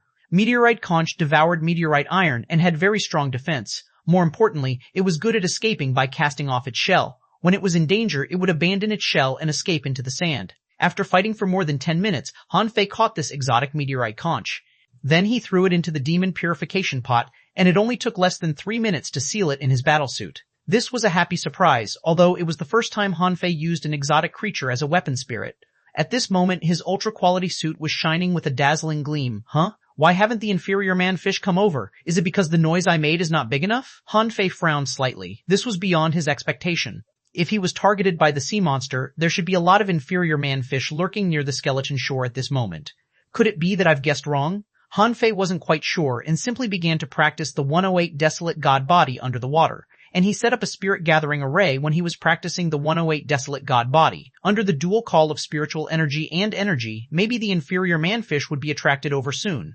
After about half an hour, the inferior manfish hadn't been attracted over yet, but many other creatures nearby were. Han Fei even saw 2 exotic creatures among them, a jellyfish with dazzling light. A razor clam passed by. However, neither of these stayed. Han Fei was about to chase them, but the razor clam bounced away and disappeared. The jellyfish was almost caught up by Han Fei, but just when Han Fei saw clearly that it was a lighthouse jellyfish, it suddenly burst into a dazzling glare and then disappeared after turning into a shadow. Pretty smart. Han Fei was preparing to continue practicing the 108 desolate god body when he perceived that a half-mermaid had appeared on a submarine reef about 5,000 meters away at some time. Han Fei's heart skipped a beat. Here it is. I didn't guess wrong. The sea monster is targeting me. Han Fei perceived around to see if there was a red demon around. However, this time he didn't find any red demons. In his perception, only this half-mermaid was looking in his direction. I brought no one. Han Fei's eyelids twitched. This mermaid was still 5,000 meters away, but it was already able to transmit a message into his ears? Such a long sound transmission distance was not uncommon, but such a large perception range was really uncommon. Han Fei was confident even peak-level hanging fisher's range of perception wouldn't be larger than his. Han Fei responded, "Are you waiting for me?" "Yes." The half-mermaid seemed unable to speak as fluently as humans. After all, their physiology was different from that of humans, so their voices seemed to come from the chest, echoing. However, this half-mermaid spoke more fluently than those Han Fei had seen before. Han Fei asked coldly, "Why me? What do you want?" The half-mermaid replied, "You have a demon weapon on you." Han Fei laughed. "Nonsense. I'm a pure-blooded human. How can I have a demon weapon?" The half-mermaid said, "You do. You have the breath of a demon, as well as a precious demon weapon." "A precious demon weapon?" Han Fei was stunned for a moment. "You mean the sea monster's weapon?" Han Fei suddenly thought of the book that he got from the big red trunk. At that time, Yang Ruyun wanted to grab it, but he got the upper hand and won it. But that thing was really weird. The book seemed to be able to hurt his brain. It could hurt him as long as it was open. So Han Fei didn't dare to try opening it again. Although he didn't know how the mermaid discovered it, Han Fei would not admit it. "Where would I get a sea monster's weapon from?" "Are you mistaken?" The mermaid had already swum towards Han Fei, and Han Fei immediately backed away. "Don't come over. Just stay there. I can hear you." The mermaid stopped and replied in the distance, "You have used it before, so there is a residual breath of it on you." Han Fei's eyes narrowed. He only flipped through the book once and ended up being injured by it. Was it because of that? But why didn't he notice it at all? Even Old Bai and the teachers didn't notice it. Otherwise, they would have told him already. The half-mermaid said with a ferocious look, "Exchange? Exchange?" Han Fei was amused. "Do you mean you want to make a deal with me?" Han Fei thought to himself. "This is funny. You're a sea monster, but you still want to trade with me, a human, for this thing. This book must be very precious." But Han Fei didn't show any signs on his face. He just said indifferently, "Even if I have the so-called sea monster's weapon, what would you give me in exchange for this?" "Spirit awakening fluid." The mermaid bared his teeth and said in the sea, with his long hair dancing with the waves, which made Han Fei feel an illusion that he was communicating with a person. Han Fei calmed down. "Spirit awakening fluid, how much have you got?" It replied, 3,000 caddies. Han Fei's body shook. He certainly knew what 3,000 caddies of spirit awakening fluid meant. The price of a caddy of spirit awakening fluid had reached 5,000 high-quality pearls. Besides, the demand exceeded the supply. As far as he knew, it was not easy to exchange high-quality pearls for spirit awakening fluid. People usually gave out their credits in exchange for it. 5,000 credits for one caddy. Now, he could only trade for more than 200 caddies with all the credits he had got. But the mermaid said 3,000 caddies. He was damn rich. Han Fei certainly didn't want to make the exchange. He hadn't taken out the book yet, and the other party had already bid 3,000 caddies for it. If he took it out, the mermaid might offer 10,000 caddies. However, this mermaid was so rich. How could he squeeze all the spirit awakening fluid out of it? Chapter 642, each with his own axe to grind. Han Fei's mind was racing. He was thinking about the possibility of trading. He stretched out with his mind, not to mention whether or not I even have the demon weapon that you say. If I do, why do you think I will sell it to you? The half-mermaid replied. "You can't use it," Han Fei sneered. "I can't use it, so I have to give it to you. If you use it to deal with humans, wouldn't I become a traitor to humans?" The mermaid said, spitting and swallowing seawater, 5,000 caddies. Han Fei was speechless.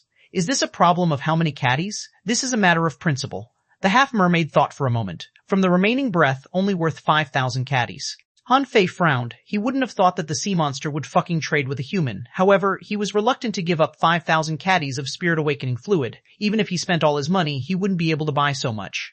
He was certainly tempted by the mermaid's offer. Han Fei immediately said, 10,000 caddies. If you can give me this much, I'll sell it to you.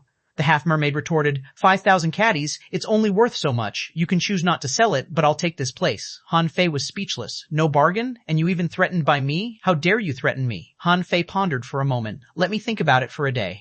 If I agree to sell it to you, I'll be waiting for you at the bottom of the sea at this time tomorrow. But don't play any tricks. I won't come alone. The half-mermaid was silent for a moment. More than 10 people, more than 4 stars, the transaction is cancelled. With that, the mermaid turned around and disappeared into the vast sea. Han Fei frowned. He certainly wouldn't trade with this mermaid. Otherwise, if it was found out, Han Fei might be killed on the spot. But he did want 5,000 caddies of spirit awakening fluid. Han Fei licked his lips and said to the hexagon starfish, Master Hexagon, how do you think we can fix this mermaid? The hexagon starfish squirmed. I didn't dare to probe its strength. It's okay. That half-mermaid is definitely not weak though. Let's kill it tomorrow night. When Han Fei said kill, it meant poisoning it to death or killing it with those 2 ancient jade pieces Chao Chu gave to him. It was unrealistic to turn to others for help because he couldn't explain it. Why would a mermaid come here? Why did the mermaid come here with spirit awakening fluid? Besides, once the spirit awakening fluid was exposed, it was uncertain how much he could get. Han Fei wanted to turn to Wang Dashui for help, but then he thought, wouldn't it arouse others' suspicion? After all, a 6-star master would easily draw others' attention. Only by killing the mermaid alone could it be possible for him to take all the spirit awakening fluid. Of course, the risk was huge, but the gains would also be huge. If Little Black upgraded to level 39 or 40, he would be a better help to him, which would be like giving wings to a tiger. At this moment, the only thing Han Fei wasn't sure about was how far the mermaid's perception range was. After pondering carefully, Han Fei still decided to do it. He was a crazy adventurer in nature. His reason simply couldn't rein his craziness underneath. That's it. Take Solchu with me and give him a little bit of spirit awakening fluid as a reward. 200 caddies should be enough. That night, in the place of the arrays, 2,000 meters away, Solchu was flying. Solchu was flying. Solchu shuddered. Why did you only bring me here? If the sea monster army comes, I can't save you. It's okay. I have a way to escape. Besides, there won't be any sea monster army at all. We might face a sea monster of the hidden fisher level. Wow. Cao Chu immediately took a breath. Are you crazy? How dare you provoke a sea monster that strong? Han Fei said. That's why I asked you to come with me. I'll count on you to save me. Cao Chu was speechless. Me? No, I don't fight. Cao Chu's head was shaking like a rattle, and he had already made up his mind no matter what Han Fei said, he wouldn't join the fight. Han Fei patted him on the shoulder. You don't have to fight. Just throw your trump cards out at that time. I promise I'll pay you back. By the way, stay away from the battlefield. The attack range of a hidden fisher is large. I can't guarantee that you won't be affected. Swish. Under Han Fei's astonished gaze, Cao Chu had flown far away. Han Fei put a hand on his shoulder and pressed the hexagon starfish who was about to run. What are you doing? Don't tell me you don't have confidence in the array you set up yourself. The 6 big eyes of the hexagon starfish turned like a top. Starfish has no confidence. Starfish hasn't set up a killing array before. Han Fei sneered. If you have no confidence, then let's die together in the coming fight. In the arrays, Han Fei opened the concealment array a little bit, revealing a trace of flaw, and he was practicing the 108 desolate god body in the center of the arrays. Han Fei solidified these arrays as much as he could, and today he specially added 3 high-quality spiritual stones to solidify them. It would be a good thing if the half-mermaid couldn't find the flaws of the concealment array, which showed that its strength was much weaker than what he imagined. An hour passed, 2 hours passed. There was a breeze on the sea, and no fishing boats passed by. At this moment, almost all members of the 8th Battalion were waiting for news on the skeleton shore. Han Fei just sent 8 squads to patrol the sea areas as usual. Otherwise, if the mermaid found out that no one was patrolling on the shore, it might alarm it. When the 3 moons hung high and the moonlight shone brightly on the sea, Han Fei suddenly stopped practicing. He saw someone coming over as fast as lightning. That figure was rushing at Han Fei's concealment array. Its goal was very clear. Han Fei couldn't help but wonder whether these arrays could block it. Thousands of meters away from Han Fei, the half-mermaid's voice came. Why, is there an array? Han Fei stood in the array and smiled faintly. Of course it's to prevent you from killing me. I set up a 2-layer defense array and a spirit-gathering array to support the former. Why, are you afraid of the arrays? Remove them. Han Fei shook his head. No chance. Since you have seen through the concealment array, you shouldn't be afraid. I thought, rather than bring people with me, it is better to set up some arrays. Otherwise, unless I brought a hidden fisher over, who can resist you? Only when I trade with you in the arrays can I feel safe. The half-mermaid just thought for a moment and then entered the concealment array with a deadpan look. As Han Fei said, unless there was a hidden fissure, no one would be able to resist it. Besides, it found no abnormalities around. At this moment, a string of data appeared in Han Fei's eyes. Name a half-mermaid, ordinary sea monster, introduction.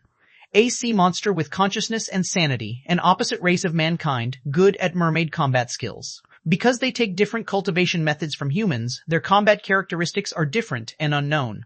L level 52 S spiritual energy, 6842 S demonic heritage, level 5, mid-quality A realm, sea monster companion spirit overlord squid SUO, overlord squid SUS warbable. After seeing this information, Han Fei was shocked. As he expected, this half-mermaid was a hidden fissure and was about to be a peak level one. Trading with such a creature was like asking a tiger for its skin.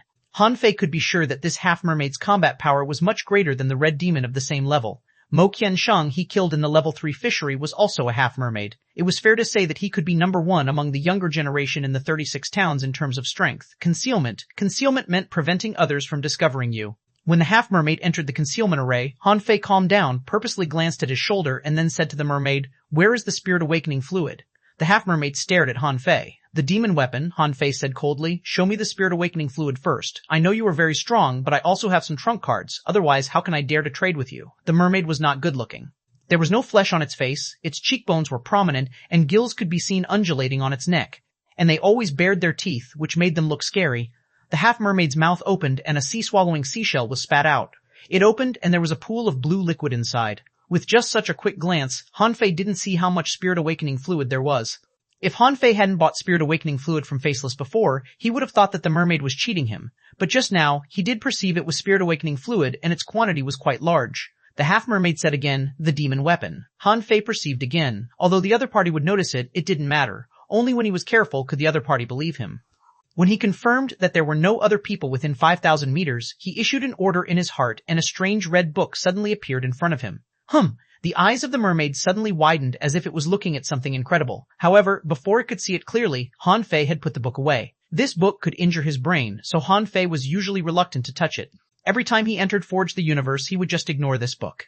However, seeing the mermaid's expression, Han Fei frowned. It seemed that this book was definitely worth more than 5,000 caddies of spirit awakening fluid. However, he wasn't anxious because he didn't plan to give it to this mermaid in the first place. He suddenly glanced over his shoulder again. Before the hexagon starfish did anything, the half-mermaid suddenly jumped up and clawed at the defense array with its 5 dark blue claws. Han Fei immediately shouted, "Do it now." Chapter 643, A Narrow Escape.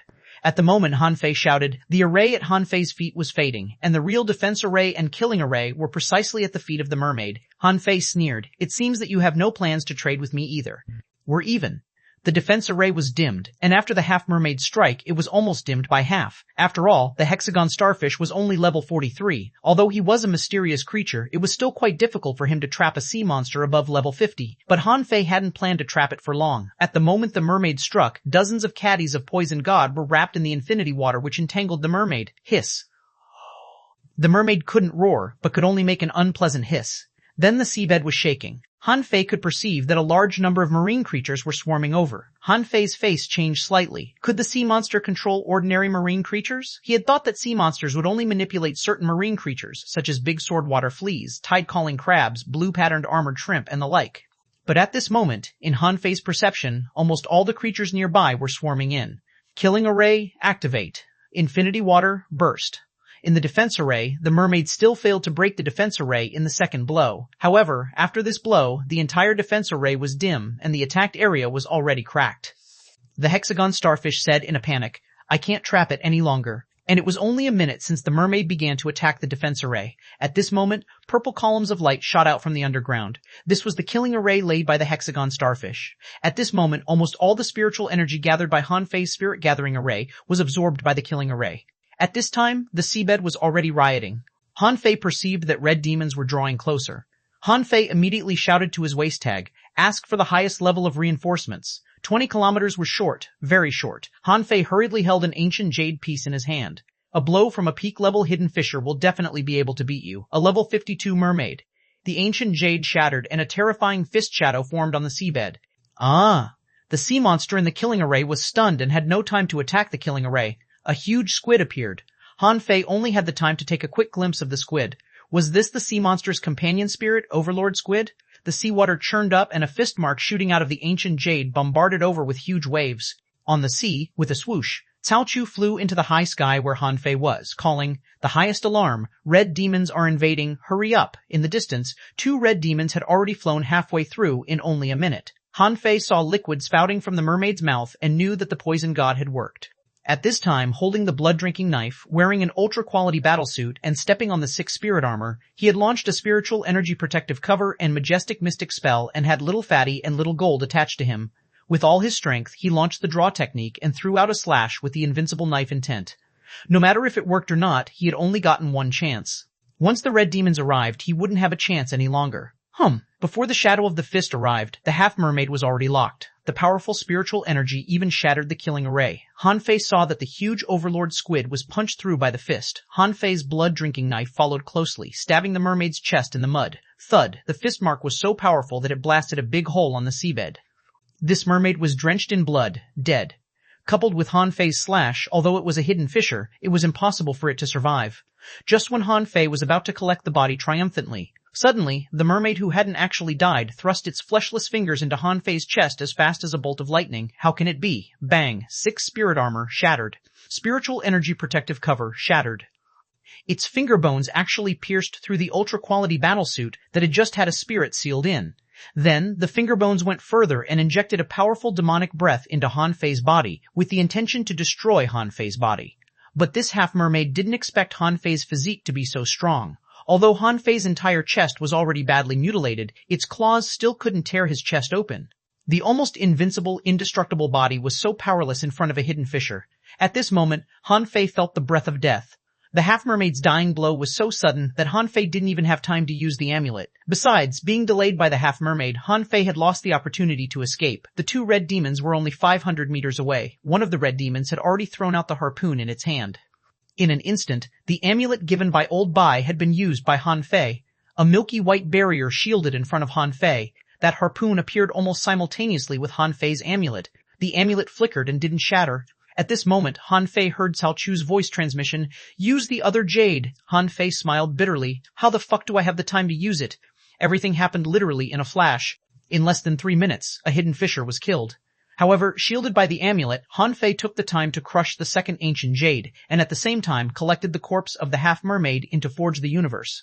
A fist mark shot out again, and there were shadows of fists in the 100 meters surrounding him. The 2 red demons who were already locked had no chance to escape at all. They seemed to know that they couldn't escape, and a dark red bone spear appeared in the hands of the 2 red demons almost simultaneously, which obviously wasn't the 2 red demons' own means. These 2 bone spears were hurled straight at Han Fei. Almost at the same time, the bone spears shot out. They hit the amulet. Under the 2 blows comparable to a strike of a hidden fissure, the amulet lasted for 2 minutes before it shattered, and Han Fei was sent flying backward more than 800 meters. Swish! 6 purple columns of light rose and the 6-gate array opened, blocking the 2 spears. Crack! The 6-door array shattered, and the spears pierced Han Fei's shoulders. Puff! Han Fei sprayed out a mouthful of blood.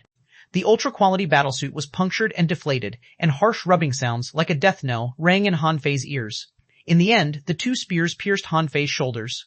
Puff! Han Fei vomited another mouthful of blood. The tips of the spears failed to penetrate Han Fei, but stopped against Han Fei's gleaming, crystal-clear skeleton. At this time, Han Fei had no idea whether the fist mark had killed the 2 red demons or not, because above the sky, a fishing hook dropped, tied up Han Fei, and pulled him into the sky. The one who saved him was certainly Cao Chu, who didn't dare to get too close. When Han Fei was stabbed by the 2 spears, he quickly hooked Han Fei off the seabed, otherwise the rioting creatures on the seabed might tear Han Fei into pieces. Puff! In midair, when Han Fei was pulled onto the fishing boat, he vomited a mouthful of blood again. Han Fei, drenched in blood, gritted his teeth and said in a trembling voice, "Damn it, it's too fucking strong." The hexagon starfish fell from Han Fei's shoulder and his 6 big eyes were already blurred. Just now, although Han Fei took most of the damage, he was also shocked by those forces. At this moment, he had collapsed on the fishing boat. Cao Chu panicked and was about to run when Han Fei said with difficulty, "The red demons." Cao Chu almost cried. "What time is this? And you're still thinking of the red demons?" Han Fei's eyes widened. They were killed by me. They are all my points. After saying this, Han Fei fainted. This time, it was a narrow escape indeed. He had thought that he was already cautious enough. The defense arrays, the 6-door array, the ultra-quality battlesuit, the indestructible body, the 6 spirit armor. little fatty, as well as forged the universe where he could hide. However, he was still almost killed. Just now, he almost used the immortal seal. If it weren't for the six-door array appearing in time, which blocked a lot of the power of the two spears, he would have used the immortal seal. When Han Fei woke up, his whole body was in pain. Both shoulders, as if pressed against two boulders, couldn't move. And in his chest he could feel a force trying to shatter his internal organs. However, fortunately, the indestructible body was powerful enough to stop that force. Swish! He cast the divine healing technique on himself, let out a long sigh, and then slowly opened his eyes. However, as soon as he opened his eyes, he found that he was actually locked in a steel cage. Han Fei? Han Fei looked around only to find there were cages attached to his cage on both sides, which also had cages attached. Fuck, where is this? Hey, suddenly, a sneer came from the side. Hey, are you not dead yet? The demonic breath entered your body and 2 spears pierced your shoulders, but you're still alive. You're really lucky. Chapter 644. Slovenly Uncle Han Fei turned his head and looked at the person who was speaking. The one jesting him was a shabby and unkempt middle-aged man with his hands full of dirt. Han Fei felt this person seemed very happy but didn't know what he was happy about. Han Fei couldn't help but ask, "Where is this?" The man chuckled and said, "Where is this? This is a prison, the notorious Scattered Stars prison. You don't even know this? Oh yes, you were in a coma when you were carried here." Han Fei frowned and wanted to sit up. Unfortunately, his injury hadn't healed yet, and it seems that the person who treated him didn't try his best. Han Fei could only cast a divine healing technique on himself. Why am I in jail? I killed 2 fucking red demons, right? I should be rewarded. Lying on his back, Han Fei turned to ask the slovenly middle-aged man, "Who sent me in? Who else? Except for the jailer who can enter the Scattered Stars prison. By the way, what did you commit?" "I killed 2 red demons. Who the hell brought me here?" "Puff," the man sneered. "Just you? A peak-level dangling fisher killed 2 red demons? Do you believe it yourself?" Han Fei snorted. Whatever, Han Fei was in a bad mood now. No one would be in a good mood now. No one would be in a good mood if they woke up and found themselves in jail, would they? The slovenly uncle still nagged. "How can you, a peak-level dangling fisher, get a 4-star waist tag?" "Did you bribe to get it?" Han Fei was annoyed. "Yes, I bribed you. Tisk, don't talk to me like that. But I'm afraid you probably won't be able to get out in a short time. All you can do is enjoy the Scattered Stars prison. I've seen many people die here." Han Fei was speechless. "Enjoy it yourself. I'm still young, so I won't be with you." Han Fei didn't bother to look at this person. He couldn't tell this guy's real strength, but it should be stronger than his. However, it seemed that he had been locked up here for so long that his brain didn't work well. "Hey, young man, what is your name?" "Young man, don't be so cold. I finally got someone who can talk with me. Let's chat." "Young man," Han Fei said angrily, "can you leave me alone? You're too noisy. Maybe I'll get out in 2 days. I don't want to talk to you." The man laughed. "Get out? In 2 days? I have to say you're too naive." Han Fei turned his head and refused to talk to this nag. However, this guy was nagging for an hour without stopping, and an hour later Han Fei could already sit up.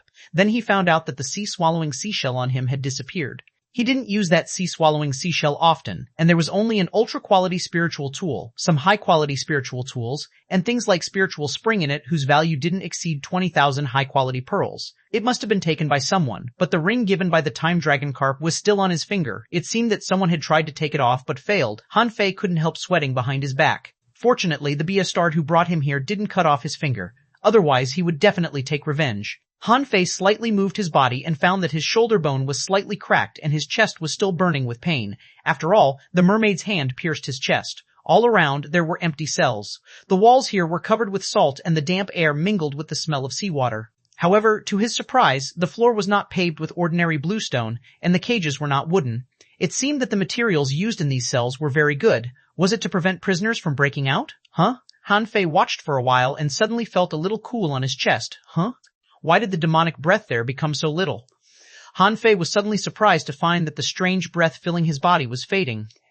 When Han Fei looked inside carefully, he found that the seed that had never moved in his dantian was actually slowly turning. A faint red mist was surrounding the seed. Huh, is the seed absorbing the demonic breath? Han Fei's first reaction was shocking. Then he was astonished. What was this seed? Why could it absorb demonic breath? Han Fei quickly closed his eyes and glanced at his data.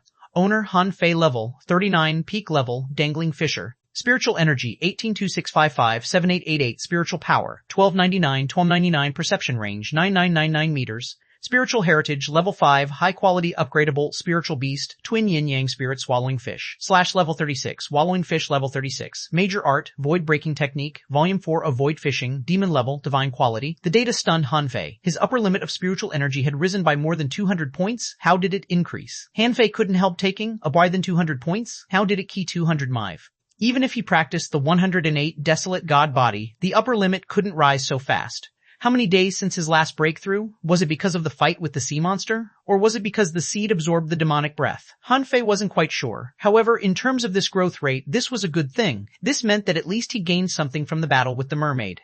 In addition to the corpse of the half-mermaid in Forge the Universe, and a large amount of spirit-awakening fluid in its sea-swallowing seashell, there seemed to be some unexpected gains. 3 hours later, Han Fei still saw no one coming, so he asked the slovenly uncle, "Where are the jailers? Is there no one in this prison?" The uncle grinned. "Yo, you're finally talking to me, huh?" Han Fei rolled his eyes. "Will you tell me or not?" Okay, the Scattered Stars prison. It's not a place ordinary people can come in. We are on the 3rd floor, so of course no one is here. The jailers are eating and drinking happily on the 1st floor.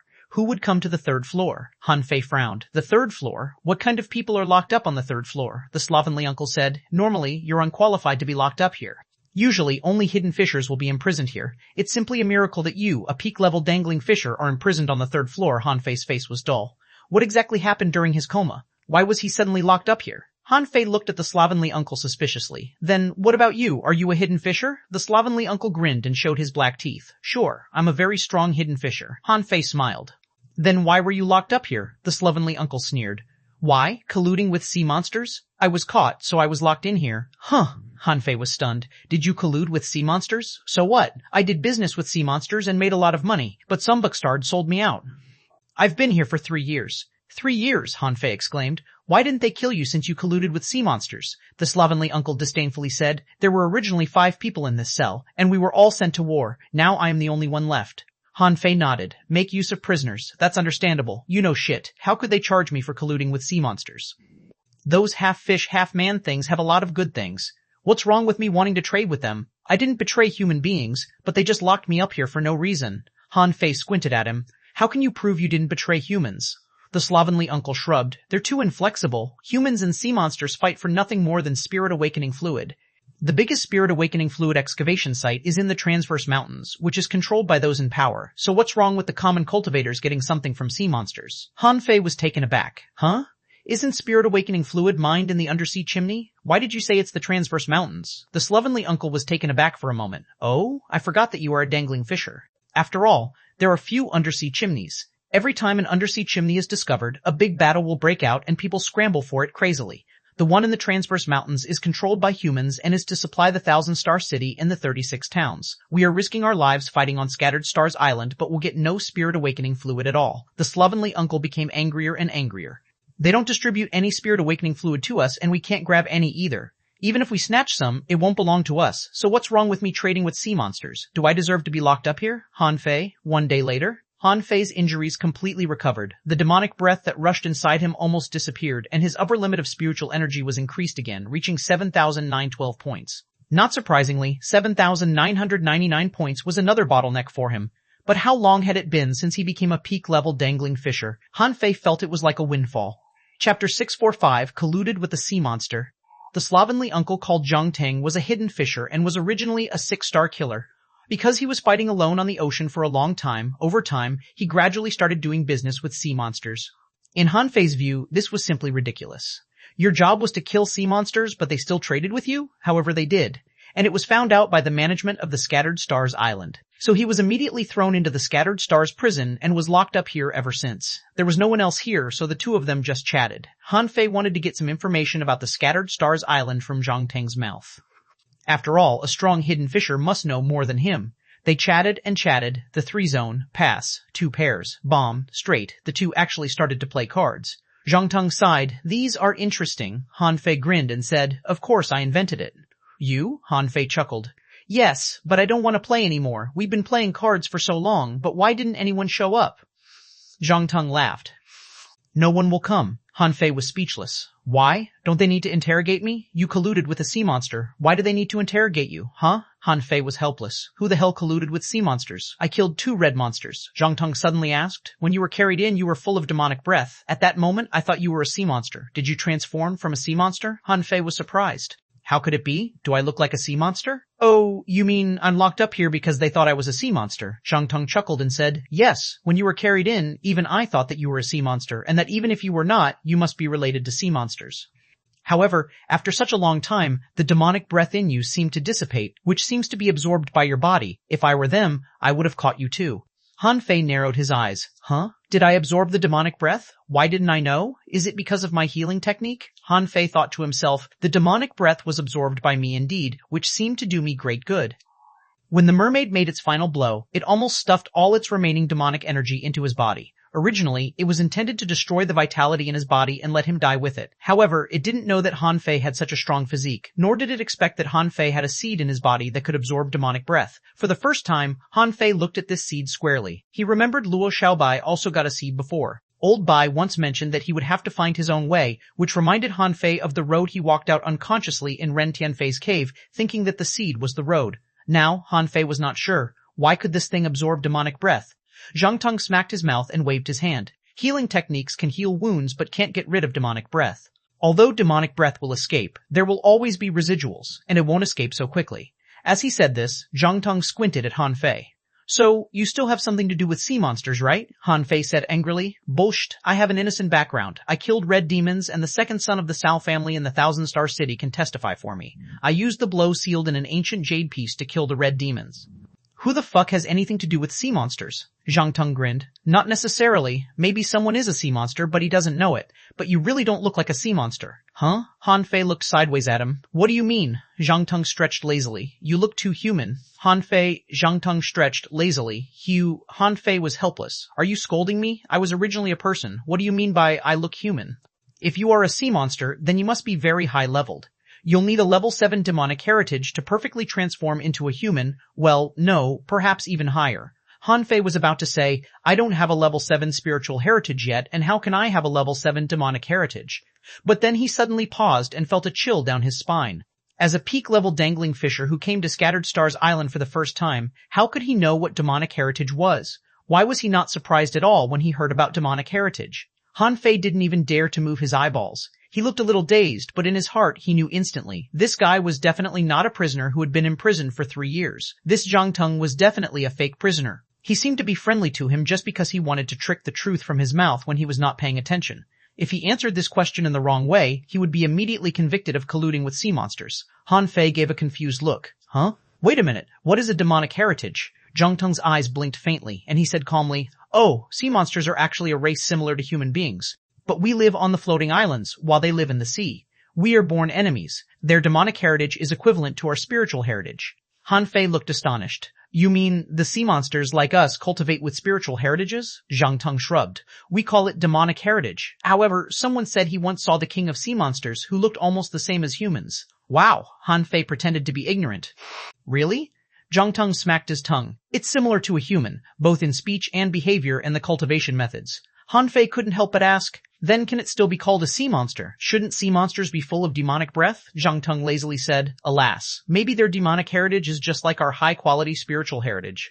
Do you know how it feels having a level 9 spiritual heritage? Han Fei said weakly. You mean, if their demonic heritage is high enough, they won't have any demonic breath in them? Zhang Tong swung his dirty hair. It's possible. I'm afraid it will only be exposed under some special circumstances. For example, when they're seriously injured. While talking, Zhang Tong looked at Han Fei with a smile. Han Fei pointed to himself and sneered. Me? What the fuck are you talking about? If what you guess is true, that kind of a figure must be very precious for sea monsters. How would sea monsters let it risk its life to come to the human world? Zhang Tong smiled. That's true. So I said you didn't look like a sea monster. With that said, Zhang Tong took out a pot of wine and took himself 2 sips. Han Fei was surprised. Where did you get the wine? Zhang Tong blinked at Han Fei and said, Just a small trick. I secretly hid a sea-swallowing seashell. But it has been 3 years, and the wine in it is almost finished. Want a sip? Han Fei disdainfully said. Let me smell it.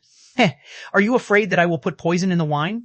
Han Fei curled his lips. I'm afraid the quality of your wine is too poor. Zhang Tong was surprised. Come on, this is treasure here. I'd rather save it for myself. Besides, do you think you still have a chance to get out? Han Fei snorted.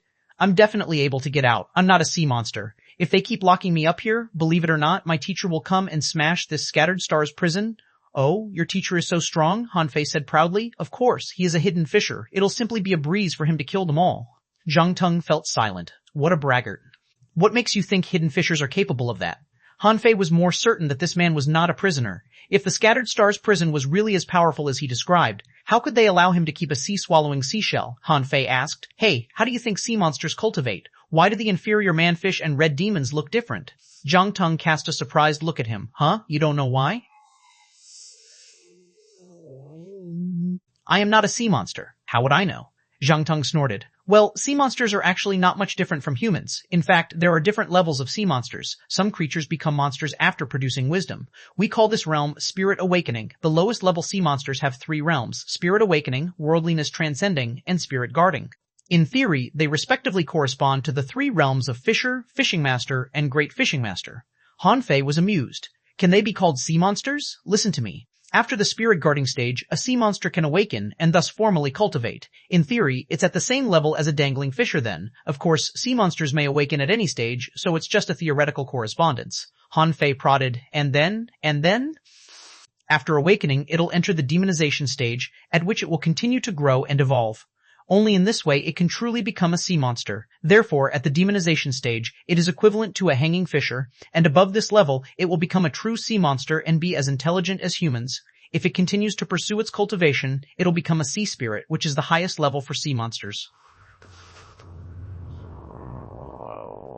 Spirit Awakening, Worldliness Transcending, Spirit Guarding, Awakening, Demonization, Sea Monster, and Sea Spirit, so sea monsters actually followed such a cultivation route. Under normal circumstances, a sea spirit was already equivalent to a law enforcer. But he was still a bit confused. Yang Ruoyun was only at the demonization stage back then, wasn't she? But why was she as intelligent as human beings? Chapter 646, The Prison Token. It was the first time Han Fei heard about the cultivation path of sea monsters, so he was quite curious and kept asking Zhang Teng more. Anyway, Zhang Teng was a fake prisoner and was trying to trick information out of his mouth, so Zhang Teng would tell him what he wanted to know. Han Fei sat cross-legged and leaned against Zhang Teng's cage. And then? What's after Sea Spirit? Isn't it the same level as Explorer? Zhang Teng was puzzled. Why did he ask me this question? Does he really have nothing to do with sea monsters? But he just smiled and said, it is in theory. But that level is too high. Who knows? Right now, red demons we can see are mostly at the demonization stage, but sea monsters are different from humans. Sometimes, even if it has the strength of a hidden fisher, it is still at the demonization stage. Han Fei smacked his lips and said, Suppose there is a level 100 big fish, such as a creature like the cloud whale, that suddenly transforms into a demon. Is it still at the demonization stage? Zhang Teng waved his hands. I don't know. Who knows this? Han Fei sighed. Forget it. What does that have to do with me? I'm a man who killed 2 red demons. Suddenly, Han Fei grabbed the cage and shouted to the outside. Hello? Anyone here? Has everyone fallen into a sea trench? Zhang Teng sneered and said, Stop shouting. If shouting was useful, I would have gotten out already. Han Fei grunted. Why did they lock me up here? I'm a genius who killed red demons. Zhang Teng was speechless. What's the big deal of it? Under our feet, there is even someone who has killed a group of sea spirits. Isn't he also locked up here? Huh? Han Fei was stunned. What did you say? Killed sea spirits? Is that to say, there is even someone who has killed creatures of the law enforcer level in this prison? Zhang Teng shrugged but didn't deny. Han Fei immediately took a breath. Fuck. Under our feet? Zhang Teng smiled. Yes. On the 4th floor. Han Fei looked at Zhang Teng suspiciously. Aren't you a prisoner? How do you know that there is a 4th floor in the Scattered Stars prison? I am a prisoner, but I am also a strong master. I could have become a 7-star master. Is it strange for me to know this information? Han Fei swallowed. Why is that person locked up in the Scattered Stars prison if he can kill sea spirits? Zhang Teng shook his head. Maybe he was in a relationship with a sea spirit. After all, sea spirits are almost the same as humans. Bullshit, Han Fei scoffed. Are you out of your mind? Who would be in a relationship with a fish? Zhang Teng chuckled. Whatever, it's none of our business anyway. They chatted for a long time, and Han Fei behaved like a noob who knew nothing at all. At the same time, he was thinking about how to prove to Zhang Teng that he was a human. Han Fei was racking his brain. He had never imagined that one day he would have to prove that he was a human. It was really ridiculous. So Han Fei began to practice the 108 Desolate God Body in his cell. The 108 Desolate God Body had been upgraded into a heaven-level divine quality combat skill with which he could absorb spiritual energy from the air. Han Fei stomped, and a spirit-gathering formation appeared under his feet. Then he began to practice the 108 Desolate God Body, and the surrounding spiritual energy all gathered around him and was extremely pure. As he expected, Zhang Teng immediately asked, Huh? What kind of body refining technique is this? It seems quite high-leveled. Han Fei smiled and said, Of course, don't you know where I come from? Zhang Teng shook his head. Where are you from? Humph, if I tell you, I'm afraid you'll be scared to death, Zhang Teng sneered. You wouldn't say that if you knew what I've experienced on the ocean, Han Fei grinned. It's different. Do you know the Thug Academy? That Thug Academy that once swept through the 36 towns and the 1,000-star city. This body refining technique was invented by the founder of our academy. Zhang Tong rolled his eyes. What a braggart. I have already investigated you thoroughly. If it weren't for the fact that you're from the Thug Academy, I would have killed you already and wouldn't bother to pretend to be a prisoner. However, what was body refining about? Refining physique, meridians, and bones. At this moment, pure spiritual energy flowed in Han Fei's meridians. Han Fei purposely made it flow very slowly in his body. Zhang Teng watched for a while and finally confirmed that Han Fei was a human. He didn't know if sea monsters had such meridians, but if Han Fei was really a sea monster, then the spiritual energy flowing in his body couldn't be so pure. Cough. Well, Han Fei interrupted him. Don't disturb me. I'm cultivating. Actually, Han Fei said angrily, Hey, I told you not to disturb me. Didn't you hear me? I'll cultivate hard to break through to be a hanging fisher quickly. Zhang Teng was amused. He turned around and appeared outside the cage. When he walked to Han Fei's cage, Han Fei happened to look up. At the moment their eyes met, Han Fei sank to the ground in shock. Fuck, how did you get out of the cage? Han Fei looked at the cage next door. No one was in it. Seeing Han Fei's stunned expression, Zhang Teng smiled and shook all the dirt off his body with spiritual energy. Then he put on a brand new dark green robe. Around his waist, there was a 7-star waist tag, and the one hanging with the waist tag turned out to be a prison token? Han Fei was dumbfounded. His gaze fell on the prison token, and he was lost in his thoughts. Is this prison token the token of the Scattered Stars prison? The same token that Master Hexagon Starfish has. Han Fei was really confused. The hexagon starfish was kept in the ordinary fishery by Ren Tianfei 300 years ago, so the prison token Han Fei held was produced at least 300 years ago. If only people at the 7-star rank could wear a prison token, how could the hexagon starfish get the prison token? So it was strange indeed that the prison token appeared in the hexagon starfish's treasury. Han Fei remembered that he once asked the hexagon starfish where he got the prison token, but he said he didn't remember. How could the hexagon starfish remember? He only liked shining things, and this black plain prison token definitely wouldn't draw his attention. Therefore, it was unlikely that this token was picked up from the bottom of the sea by the hexagon starfish. Since it was not picked up, it must have been put in his treasury by someone else. But who did it? Why did he put it in the treasury of the hexagon starfish? The only person Han Fei could think of was Ren Tianfei.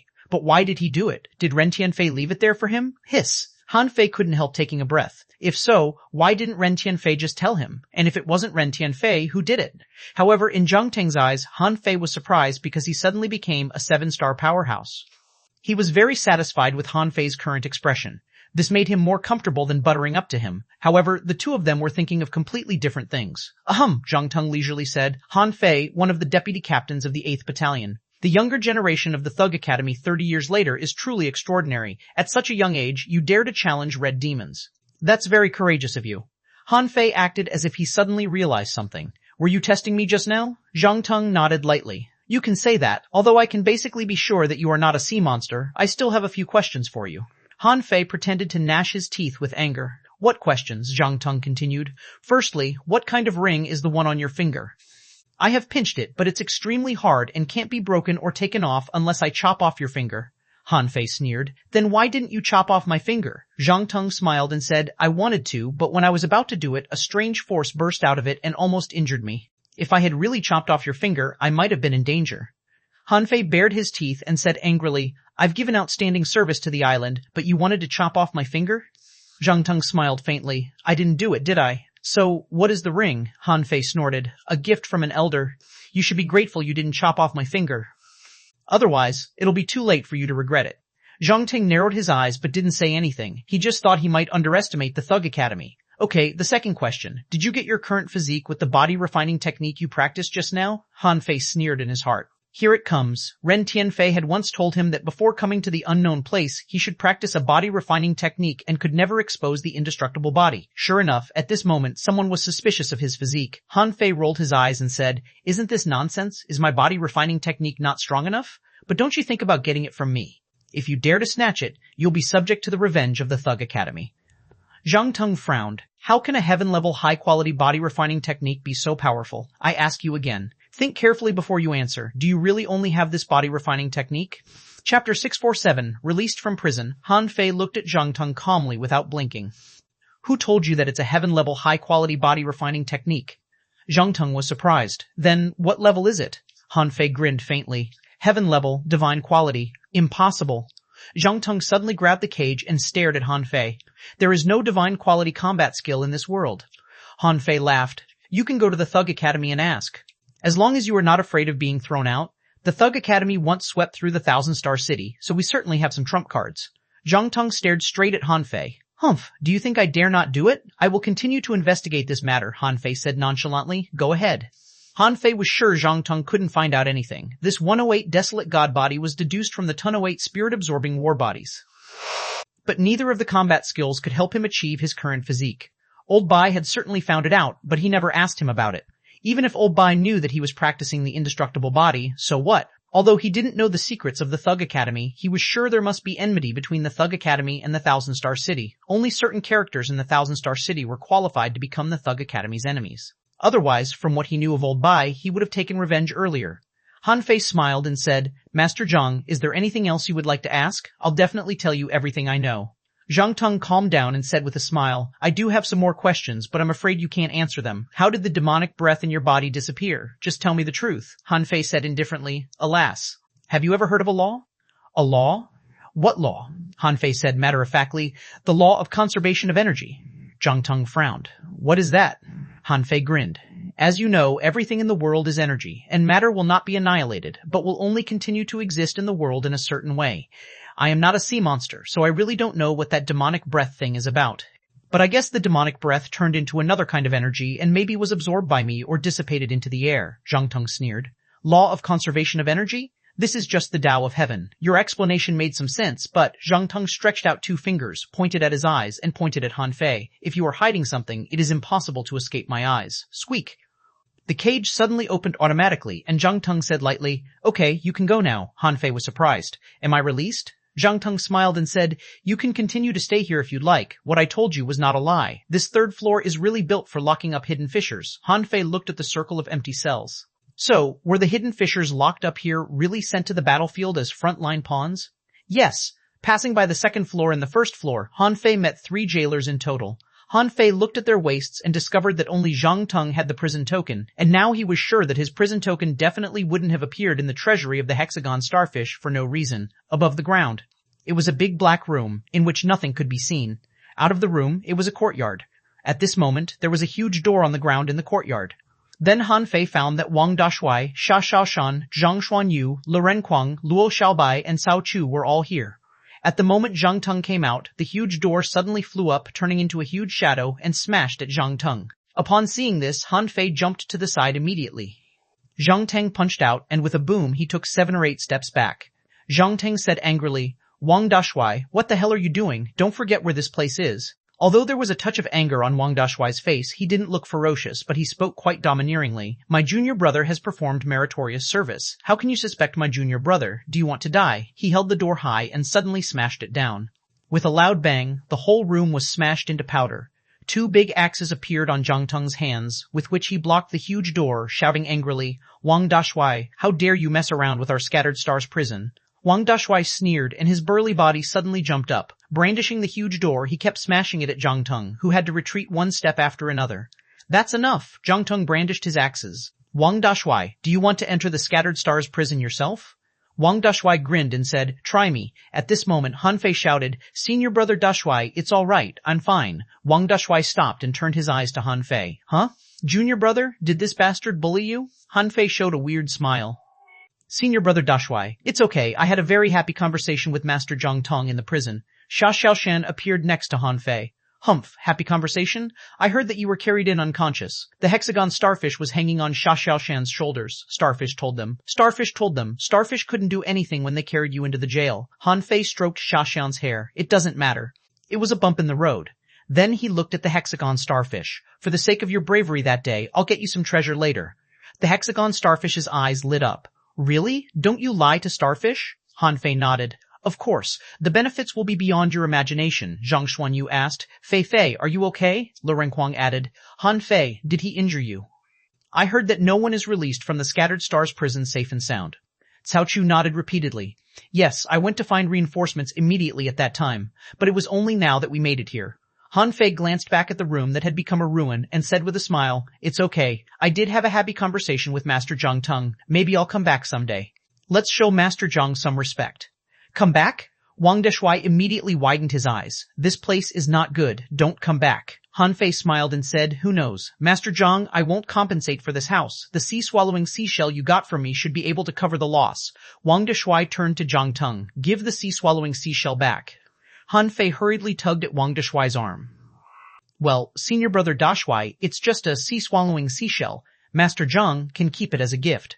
Wang Dashuai laughed. All right, it's up to you. Clang. Wang Dashuai carried the door and glanced at Zhang Teng. You should be thankful that my junior brother is fine. Otherwise, I would flatten you into a fish skin. The corners of Zhang Teng's mouth twitched and he sneered. Really? Get the 7-star rank first, Wang Dashuai scoffed. Junior brother, ready to go? Han Fei had already taken Xiao Xiaoshan's hand. Okay, let's find a place to have a big meal. After leaving the Scattered Stars prison, Han Fei discovered that it was very remote here. Wang Dashuai suddenly said, there are many people guarding here. Many of them are very strong. Han Fei was astonished. Then why did you smash that room? Will it cause you trouble? Wang Dashuai shook his head. It's okay. They won't do anything unless something big happens.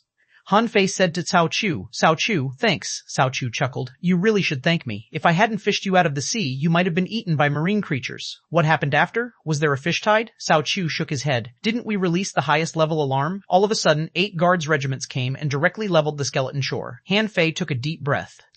That's good. Xiao Xiaoshan glared at Han Fei.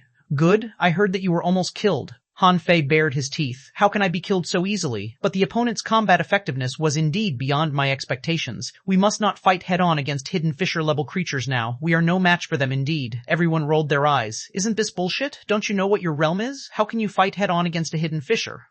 Cao Chu whined. My ancient jade. Han Fei patted Cao Chu on the shoulder. This time, all the credits are yours. Besides, I will help you seal some spirits in your weapons. Huh? Han Fei, why do you suddenly become so generous? Han Fei was taken aback. Really? Everyone nodded. Yes, everyone was already surprised when Han Fei said he would reward the hexagon starfish just now. Since when was Han Fei so generous? Han Fei chuckled. Money is not important. What matters is our friendship. Let's go and have a big meal. Only Han Fei knew that he was so generous because he wanted to get some more ancient jade from Cao Chu. The ancient jade was simply too powerful. Chapter 648, Gains. They didn't intend to cause trouble for Wang Dashuai in the first place. After all, although Wang Dashuai was from the Thug Academy, he was not as close to them as they were to each other. Moreover, when they had to turn to Wang Dashuai for help, it meant that they had begun to cause trouble. This was not a good start. At this moment, they found a place in the transverse mountain and began to eat hot pot. Luo Xiaobai frowned. Senior brother, someone is watching us. In the forest, Luo Xiaobai's perception range should be the farthest. With grass and trees as her eyes, she knew better about the surrounding situation than Han Fei. Wang Dashuai said gently, It's okay, we're not in the Scattered Stars prison. Anyone who enters the transverse mountain will be monitored. Han Fei asked, Is there a secret in this transverse mountain? Zhang Teng told him that one of the largest producing areas of spirit awakening fluid was in the transverse mountain. If what he said was true, then the entire transverse mountain should be the most heavily guarded place in the entire Scattered Stars island. At that time, Han Fei wondered why Zhang Teng told him that. Now he knew that Zhang Teng told him that because he was very confident in the security of the transverse mountain. He told Han Fei that just to see what his response would be. Wang Dashuai laughed and said, Yes, but don't mind it and don't try to break in. The strongest people in the Scattered Stars city are almost all in the transverse mountain. Han Fei frowned. Sure enough, the strongest are all here. That means this is the safest place on the Scattered Stars island. Han Fei picked up a piece of lobster meat and asked, Senior brother, do you know where there is a plantation on the island? Wang Dashuai was holding a large piece of sea cucumber meat in his hands and chewing happily. Hearing Han Fei's words, he was stunned. Plantation? Is there a plantation on the Scattered Stars island? Xiao Xiaoshan and others also looked at Han Fei. Does the Thug Academy have a territory on the Scattered Stars island? Han Fei grinned. Well, just guessing. Han Fei was confused. Strange. From what he knew of old Jiang and Zhang Qin, if they decided to settle on the Scattered Stars island, they would definitely have built a plantation.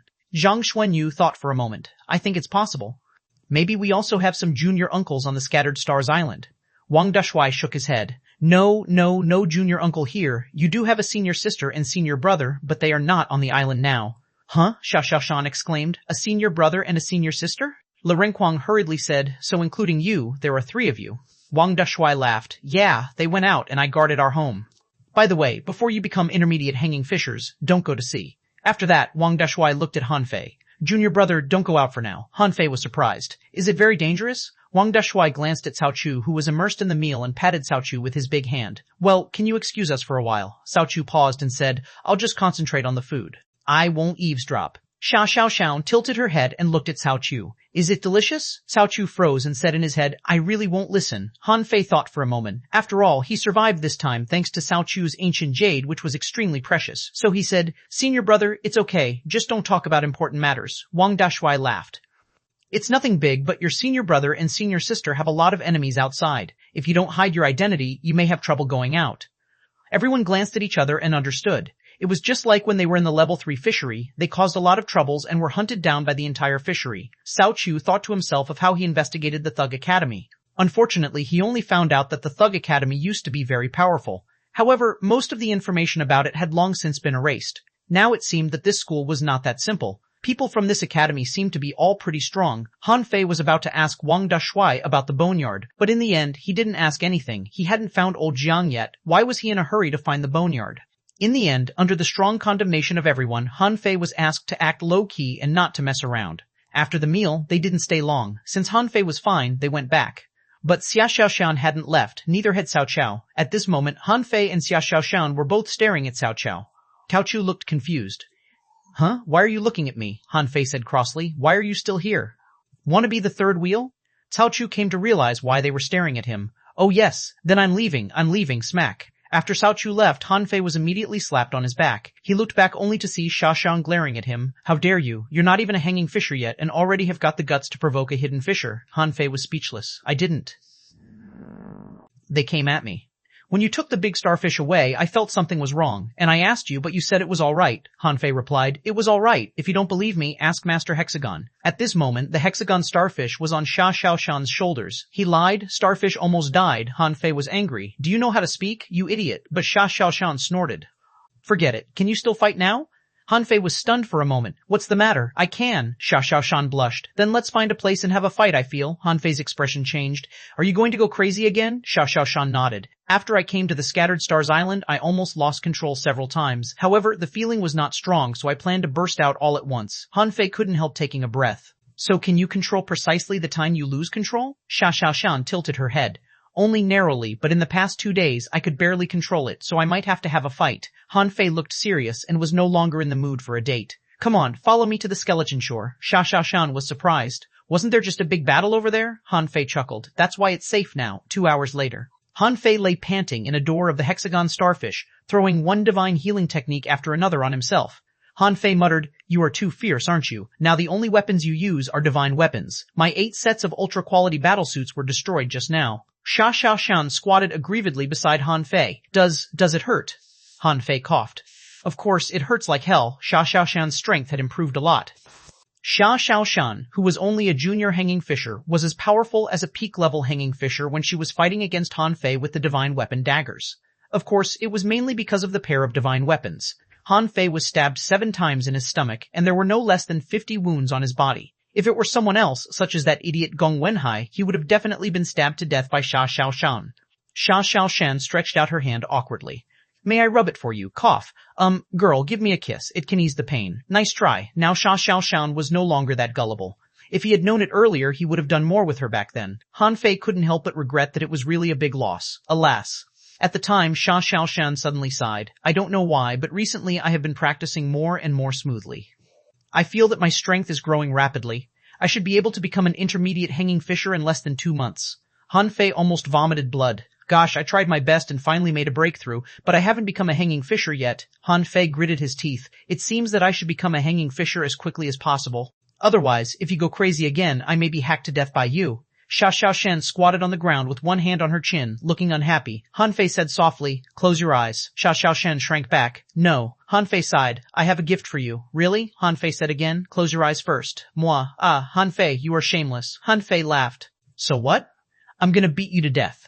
They frolicked for a while and Han Fei lay on the ground. Okay, stop it. I do have a gift for you. With that said, Han Fei took out about 500 caddies of Spirit Awakening fluid. This time, he actually obtained less than 5,000 caddies of Spirit Awakening fluid. The mermaid lied to him. There were only about 3,000 caddies in its sea-swallowing seashell. However, Han Fei was already content. This thing was so precious that 3,000 caddies was already quite a lot. Xia Xiaoshan was shocked. Huh, Spirit Awakening fluid? Han Fei handed it over and said, I got it from the sea monsters. That's why I had the battle with them. Xia Xiaoshan paused for a moment but didn't take it, saying, I can't use it now. Huh? Why? I told you, my strength is growing too fast and I need to slow down, so I can't use Spirit Awakening fluid now. Han Fei was suspicious. Maybe it can suppress your illness? Xia Xiaoshan shook her head. No, it can't. I drank a lot of spirit awakening fluid last time, but it didn't help suppress my illness at all. On the contrary, it seemed to be able to boost my strength faster. At this time, the hexagon starfish quickly said, I want it. Starfish wants it. Starfish is in desperate need of spirit awakening fluid. I think I'm going to make a breakthrough. Han Fei was speechless, frowning, and said, yeah, there is nothing you don't want. Fine, I'll give you 200 caddies for now. Don't waste it. Chapter 649, An Ingenious Use of Spirit Awakening Fluid. When xuanhuan left, she was going to leave the hexagon starfish to Han Fei because she felt that Han Fei needed it more. But Han Fei refused, on the grounds that he should be under surveillance for some time, so it wasn't convenient to bring Master Hexagon with him. As for the spirit awakening fluid, although it was a good thing, xuanhuan didn't want it because she needed to suppress her realm. Camp on the skeleton shore. When Han Fei came back, many people immediately swarmed over. Wu Xiaoxiao exclaimed, Captain, you're finally back, Yu Lingyun added. Huh? Captain, your strength seems to have improved again. That's really fast. Someone said, Captain, are you okay? I heard that you were seriously injured in the battle a few days ago. Han Fei smiled and said, It's okay. I came back safe and sound, didn't I? Come on, give me your points. This time I was seriously injured and spent a lot of money. Pay me back now. I need money to buy medicine. Upon hearing that, everyone drew a long face. Now, everyone in the 8th Battalion was so poverty-stricken that they didn't even dare to go out on holiday. Han Fei grinned cheerfully. This time, it was more scary than hurtful, and his gains were huge. He had earned a lot of credits in addition to spirit awakening fluid. Now his points must have almost exceeded 2 million. Although it wasn't even close to 8 million, many a little made a mickle. When everyone paid him back, the credits should be enough. After collecting the points, Han Fei said, smiling, Now dismiss. For the next while, we'll have to keep an eye on the shore and can't slack off. Yu Lingyun, come with me, in the woods. Yu Lingyun asked, Captain, what's the matter? Tell me, what happened later that day? Yu Lingyun froze for a moment and said immediately, We didn't actually fight for long after receiving your voice transmission. Because the highest level alarm was issued, the reinforcements came very quickly. Nearly 20,000 people entered the sea and swept across the shore with irresistible force. The marine creatures on the skeleton shore were almost exterminated. Han Fei took a breath. I'm not asking this. I'm asking, after that day, has anyone come to investigate? Yu Lingyun looked at Han Fei and nodded earnestly. Yes, and more than once, especially the area where you were fighting, which was circled as a restricted area the next day. There have been people searching for something there. Han Fei fell into a reverie. He didn't say anything about the half-mermaid, but others might find out about it. The strong masters could guess what happened on the battlefield by checking the combat traces. Han Fei wasn't sure whether the existence of the half-mermaid had already been discovered or not. However, even if someone came to ask about it, he could just say that the half-mermaid ran away. Anyway, it was impossible for them to find the mermaid's corpse. Moreover, Cao Chu's ancient jade was so powerful that the half-mermaid was killed without any chance to fight back. There shouldn't be many traces left. Cao Chu was still studying his poison god. When he saw Han Fei, Cao Chu's first words were, Did the poison god work at the time? Han Fei thought for a moment. After the poison god wrapped the half-mermaid, the latter was vomiting its internal organs out, which he witnessed with his own eyes, so he immediately nodded. Yes, the poison god is indeed more powerful than the poison king. Cao Chu asked, But it takes time, right? Huh? Cao Chu rubbed his head. I've thought about it. The attack of poison takes time. But real strong masters won't give us any time for it to take effect, so I just tried adjusting the formula of the poison god.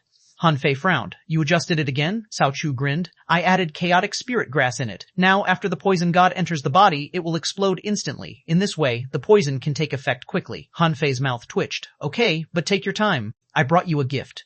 What is it? Han Fei handed 500 caddies of spirit awakening fluid to him. This was found on the sea monster, totaling 1,000 caddies. Let's go halves. After all, what really killed those sea monsters was your ancient jade. Cao Chu's eyes widened. Spirit awakening fluid, 500 caddies, isn't that equivalent to 2.5 million credit points? For Cao Chu, he was not short of money, but he was seriously lacking in points. He never fought, so the source of points was scarce. And there was very little spirit awakening fluid for sale in the market, and most of them could only be exchanged with credits. Therefore, no matter how powerful the Cao family was in the Thousand-Star City, it wasn't easy for him to get 500 caddies of spirit awakening fluid. Therefore, at this moment, Cao Chu laughed from ear to ear. 500 caddies, it'll be enough for me to thoroughly remold myself. Han Fei was surprised. Remold yourself? Cao Chu was shocked. Don't you know, Han Fei? Cao Chu explained. You don't even know? It's said that spirit awakening fluid can nourish one's body and slowly refine it to become a flawless body, and there is even a certain chance that it will promote the upgrading of spiritual heritage. Han Fei frowned. Really? If it is really so powerful, wouldn't there early be an invincible sea monster? And wouldn't conquering the Scattered Stars Island be as easy as a pie for them? Cao Chu chuckled. I don't know, so I'll have a try first. Han Fei was willing to give the spirit awakening fluid to Cao Chu. Although this little fatty refused to fight, he had a lot of good things on him. Han Fei thought maybe he could borrow something from him again in the future. Well, Chu, do you still have any ancient jade? Can you give me another one? Cao Chu immediately shrank back. No more, even if I did, I can't give it to you now. What if you make trouble again? Han Fei was a little surprised. Cao Chu's attitude was quite decisive. Maybe he could slowly persuade him into giving him another piece of ancient jade. After all, it was really a powerful trump card. After a few words with Cao Chu, Han Fei entered his treehouse.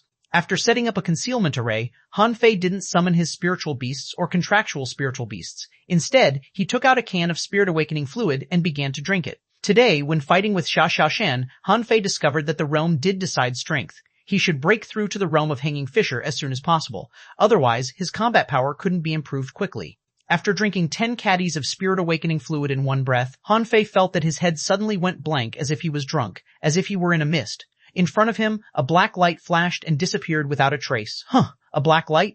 Black and light were incompatible words. Black represented darkness and light represented brightness. The two shouldn't appear at the same time. But at that moment, Han Fei did see a black light.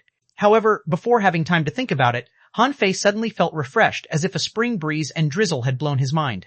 Then he felt that his meridians were numb and itchy, with strands of emerald green color blending into his flesh and bones. Han Fei discovered that his physique seemed to be undergoing slight changes. It felt just like the first time he swallowed a spiritual fruit. The effect of 10 caddies of spirit awakening fluid quickly dissipated, and Han Fei immediately swallowed another 10 caddies without hesitation. Then he discovered a strange phenomenon. His upper limit of spiritual energy of 7,912 points was slowly decreasing, slowly becoming 7,900 points, 7,800 points, 7,800 points. When his upper limit of spiritual energy was lowered to 7,800 points, however, Han Fei didn't feel that his physique was weakened. Instead, he felt that his strength and capacity for spiritual energy were better than before. Immediately afterwards, the data began to rise. After taking 50 caddies of spirit awakening fluid, his upper limit of spiritual energy had risen to 7,900 points again. After taking 100 caddies of spirit awakening fluid, it had reached 7,908 points. After taking another 100 caddies of spirit awakening fluid, Han Fei suddenly discovered that his upper limit of spiritual energy was stuck at 7,999 points and no longer rose. It seems I'm ready for a breakthrough. Han Fei was a little stunned. In the past, he gave all the spirit awakening fluid he got to Little Black, Little White, and the other beasts, but didn't use it on himself. But now, Han Fei found that the spirit awakening fluid actually worked even better on humans. He immediately practiced the 108 Desolate God body once again, which he found easier to complete, although his upper limit of spiritual energy didn't change at all. Sure enough, the spirit awakening fluid, just like the spirit swallowing fish soup, could boost one's physique. Han Fei was quite sure that the spirit awakening fluid could not improve his realm but his physique. Although he drank 200 caddies of spirit awakening fluid, his upper limit of spiritual energy was only raised from 7,912 to 7,999 points, and this slight change was due to a change in physique. And now, after Han Fei just broke through to be a peak-level dangling fisher 3 or 2 days ago, he felt he was going to make another breakthrough. This seemed a bit too fast. Forget it. Let's do it half a month later. Han Fei didn't choose to make the breakthrough immediately. He was just released from the Scattered Stars prison, and there must be someone keeping an eye on him. If he made a breakthrough only 3 days after the last one, it would arouse someone's suspicion. Moreover, his current combat power was sufficient. If he made the breakthrough, he might be transferred away from the 8th Battalion. That would be the last thing he wanted to have happen. After all, he hadn't recovered all his points yet. Chapter 650, Become a Hanging Fisher, a month later. There was only a small fish tide on the skeleton shore, and nothing big happened in the last month. Every day, everyone was fishing and hunting in the sea. In order to repay their debts, everyone had tried their best to earn points. During the period, although some people died, the number was extremely small, with less than 5 people. At a place like the Scattered Stars Island, this mortality rate was extremely low. And in the 8th Battalion, the richest one should be Han Fei, who had almost earned 6 million credit points, already close to 8 million. This morning, many people went to sea. Suddenly, the spiritual energy within a radius of tens of kilometers gathered towards the skeleton shore camp. Someone is making a breakthrough. That's strange. Why is there such a loud noise? Is someone breaking through to be an advanced hanging fisher? Oh, isn't the spiritual energy gathering towards where Captain Han lives? Let's go have a look. Yu, Lingyun, Wu Xiaoqiao, and the others had already waited outside of Han Fei's treehouse. Sister Lingyun, I can't imagine how strong Captain will be if he makes another breakthrough, Wu Xiaoqiao said expectantly. Yu Lingyun nodded seriously. The 8th Battalion will be invincible then. It's so strong. Look at the gathering spiritual energy. The breakthrough to become a hanging fisher shouldn't be like this. Gu Daliang held his armor box. The captain's physique is really tough. Little did they know that Han Fei had tried his best to cover up this breakthrough. Every time he made a breakthrough, he required a huge amount of spiritual energy. He needed to set up a spirit gathering array to attract the surrounding spiritual energy to cover up the spiritual energy constantly pouring out of Forge the Universe. After half an hour, the spiritual energy was still gathering. Han Fei had already consumed nearly 5 million points of spiritual energy, and he was about to break the barrier. With a lot of spiritual energy expended, Han Fei became thinner, so he had to swallow 2 big mouthfuls of candle dragon blood to stabilize the process of the breakthrough. Crack. With a crack, the surrounding spiritual energy vibrated, and Han Fei's body seemed to suddenly become a dried river. He shattered 3 high-quality spiritual stones in a row and narrowly supplied the spiritual energy he needed. Perhaps because his void fishing technique was too high-leveled, when he made the breakthrough, he consumed more spiritual energy than others. Besides, he not only needed to break through but also needed to stabilize his realm, accomplishing the whole task in one stroke. Therefore, Han Fei had to continue to supply the spiritual energy required. Outside, many people exclaimed, "Huh? Hasn't Captain Han finished his breakthrough? Why hasn't the spiritual vortex stopped?" Someone guessed. Perhaps he needs to stabilize his realm after the breakthrough. Yu Lingyan reached out. "No one is allowed to peep. We must not affect the captain's breakthrough." Yu Lingyan informed everyone by means of sound transmission. After all, speaking out was very likely to affect Han Fei. But little did Yu Lingyan know that Han Fei could hear Yu Lingyan's voice transmission now. Huh? Can I eavesdrop on others now? This was the first thought in Han Fei's mind. Before he had the time to be happy, however, he suddenly discovered that his supply of spiritual energy was slowly diminishing. He immediately looked inside his body only to find that the originally smoothly flowing spiritual energy had begun to thicken. Only after about 10 minutes did Han Fei let out a sigh of relief. It turned out that it was not that the spiritual energy became sticky, but it turned into a spiritual fluid in his body. Han Fei suddenly remembered what Xiao Zhan and Wen Renyu once said. Dangling fishers were only low-level cultivators, and only by becoming a hanging fisher could one formally step on the path of cultivation. Could it be that this breakthrough started with spiritual energy turning into spiritual fluid? The transformation of spiritual energy into spiritual fluid lasted for about half an hour. In this breakthrough, Han Fei consumed a total of about 8 million points of spiritual energy. When the breakthrough was finally completed, Han Fei immediately looked at his data. Owner Han Fei level 42 junior hanging fisher spiritual energy 46,655 9001 spiritual power 51 1005 perception range 9999 meters spiritual heritage level 5 high quality spiritual beast twin yin yang spirit swallowing fish level 38 H.U. Main art void breaking technique volume 4 of void fishing demon level divine quality. How can I be level 42? Han Fei was stunned when he saw the number 42. It shouldn't be. According to his experience, he should be level 43 now, a well-established junior hanging fisher. Obviously, something went wrong. He was a hanging fisher but was only level 42. Besides, his upper limit of spiritual energy had become 9001 with an increase of 1002 points. But Han Fei always felt something was wrong. The upper limit was supposed to rise quite a bit after this breakthrough, but it didn't. Han Fei checked his realm and level and his heart sank. The advantage of the void fishing art on rapid breakthroughs was gone, and although he was level 42 now, his realm was not stable. However, Han Fei didn't panic. After all, Xiaoshan and the others all upgraded like this. In a small realm, the upgrading rate should be relatively fast. He would find out in the future. But his spiritual power did increase a lot. Not only had he broken a barrier, but he also seemed to grow a little more than he expected in this aspect. Now he could continue to absorb soul crystals or the god-scaring painting. This was good news. When facing the half-mermaid, Han Fei discovered that the other party's perception range was greater than his own. It could be said that under the offensive attack of powerful masters, whoever had greater perception range would take the upper hand. This was beyond doubt. Therefore, Han Fei knew that now soul crystals must also be included in his purchase plan. With this in mind, Han Fei frowned. He hadn't collected enough points to buy the million poison fruit yet, but now he also needed to buy soul crystals. He didn't have that many points. Only in a month, the caddies of Spirit Awakening fluid had already been used up by him. He used all the Spirit Awakening fluid on his beasts except for the 200 caddies he used on himself and what he gave away. Little Gold had been upgraded by 3 levels, reaching level 38. Nine Tails by 1 level, reaching level 38. Little Black and Little White by 2 levels, reaching level 38. Little Fatty was fed 200 caddies of Spirit Awakening fluid, but his level remained unchanged, still at level 38.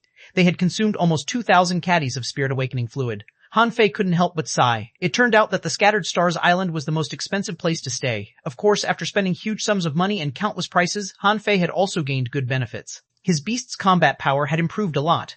At least, Han Fei was confident that most hanging fishers, if not all, wouldn't be able to beat him. As for those geniuses, they would be defeated by him sooner or later. However, Han Fei had only been on the Scattered Stars Island for more than 2 months, so he was not in a hurry. When all his beasts reached level 40 and gained some unknown inheritance, and he became an advanced hanging fisher with some divine weapons, he would truly have a place on the Scattered Stars Island. As for now, he was better off staying on the island and not going to sea, because once he went in, he might never be able to get out. In the treehouse, Han Fei was eavesdropping on other people's voice transmissions. Someone said, "Hey, where do you think Han Fei is from? He upgrades really fast. It only took him 2 months to become a hanging fisher from an advanced dangling fisher. The speed is simply scary." Someone responded, "And don't forget he is a body refiner. This is the really scary part." A girl said, "Shinner, do you think it possible for me to drug Han Fei and make him faint? Why, after he faints, I can fuck him and make him my man." Puff, cough, cough, cough. In the cabin, Han Fei choked and thought, "Are these girls serious? They are too dangerous. We boys have to protect ourselves against these horrible women." Since he had coughed, he could only go out. Han Fei smiled and said, "Haha, I had a sudden inspiration this morning and then made a breakthrough. I was really lucky. Congratulations to Captain Han for breaking through to be a hanging fisher." "Han Fei, your breakthrough speed is truly fast. Captain Han, I find your temperament has changed." Han Fei laughed. "Cut the crap. I know that many of you have almost paid off your debt. Is there anyone else who wants to refine an ultra-quality spiritual weapon? I'm available now, and the price is the same as before." Everyone immediately fell silent, thinking, "This guy is tempting us again." Many people hadn't paid off their debt, and they smiled bitterly, saying, "Captain Han, let us collect enough points first. We haven't accumulated enough materials, spiritual energy, or credits, not even close." Han Fei smiled. "No hurry. By the way, I will go to the refining hall these next few days. If something happens to the skeleton shore, remember to find me in the refining hall." Wu Xiaoxiao stepped forward. "Captain, you haven't taken us to the sea for a long time." Han Fei paused. "Huh? Really? You know I'm too busy. Wait for me to come back. Then I'll take you to sweep across the skeleton shore. As for now, well, you can ask Cao Chu to take you to the sea. He will take my place for now."